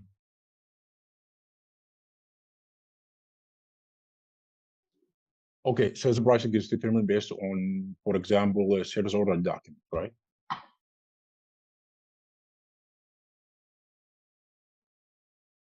Actually, we mentioned yesterday that the sales pricing, we can assign it to a particular sales document or a particular customer. And that's happening in the customer master data. No, that is just a tag. That is just a tag. Okay. That's just Customer what? master, the customer master has got a tag, customer pricing procedure. Then the tag is there for document pricing procedure. But when you set up the pricing procedure determination, okay, you do it basis a document type, like a document pricing procedure. And this is the sales order. Okay. This is A. A is standard sales order. Okay. How about so what is the customer here doing? The custom? The customer. You see customer? Yeah, this is the customer. So it is, see, I told you yesterday also, and you also confirm that the customer can be blank or it can have 1, 2 like that way. Yeah. But you mentioned yesterday that the customer, the price procedure in the system is going to take up from the customer master data. Then if it's blank, it's So going to if go it is, see to the document. if the customer master is also blank, and here Okay. it is blank, then it will be taking the customer master. It checks in the customer master, it is blank. So it comes over here, it finds this entry with blank. So it picks up this pricing procedure. If it finds one in customer pricing procedure, it is this, like that way. Okay. Based on the it's going to take it based on the sales order document. In this case, if the sales order is same, the sales order is same. The sales order type is the same. It is just differing based on the customer type now, customer pricing procedure. Okay, but this is determined at the order level. In invoicing, it is not determined. Since in the invoice, the prices is copied from sales order, it is not required for determination. Because it is already getting from somewhere. Say that again. Since in invoice, the pricing is coming from sales order, this definition, this assignment is not required. Okay. Got it. Because it is getting copied from order. Okay. So meaning that we don't need to assign price procedure in the invoice document or the billing document. There is no need because it's copied. Yes. At this point, I understand. Here is not assigned document pricing procedure billing documents. It is not done. Why is it not done? Because it is getting copied from the sales order. The F2 is the invoice and it is blank. We have not assigned anything over here. But you can assign it, right? We can assign, but it's not required. Okay. It's not required. If you assign it, no, hold on. If you assign it, what will be the repercussions of it is that maybe the order has got different pricing and billing invoice may have got different pricing. Okay. The order right now, the order is created, say at an earlier stage when the price was $10. Later on, during the course, you increase the price now to $15. But in the invoice, if you do this, if you assign the pricing procedure to invoice, then the invoice will be 15 rather than 10. But customer will say, hey, I ordered at 10, now you're billing me for 15. It is not right. Yes. You will only pay you 10, right? Yes. Right. So why do you want to determine that billing? You will always get copied from sales order only, no? Yeah. So why you say with this procedure here? This process. This is required for certain other document types. This is required. Can you give me one scenario of how is that going to play a role in another scenario? This is one scenario which I can give you.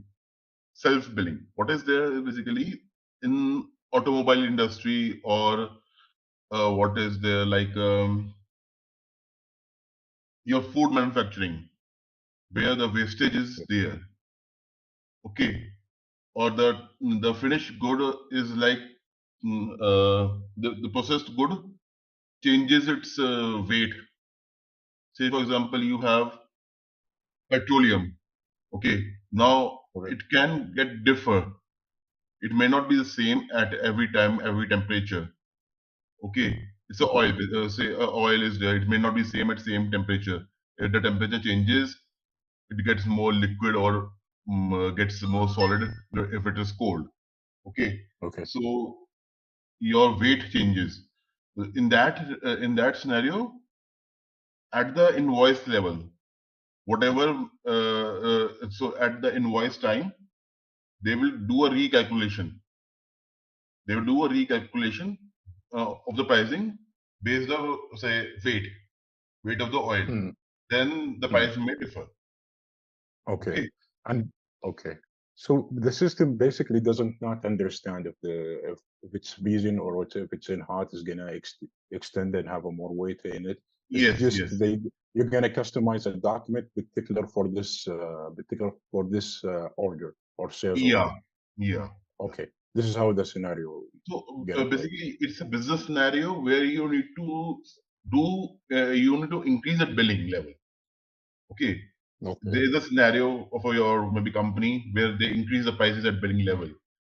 Okay, just because of, say, Okay. maybe dollar rate changes. Okay, then the invoice may get changed. Okay, Okay. so Okay. that Whatever ways, this. Yeah.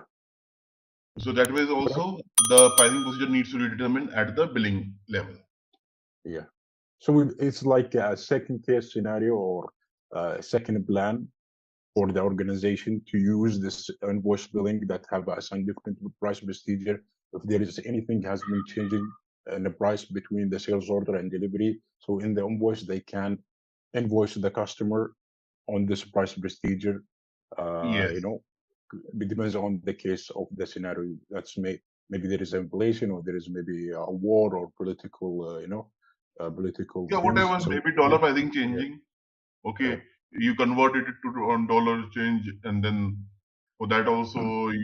you can charge the customer extra. Okay. Okay. I have a one question in billing. Like, you see this, Mm. all of the scenario, you see like in the regular invoice where you invoice the customer, and if there is a return or if there is cancellation of the, for example, there is a return or there is a cancellation of the invoice. So there is another document procedure, there is another document type, billing type need to be created for this scenario, right?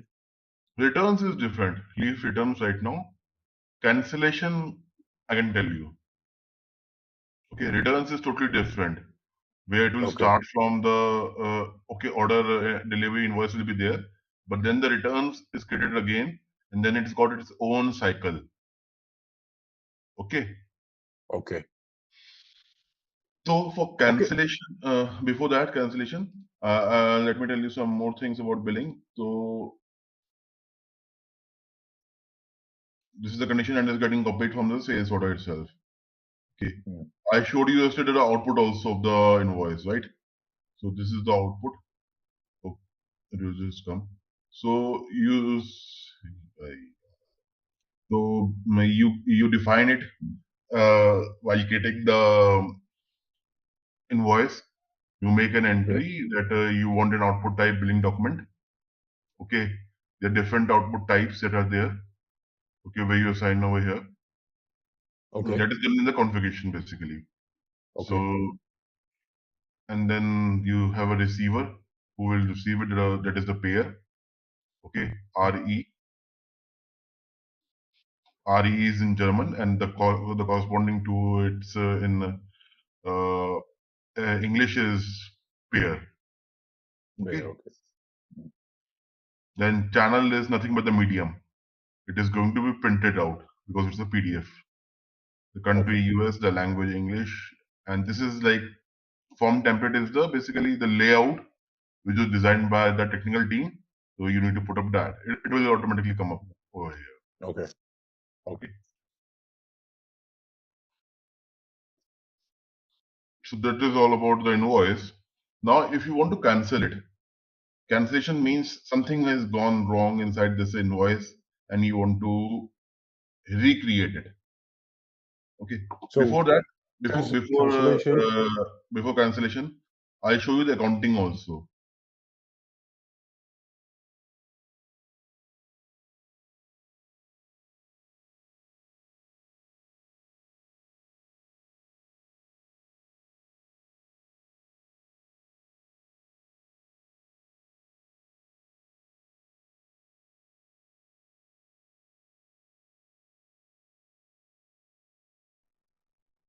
So you see over here the posting is the invoice value is 17.55 USD. Yes. So I told you there yesterday also so there is one debit entry and then one credit entry. Debit to the Yes. revenue and credit to the work in progress difference revenue. Yes. Okay, this is the accounting document.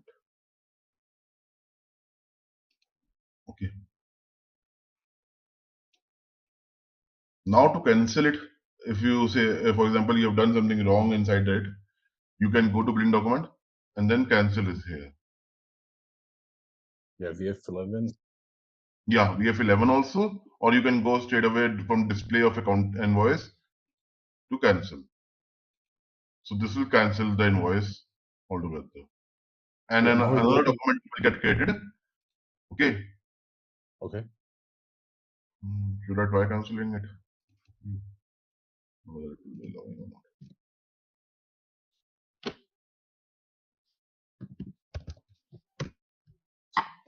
So if I press enter, it will show you the invoice and then invoice cancellation. Okay. And the same amount, for the same amount, it will get cancelled out. When you click save,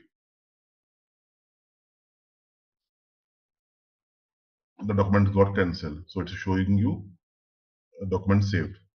Now, if you want to view it, this will be a different document type, S1. The creation is F2, cancellation is S1. This is going to show also in the document flow. Yes. You see the order, delivery, invoice, and invoice cancellation. Okay. Okay. Okay. So the cancellation should be done only for the purpose of corrections and recreative of a new document, right? Yes. So Like most of the business. minute you cancel the invoice, your delivery will become, status will become in process. Again. So that it means now you can again invoice the delivery and get another invoice over here. Yeah.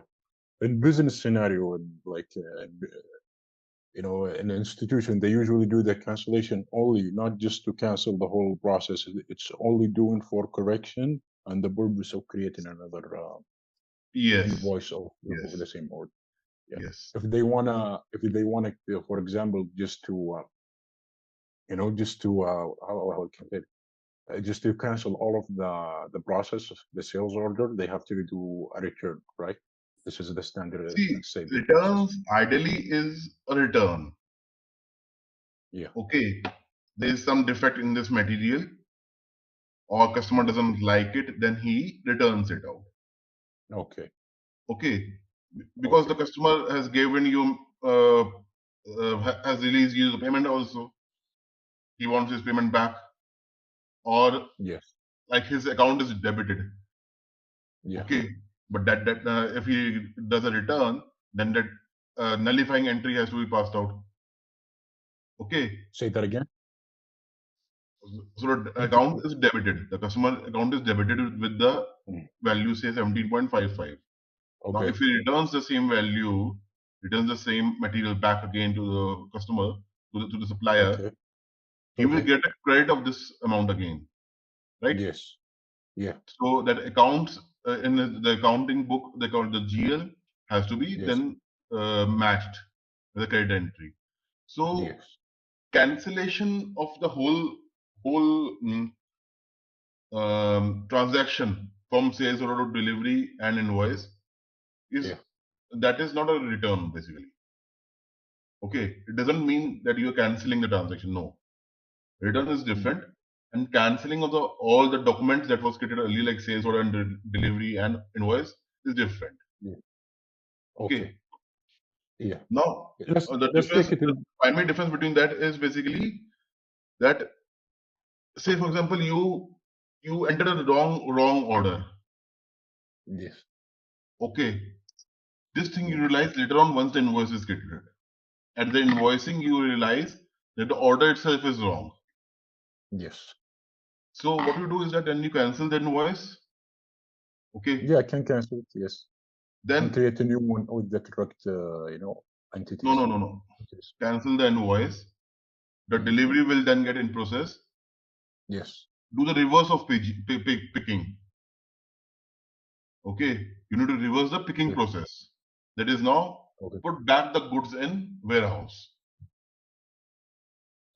Okay. It depends on the cancellation purposes. Like, for example, you want to cancel it because of the pricing. The pricing is not, for example, the tax is not coming correct, so he want to cancel it. Why you do the reversing of the delivery? No. So then in that case, you need to edit the sales order only. Yes. Then go proceed with the invoice. But if there is any, if our good issue is not delivered in good condition, we can reverse that in the delivery, right? Yes.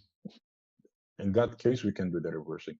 But let's say, for example, we have an issue with the customer and he just want to return the products, and we want to just do the return, give him his money back, and that's it. But still, we already done the delivery. We already done the invoicing. So our goods in his location, how are we gonna do the process in SAP? Basically, there is different document type for each stage, right? Or from the billing to the delivery and sales order, right? Or just in billing and delivery stage. Do we have also to create another document type for return in sales order? Yes, that will be a different document type. Yeah, and both the three stages, right? And billing and delivery and sales order.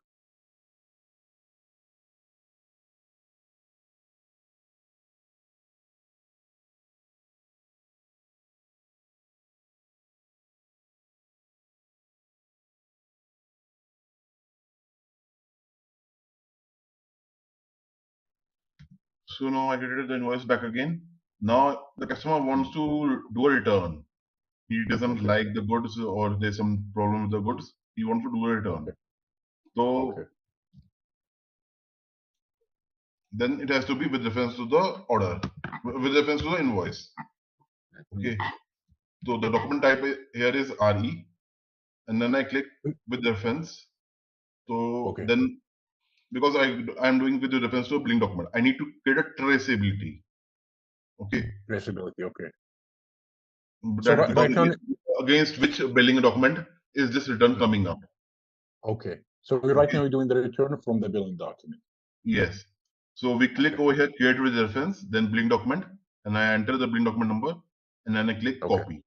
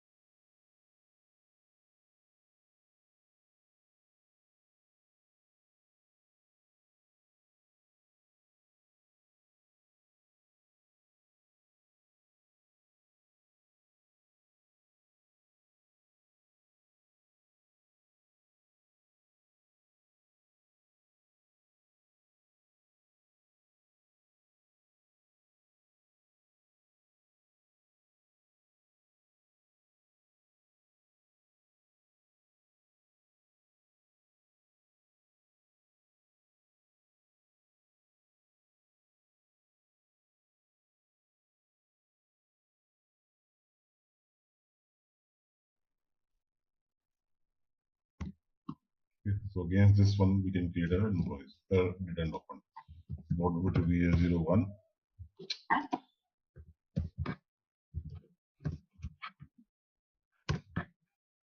RE, then we go to reference, billing document, paste the bill invoice number, and then click copy.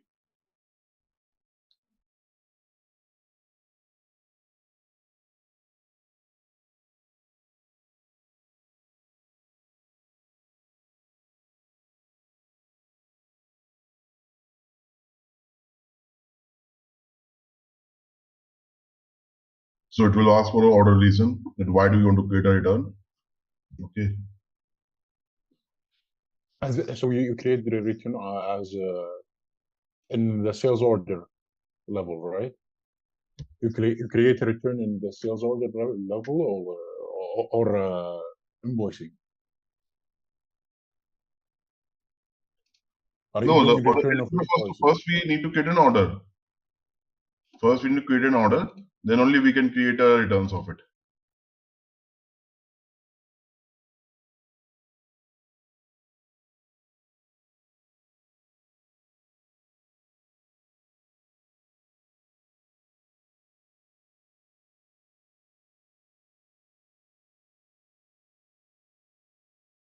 So the return has to be created using VA01 only because it's a sales document.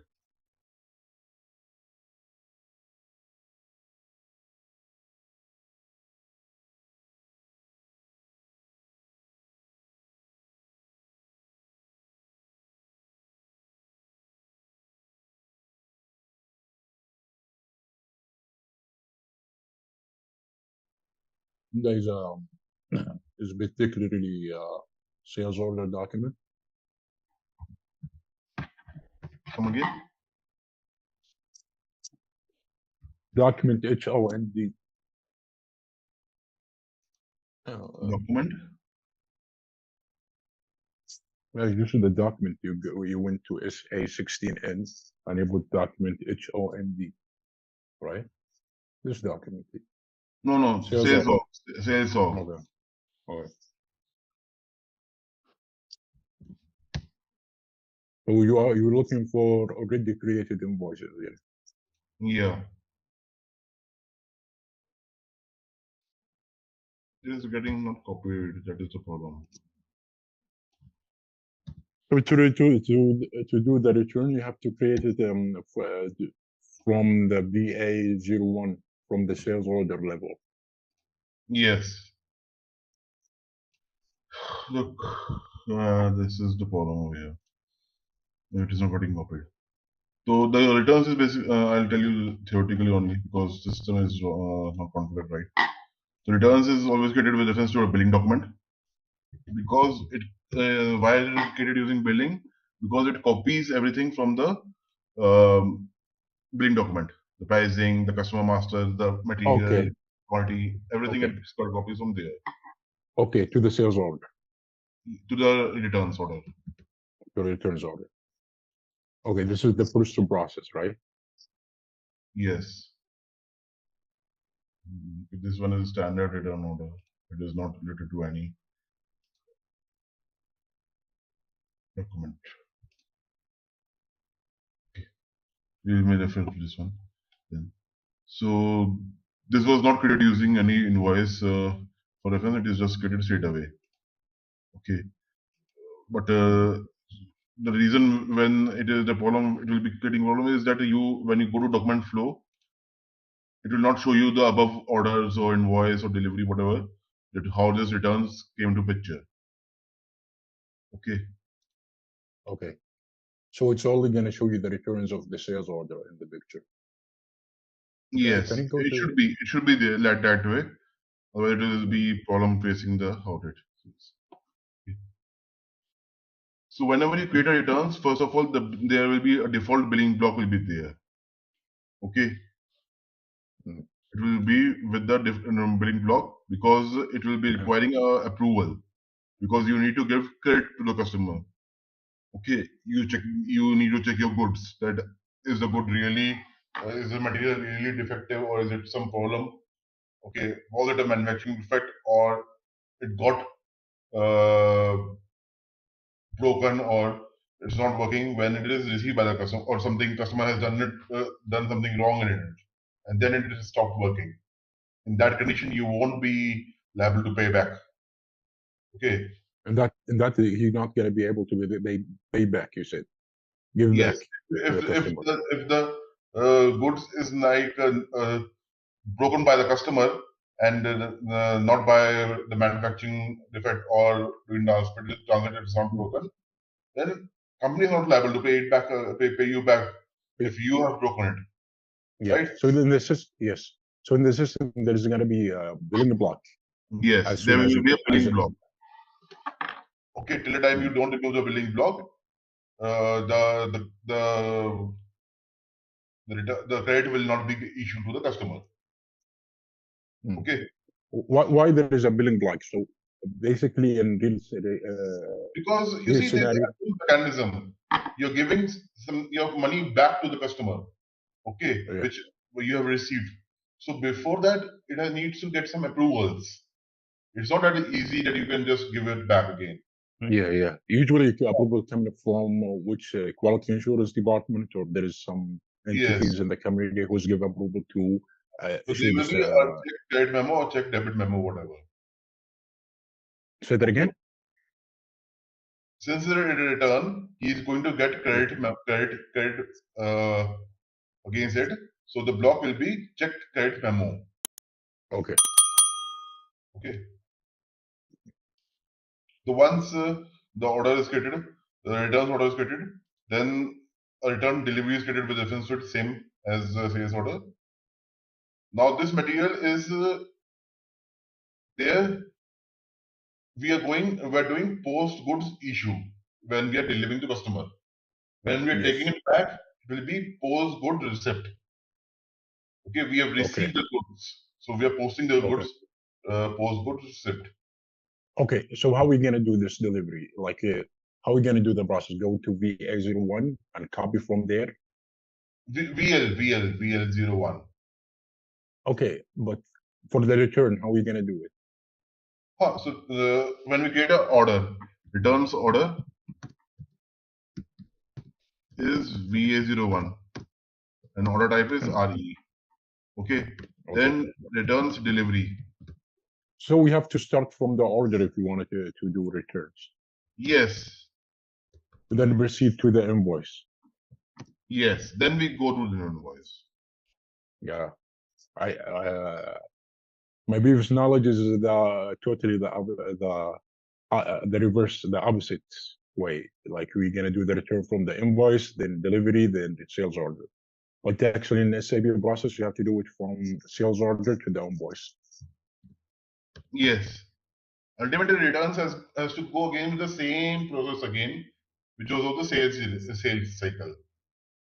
Okay. So in real world, if the real world real scenario is gonna be if I do the if I'm gonna do the returns of order, this is just within the internal the company. If I'm gonna do the returns of delivery receipt, if I click in post receipt, the customer should deliver our goods to our warehouse. Then we check it, right? How is that gonna happen? Come again, what do you say? So in real scenario, Hmm. how is the company? How is this process gonna happen in the real world? If I'm doing return order in the system, there is anything real scenario is gonna happen is the customer is gonna move his goods to our warehouse, or that's coming to the stage of delivery where I do post and receipt. The customer should we receive our goods. Then if I go to the invoice stage and issue a credit memo to this customer, if we receive the money in our account, then I can issue this debit memo. Or where is the sequence here, or how is that happening?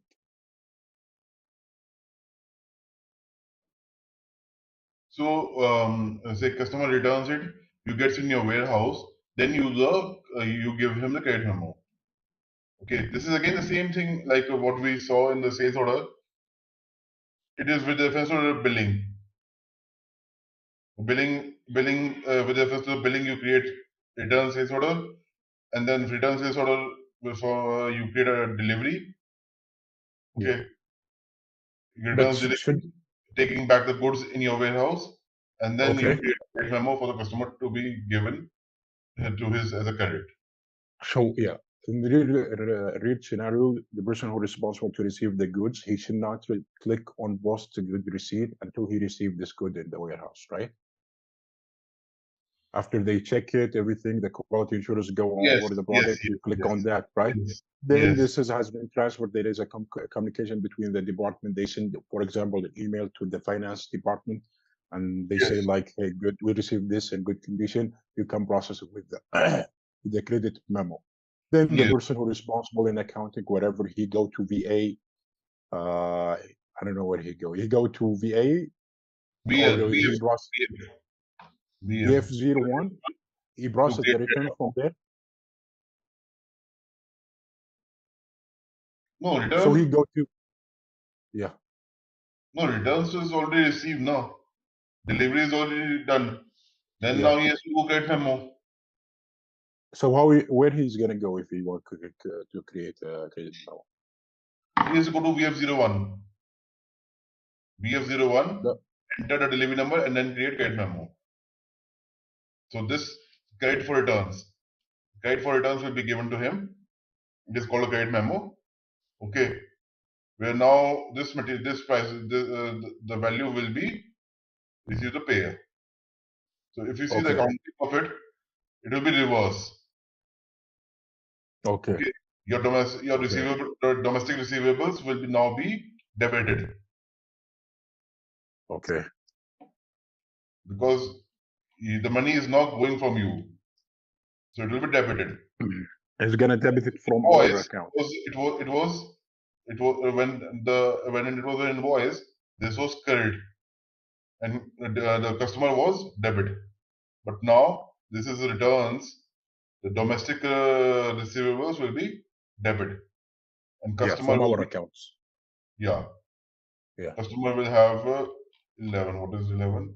Correct number. Okay. So they okay. So I don't know how to do this in return and the SIB for delivery. Should we go to VL01 and do the returns from there? Yes. From the Yeah. Returns delivery is done using VL01N and document type is LR. There is no document tab in the screen of VL01. Can you go to VL01 as well? This is VL03N and displaying your delivery. The document type is LR, returns delivery. Yeah. Yeah, but if you go to VL01, there is no column for It is not there. It is determined automatically. This is determined automatically. You do not enter the return document type.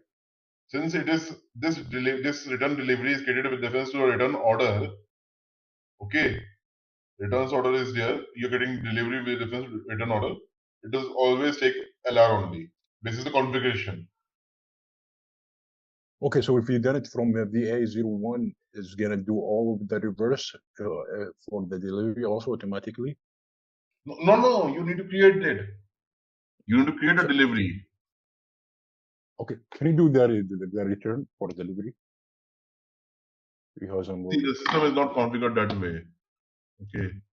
So, for example, as you said, if we in a SAP process, we have a sales order, we have an order that has been returned, that delivery invoice and sales order already has been created. For delivery, I have to click VA01 and go to billing tab and put the references of the billing document.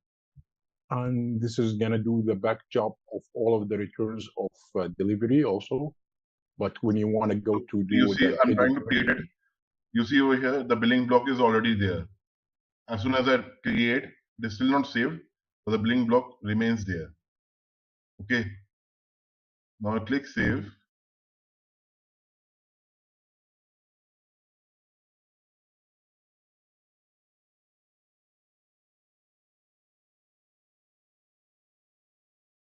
Okay. I want to now do the delivery. I want to now receive the goods, this good, in my warehouse now. Okay. So this order is created, returns order. I now go to VL01N, create delivery, and I enter the order type over here. And the shipping point is W299. this is the plan, right? Yeah. So it will automatically take it as a return delivery type ZLR. Okay. You don't maintain anywhere else. Okay. Okay. Now, once you have received the goods and everything, the quality check has been done, then you can go and do the post good receipt. The goods have been received at our warehouse.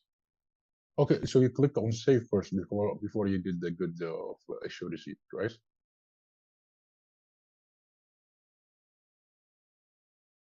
Storage location is not defined. It's basically a storage location is not defined in the sales order, maybe.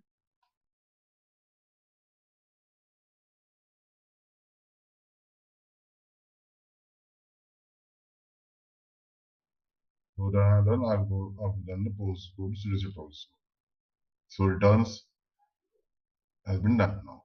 Now you see this. Now the delivery is completed.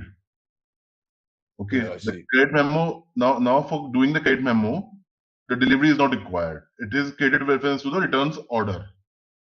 Reference to the returns order. Yeah, I see this document flow even does not reference, the original order. Yeah, it is Why? not because the setup is not done that way. Okay, then But I've created it. usually in real world scenarios, there is going to be linked, right? Yes. So before you do any, before you create a credit memo, if you try to create a credit memo, it will give you an error. Why? Okay, it will give you the document is blocked for billing. Okay. Yeah, we have to remove that from the sales order. Yes. Now you need to go in the sales order and approve that now, okay, fine, everything is checked and everything is done. I can release the credit memo to the customer. Yeah, from your knowledge, usually the approval is coming from where in institution? So it is like higher management. Okay, it decides it on that the credit can be given to the customer. Okay, somebody who has the authority to release or sign the credit memo, he generally approves it. Yeah. Finance head Usually, or sales head, usually, something like that. yeah, usually from the manufacturer. No, not a manufacturer, a company. It is like finance head or sales head. Okay. Okay. Yes. Now you see over this is the difference that you need in returns order, returns invoice, you need to enter the return order number and not a delivery number.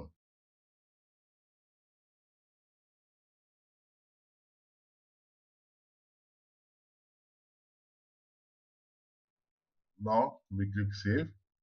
It is the credit number now is generated. So this is a standard SAP process of returns. Nobody can Yes. customize this. This is standard yeah, nothing more than customizing it. Okay. Okay. Can you go to the document flow?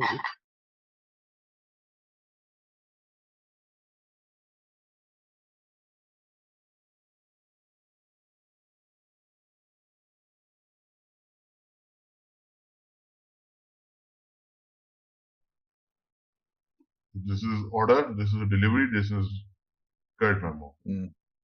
Completed the block. What do you mean by that's the block here? Oh, the counting is not generated, that is the thing. Otherwise, it's going to be completed. Posting period is not open. Yeah, That is so this is fine. I think you can do it from VKM or something. Yeah. Yes. This is the invoice is not getting generated from this is return invoice not getting generated because maybe there is in the customer master in the material master data there is no accounting has been assigned to the. I'm just doing scenario in my head for the solution. What? You see, I'm just predict scenarios in my head about why the invoice got blocked, right? Because there is No, some invoice got assignment. blocked. The posting period is not open. That is different. The Okay. posting period in which the GL article is posted, it is closed. I can open it, try opening it, but it will give you a lot of errors and then leave it right now. Leave it. Okay. Okay. So it's different. I have a question like in invoicing, how the system knows which account he posting on and which account he give the returns on. I know he give the returns on for the customer. He can find the account of the customer in the customer master data, but for our receivable accounts, how he determine which accounts? Usually the company assign accounts based on the material master data or either the material master data or the customer, right? For the accounting receivable. Do you have any knowledge about this? So your accounting is basically done by the account determination or the account creation in SAP is done by finance consultants. Okay, Yes, I know. Yeah. so that is totally different. Yeah. Okay. Yes, I know. But do you, like I'm just asking you from your knowledge, how Because nobody this will ask you. Nobody will ask you about this thing because you are doing for order SD module. It is expected from FIR consultants, not from sales consultant. We are now going to cover up how to create functional test strategy. Okay. So Mm. right, once we do the deployment, the development or the build phase gets completed, then we enter a testing phase. Okay. Now testing Yes. phase basically requires we need to first prepare a strategy. How do we test our how robust is our system, or how good have we made, how good have we made it? Are there some defects in it? Okay, does it Okay. fulfill the business processes? That way, we need to prepare certain strategies. Okay, Yes. Okay. so we need to first understand the system requirement. As what was the system? Why the system was developed? What was the requirement, the business requirement behind it? Okay, so the first step in creating the functional test strategy is to understand the system requirement. This includes understanding the business processes that the Mm. system will support. Okay, so we need to understand all the business process that this system will support or will be used. This system will be used to fulfill the business process. Okay, this is Okay. that only we can try and make scenarios and uh, try to do testing for those business processes and then see whether those are really working in the system or You mean and by development you mean the configuration that has been done, for yes, example, in yes, yes. golden client. Right now we need to do this testing based on the business requirement as well as how it's matching with the business processes and SAP process and sorry business Business how process. we call See, it, SAP process system will process. SAP process can be modified. This is the business process. Yes. Okay. Say for example, Mm. your business process says you need a transfer order. Okay, then you need to do warehouse configuration in the system. If your business Yes. process doesn't require transfer order, then warehouse is not required. Straight away, it will be delivery to billing. So that Yes. is tuning the SAP system basis the business process. So you need to Yes. understand the business process and then you design the test scenario as per it. Okay. Yes. Okay. So is there is a different terminology for different testing before the deployment for the this is called it testing before deployment to the production, right? Yes. Yes. Yeah. So I will So come. there is These are terminologies: regression testing and user acceptance test. This is later on. Okay. okay. So then, once you understand the system requirement, then you create the test scenarios. Test Mm, scenarios are like, say, for example, you have a business process mm, of sales to invoice standard. mm, So you create a mm, scenario for this standard sales. Second mm, is then you have a business process of returns. So you create a scenario for returns. mm, Third is like you have a discount sales. So you mm, create a scenario for discount sales. So basically, whatever business processes that you have, in your company, basis that you make a scenario that we are going to test these scenarios for this business processes. Okay. Yes. So once the system requirement is understood, the next process is to identify the test scenarios. A test scenario is a description of the specific business process that will be tested. Okay. Now the third step is defining test objectives. So I'm on point number 3, defining test objectives. So test objective defines the specific goals of testing. For example, the test objective may be to ensure the system can process orders correctly, that the data is accurate, and the system is secure. So objective is like ultimately your business process should work. The business process of sales order delivery, the standard sales, the sales order should get created, the delivery should get created, and the invoice should get created. So that is the objective. Okay. So you define the objectives of it. Then you design test cases. So test cases, you define a test scenario, then you design test case inside it. So test cases create sales order. Okay. Your scenario was test the entire business standard sales process. Okay. Yes. Test case inside it is first you will create a sales order. Okay. And then the second test case will be create delivery. And then third will be like create invoice. Okay. So the test cases are detailed instructions for how to test each test scenario. So for example, for creating sales order, you write test steps. Okay, inside test case, you write test steps. Go to T code VA01, enter order type OR, enter sold to party, enter material. Like that way, you mention you all mean the documented? You mean documented? Yes, documented. Yeah. So what is the difference between define test objects and test case? Objective is the ultimate, the last, say, the result. What will be the result of this testing? Yeah. Okay, the testing result will be that your documents get created successfully. Okay. Okay, that is the objective. Test case is how will you go, what steps will you take to achieve that objective.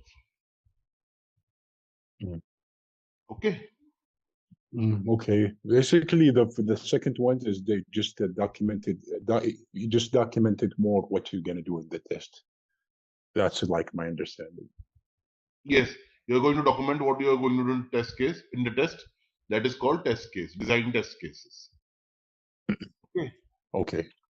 Yeah, maybe they are both in the same testing process, but the first one you're gonna document step by step, and the first one is gonna, as you said, receive the ultimate goal by something, by achieving the goal. For example, document creation and so forth. Yeah. Okay. Then the fifth step is test data preparation. So to test these scenario or test cases, you need to create data. Like the customer should be created, the material should be there in the system, the pricing should be set up. Okay, Yes. the configurations needs to be done. So that Yes. test data needs to be maintained in the system. So the test data is the data which will be used in the test system. The test data should be representative of data that will be used in the production environment. So in the production, in the live scenario, whatever the customer say, for example, you're going to use, you can get a dummy copy of that in the test environment, so that actually you can see and have a look and feel of how it's going to work in production. Okay. Testing data, you mean? Yes. Sales document, materials, pricing, you know. Yes. INCO term, and okay. Then test execution and defect reporting. Now, once everything is defined, that the data has been prepared, the test cases have been designed. Now the time to execute it. Okay, so the test cases are executed and the defects are reported. Defects are like issues. When you follow step by step, at certain step you encounter an error. Okay, it may be a data error, it can be a technical error, like something error, a system error. System error is coming up that you cannot create delivery because of so and so such error. Yeah, Okay. like for example, you encountered previously when you tried to create. Yes, so I was trying so of- many things, it was giving me error, right? Yeah. Location, Yes. storage location not defined, or like that way. So Mm. that is all called defects. Yeah. Okay, so we need to report the defects so that the user can go back in build phase, solve that defects, or fix the defects, fix those issues in the configuration, and then the testing can go again ahead, and then the objective can be achieved. Okay, Yeah. Okay. the defects are then tracked and fixed. Right. Okay. Now, the different testings, the different type of testing are there. First is a normal testing, that is first course, that is you're doing first time testing. So you completed testing with all these steps. Second time testing is a regression testing. So you have done testing for one particular module, in second module, in third module, separately, not Okay. together. Okay, so, Okay. so example, you have created the first scenario of standard sales, tested it, fine. Second scenario is returns.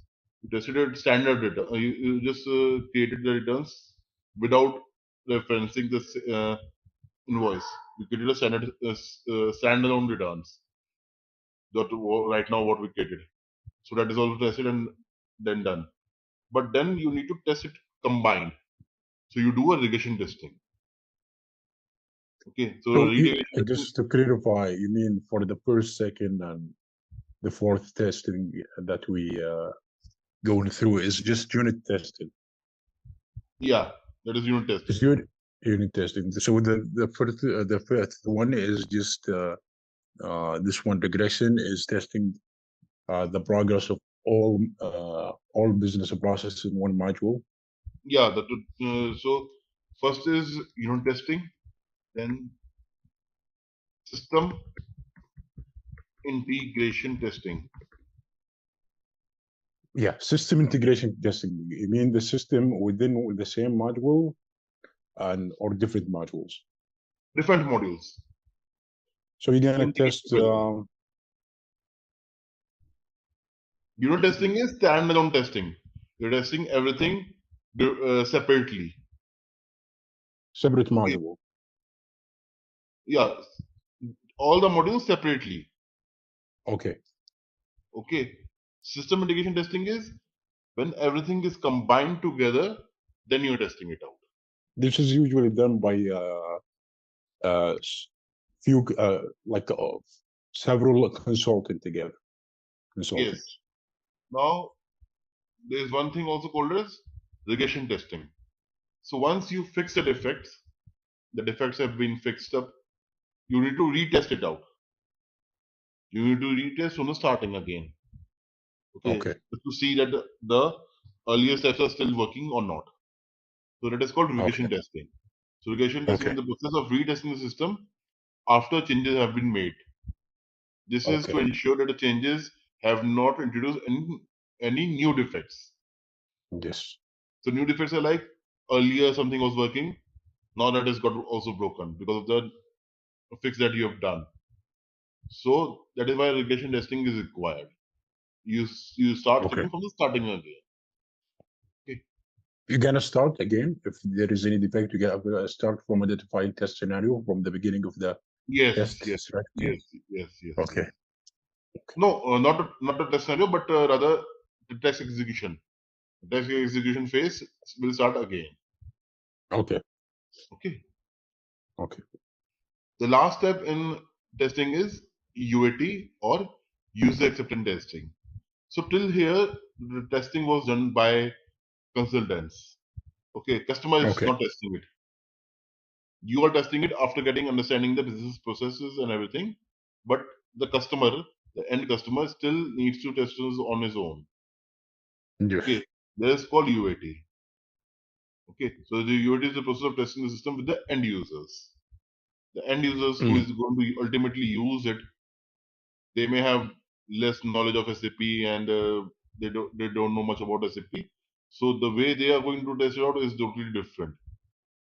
Okay, Okay. or the way they are going to use it will be different. So they need to test it according to that their understanding also.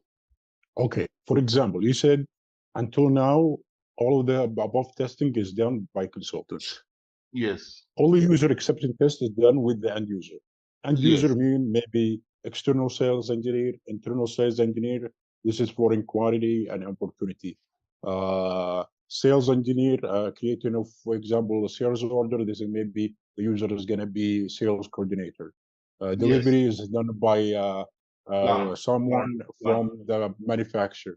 Invoice, someone done it from the invoice. So this is the user, our user. So we need to do this testing with those users, and that's called UAT. Yes, correct. Okay, and this is the final testing before the deployment to the production. So this is basically the test strategy.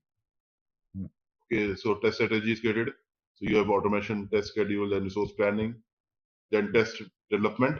You have the test plans, scripts, and data. Then execution will have the defects, reports, and metrics. Then defect management will be fixing those defects. And then the delivery. So delivery is UAT, installation, and requirement verification. That is the requirement that has been fulfilled or not. Now, what are the different things to be kept in mind for the production deployment? So before we go live or we deploy to the production, certain things are need to be kept in mind. So there's one. The first thing is release management. So release management is a process of managing the releases of new software to production. How is this applicable only for what do you call it? PRs or just for a new implementation? What? There is. I'm just asking you. This is applicable. This is preparation for production deployment. This is applicable for TRs and new implementation. Yeah, both. Also, both can be both. For new implementation also, or for regular fixes also. Yeah, because there is some fixes. There is some changes, and we do some TR after we configure it in the. Yes. So any regular updates or regular changes that you're doing in system, this will be for that also, and for the new deployment as well also. So so the release management includes testing the software that we have done earlier, creating a deployment plan. Deployment plan is at what time or on what date are we going to go live, or are we going to move the things to the production. Okay, that is called a deployment plan. Okay, and the communication to the user. So now the end user, we need to communicate to them that we are moving to production or we are going live with this thing, and you can start using it from such and such date. So this communication is also in the release management only. This is one guy who decides on the testing strategy and the release and when we get a deployment. He basically give the approvals. Yes. Deploy this TR and what time should we deploy it? Considering all of the factors. Okay. Yeah. Then there's a data migration strategy. So before going live, you may have some legacy systems with you. Say, for example, Excel sheets or some older systems where you have your own customer master data and material master data like that. But that needs to be imported to the SAP or to whatever your your new software that you have created. So that is called data migration. You're migrating the data from one source to the another source. Yeah, this can be Excel to another system destination. So this is data migration. Okay. The data migration strategy defines how the data will be migrated from old system to a new system. This is critical step as any errors in the data migration can cause from the production system. So you need to have some old data also in SAP. Okay, like there are some Okay. old orders, okay, which are still open. So those need to be migrated to SAP because now you are switching to SAP. Earlier you have say Oracle or CRM, civil CRM. So you're migrating the data from there to there. This Okay. is applicable only for new migration of new Yeah, moving this to is new only system. applicable for new data, new system setup, new Yeah, solution. but I don't think as a SD consultant you gotta be wary about this. This is done by some guy in the the data. I don't know what they call them, data master migration or Data data migration, data yeah, migration team. Yeah, see, yeah, so there are two things. Sometimes the company has got a migration team, okay, that they take care of it, or sometimes the consultants are also involved in migration. Okay, yeah, uh, because the data is huge, the migration team may be small, and they're taking too much time. So they ask help from the consultants also that they can create a yeah, data in system, or you can yeah. Some create people, you can okay, create some programs so that it can be easy to upload say Excel and automatically the data can be created automatically in the SAP. So like that okay, way, consultants are also involved in sometimes in data migration strategy. Okay. okay. Then the end user training is there. So before going live or the user starts using the production system, you need to train them. You need to train them on how to create sales order, delivery, and invoice so that they This can is use only it. before going live. This is Yes, yes, only before going live. Yes. actually in our company we do it after we go live. I don't know why they did it, but I don't know. Yeah, After going so live is like on the job training. Okay. You are already okay. live and now you train them on the job. So that is Mm. also fine. But generally we do it before we go live. Okay, Okay. like in the quality system or something. Not the quality system. Yeah, quality system. You can say that way. Yeah. Okay. Then the contingency planning. Contingency planning is like what if the the going live or the production deployment fails. Okay, you have moved all the TRs from quality to production, but you start getting error in production. What to do now? Or you're going live now, suddenly the system crashes, or now the transition starts and the transition doesn't work, or it was working in the quality, the production is not working. So what is the contingency plan that you have now? So you need to Okay. prepare a contingency plan also. Okay. Okay. The contingency planning is the process of planning for what to do if something goes wrong with production Mm. deployment. This includes having This a is backup plan in place and communicating with the users. Okay. this is during the deployment, right? Or after Yeah, the deployment? doing the deployment. After the deployment. After the After the deployment deployment. has been done, then if something goes wrong, what is the backup Mm. for it? This should be developed by the who who's the person who gonna do this? SAP project management. Yeah, project manager basically. Yeah. Okay. But see, this is immediately. Contingency Mm. planning is done for the immediate issues, not the issues, say, for example, after 2 days, coming after 2 days, or 3 days, or 4 days. Okay, Okay. gotcha. Contingency planning is done only, is done for the immediate issues. Like just now you have moved it, and the first thing you get an error Oh, within the okay. next second. Okay. That is for that you need to do contingency planning. Okay. Mm. It is not for the already running systems. Okay. Okay. And the last is go live support and monitoring. So go live support is once the go live has been done successfully and everything is working fine now. Now you need to support the process. You need to support the system so that Okay. tomorrow if users faces some issue or they get some error, then they can report to you. Okay, so this is called go live support. And monitoring means you monitor the system health, you monitor the system that it is working fine every now and then. Okay, Okay. Yeah. that is called go live support and monitoring. Oh, this is I've just taken one more topic. So what are the different methodologies of software development lifecycle? This is also important. You should basically know about it. So software development lifecycle,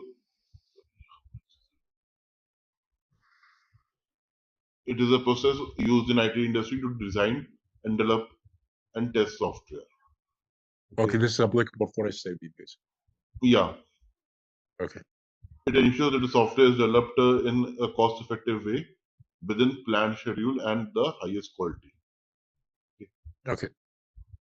Then the various steps in software development lifecycle are: identify the system requirement, plan, design, build, test, deploy, and maintain.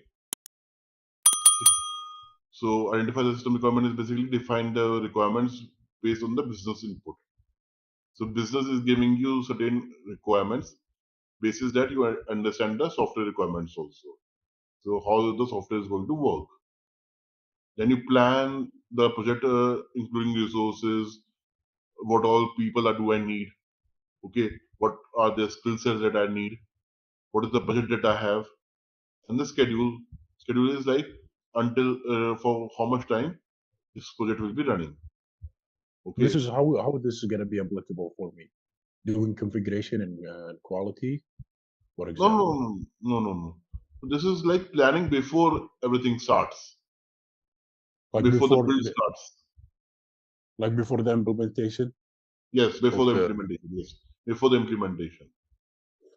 Yeah. Okay, I don't say think this for is example, your company decides that I need to implement SAP. Okay. okay. So you plan it that okay, I need to have a SD consultant. I need to have one Yes. FI consultant. I need to have one technical resource, a mapper. Okay. Yeah. Okay, so that is This is resources. identified. Okay. Okay, then you budget. Say for example, I got a budget of 30 lakhs. Okay. In this 30 lakhs, I need to give salary also to the consultants. I need to buy SAP also, SAP software from Yes. SAP, and Yes. I need to put up a server.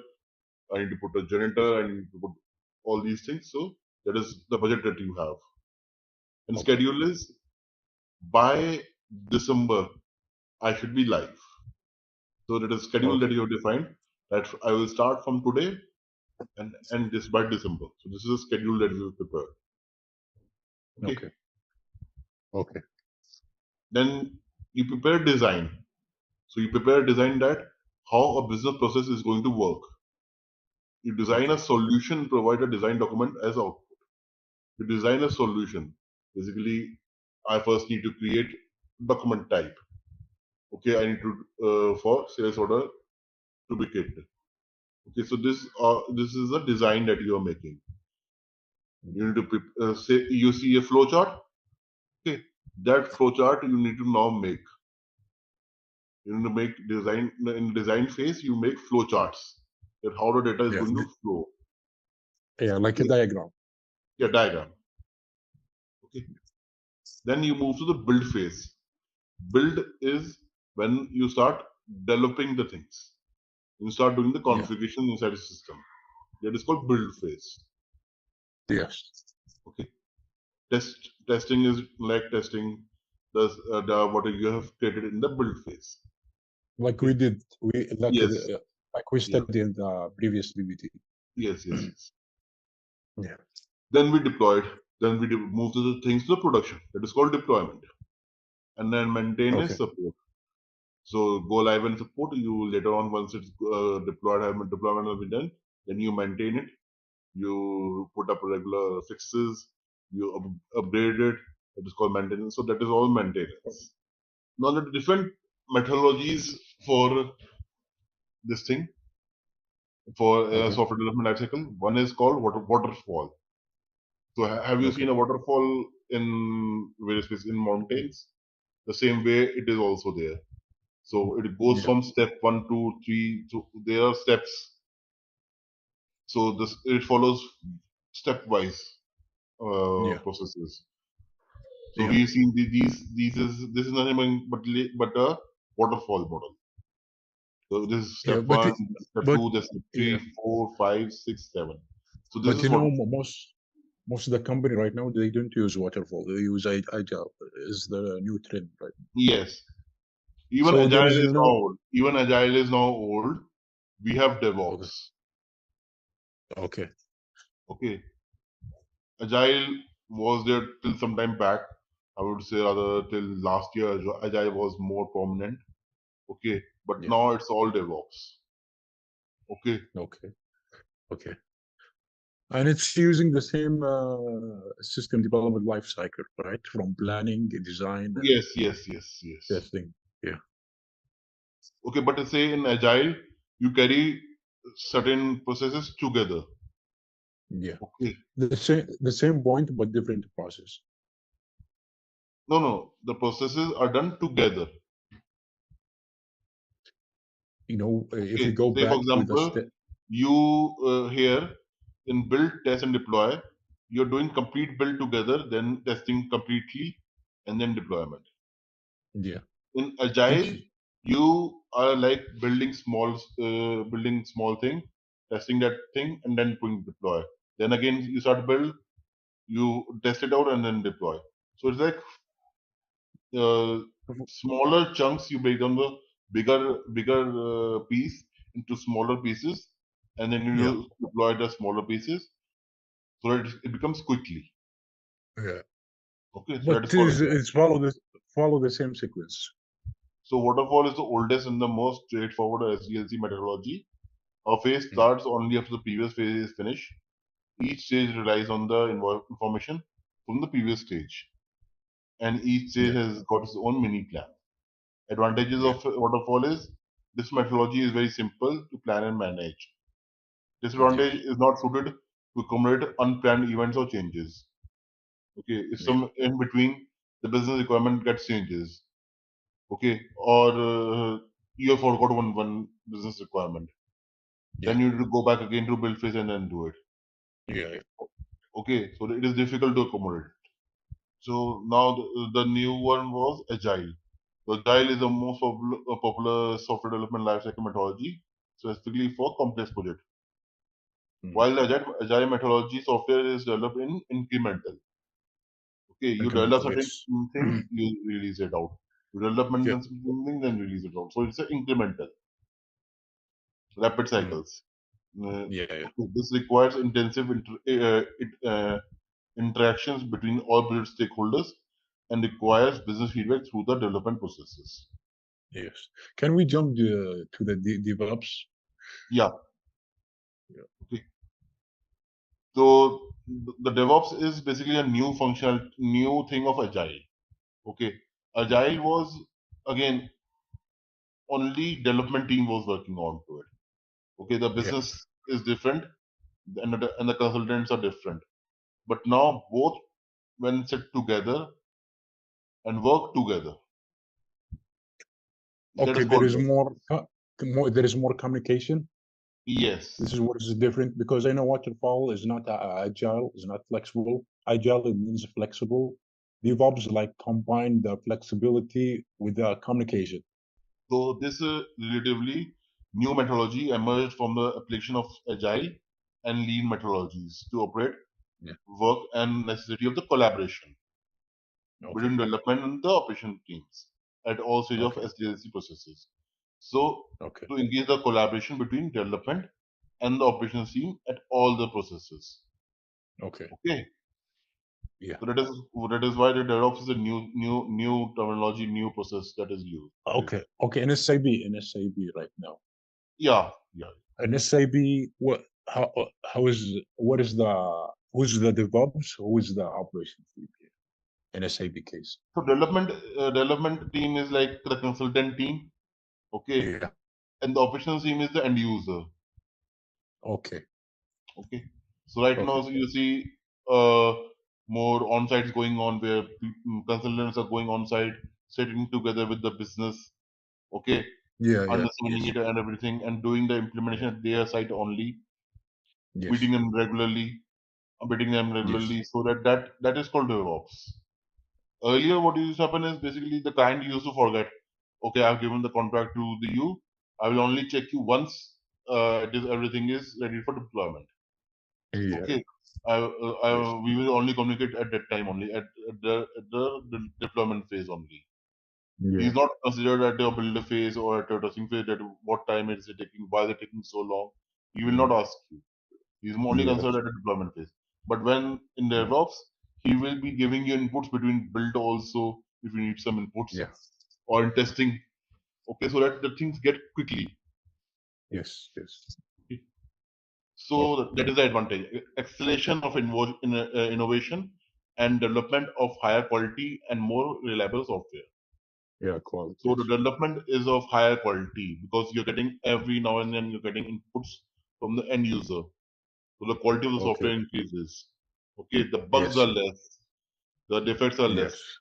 Okay, and it's a yeah, more reliable software. yeah, Disadvantage, since it's very new, okay, the resources which are trained on DevOps are very less currently. okay, okay. You say the train on DevOps? Sorry, can you repeat this? What? Can you repeat the last sentence? You say the training? So yeah, training on DevOps. So since it's a new area, the experienced professionals who have worked on DevOps projects are lesser. Yeah, okay.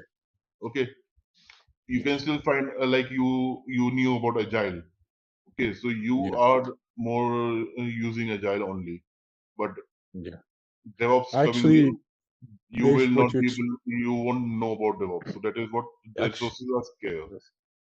actually in our company, actually, um, I discuss through this PPT. I think we do DevOps also. We do Agile and DevOps. But so maybe people that does not understand they do DevOps, but as Hmm. what's saying, we do DevOps. So So that was on the things. Now there are two assessment modules that are there. So some questions pertaining to these things. there So is what is what? the first step? What? You said there is two access modules? Sorry. Assessment. Assessment, okay. Basis the PPT I just saw. So there are some questions are there which can maybe use. You can go through them. Yeah, sure. Okay. Like you It's asked for in the mock question and answers are there. All right, let's test your knowledge. Here's a question for you. Which of the following is used to settle a sales order in SAP? Option A, goods issue. Option B, billing document. Option C, purchase order. Option D, customer invoice. Take a moment to think, and when you're ready, choose the correct option. Remember, each choice holds a key to unlocking the answer. Good luck. Type the correct answer in the comments section. Hey there, want to become a pro at managing sales orders? Our SAP Sales Order Management course is here for you. Take it easy on our platform. In this course, you'll learn all about SAP Sales Order Management. It's like a toolbox for organizing sales, from making sure we have enough products to get them where they need to go. Our course covers everything from the basics to cool tricks, made by experts who know their stuff. Your teachers are pros who've been at it for ages. They're here to help you learn and answer any questions you have.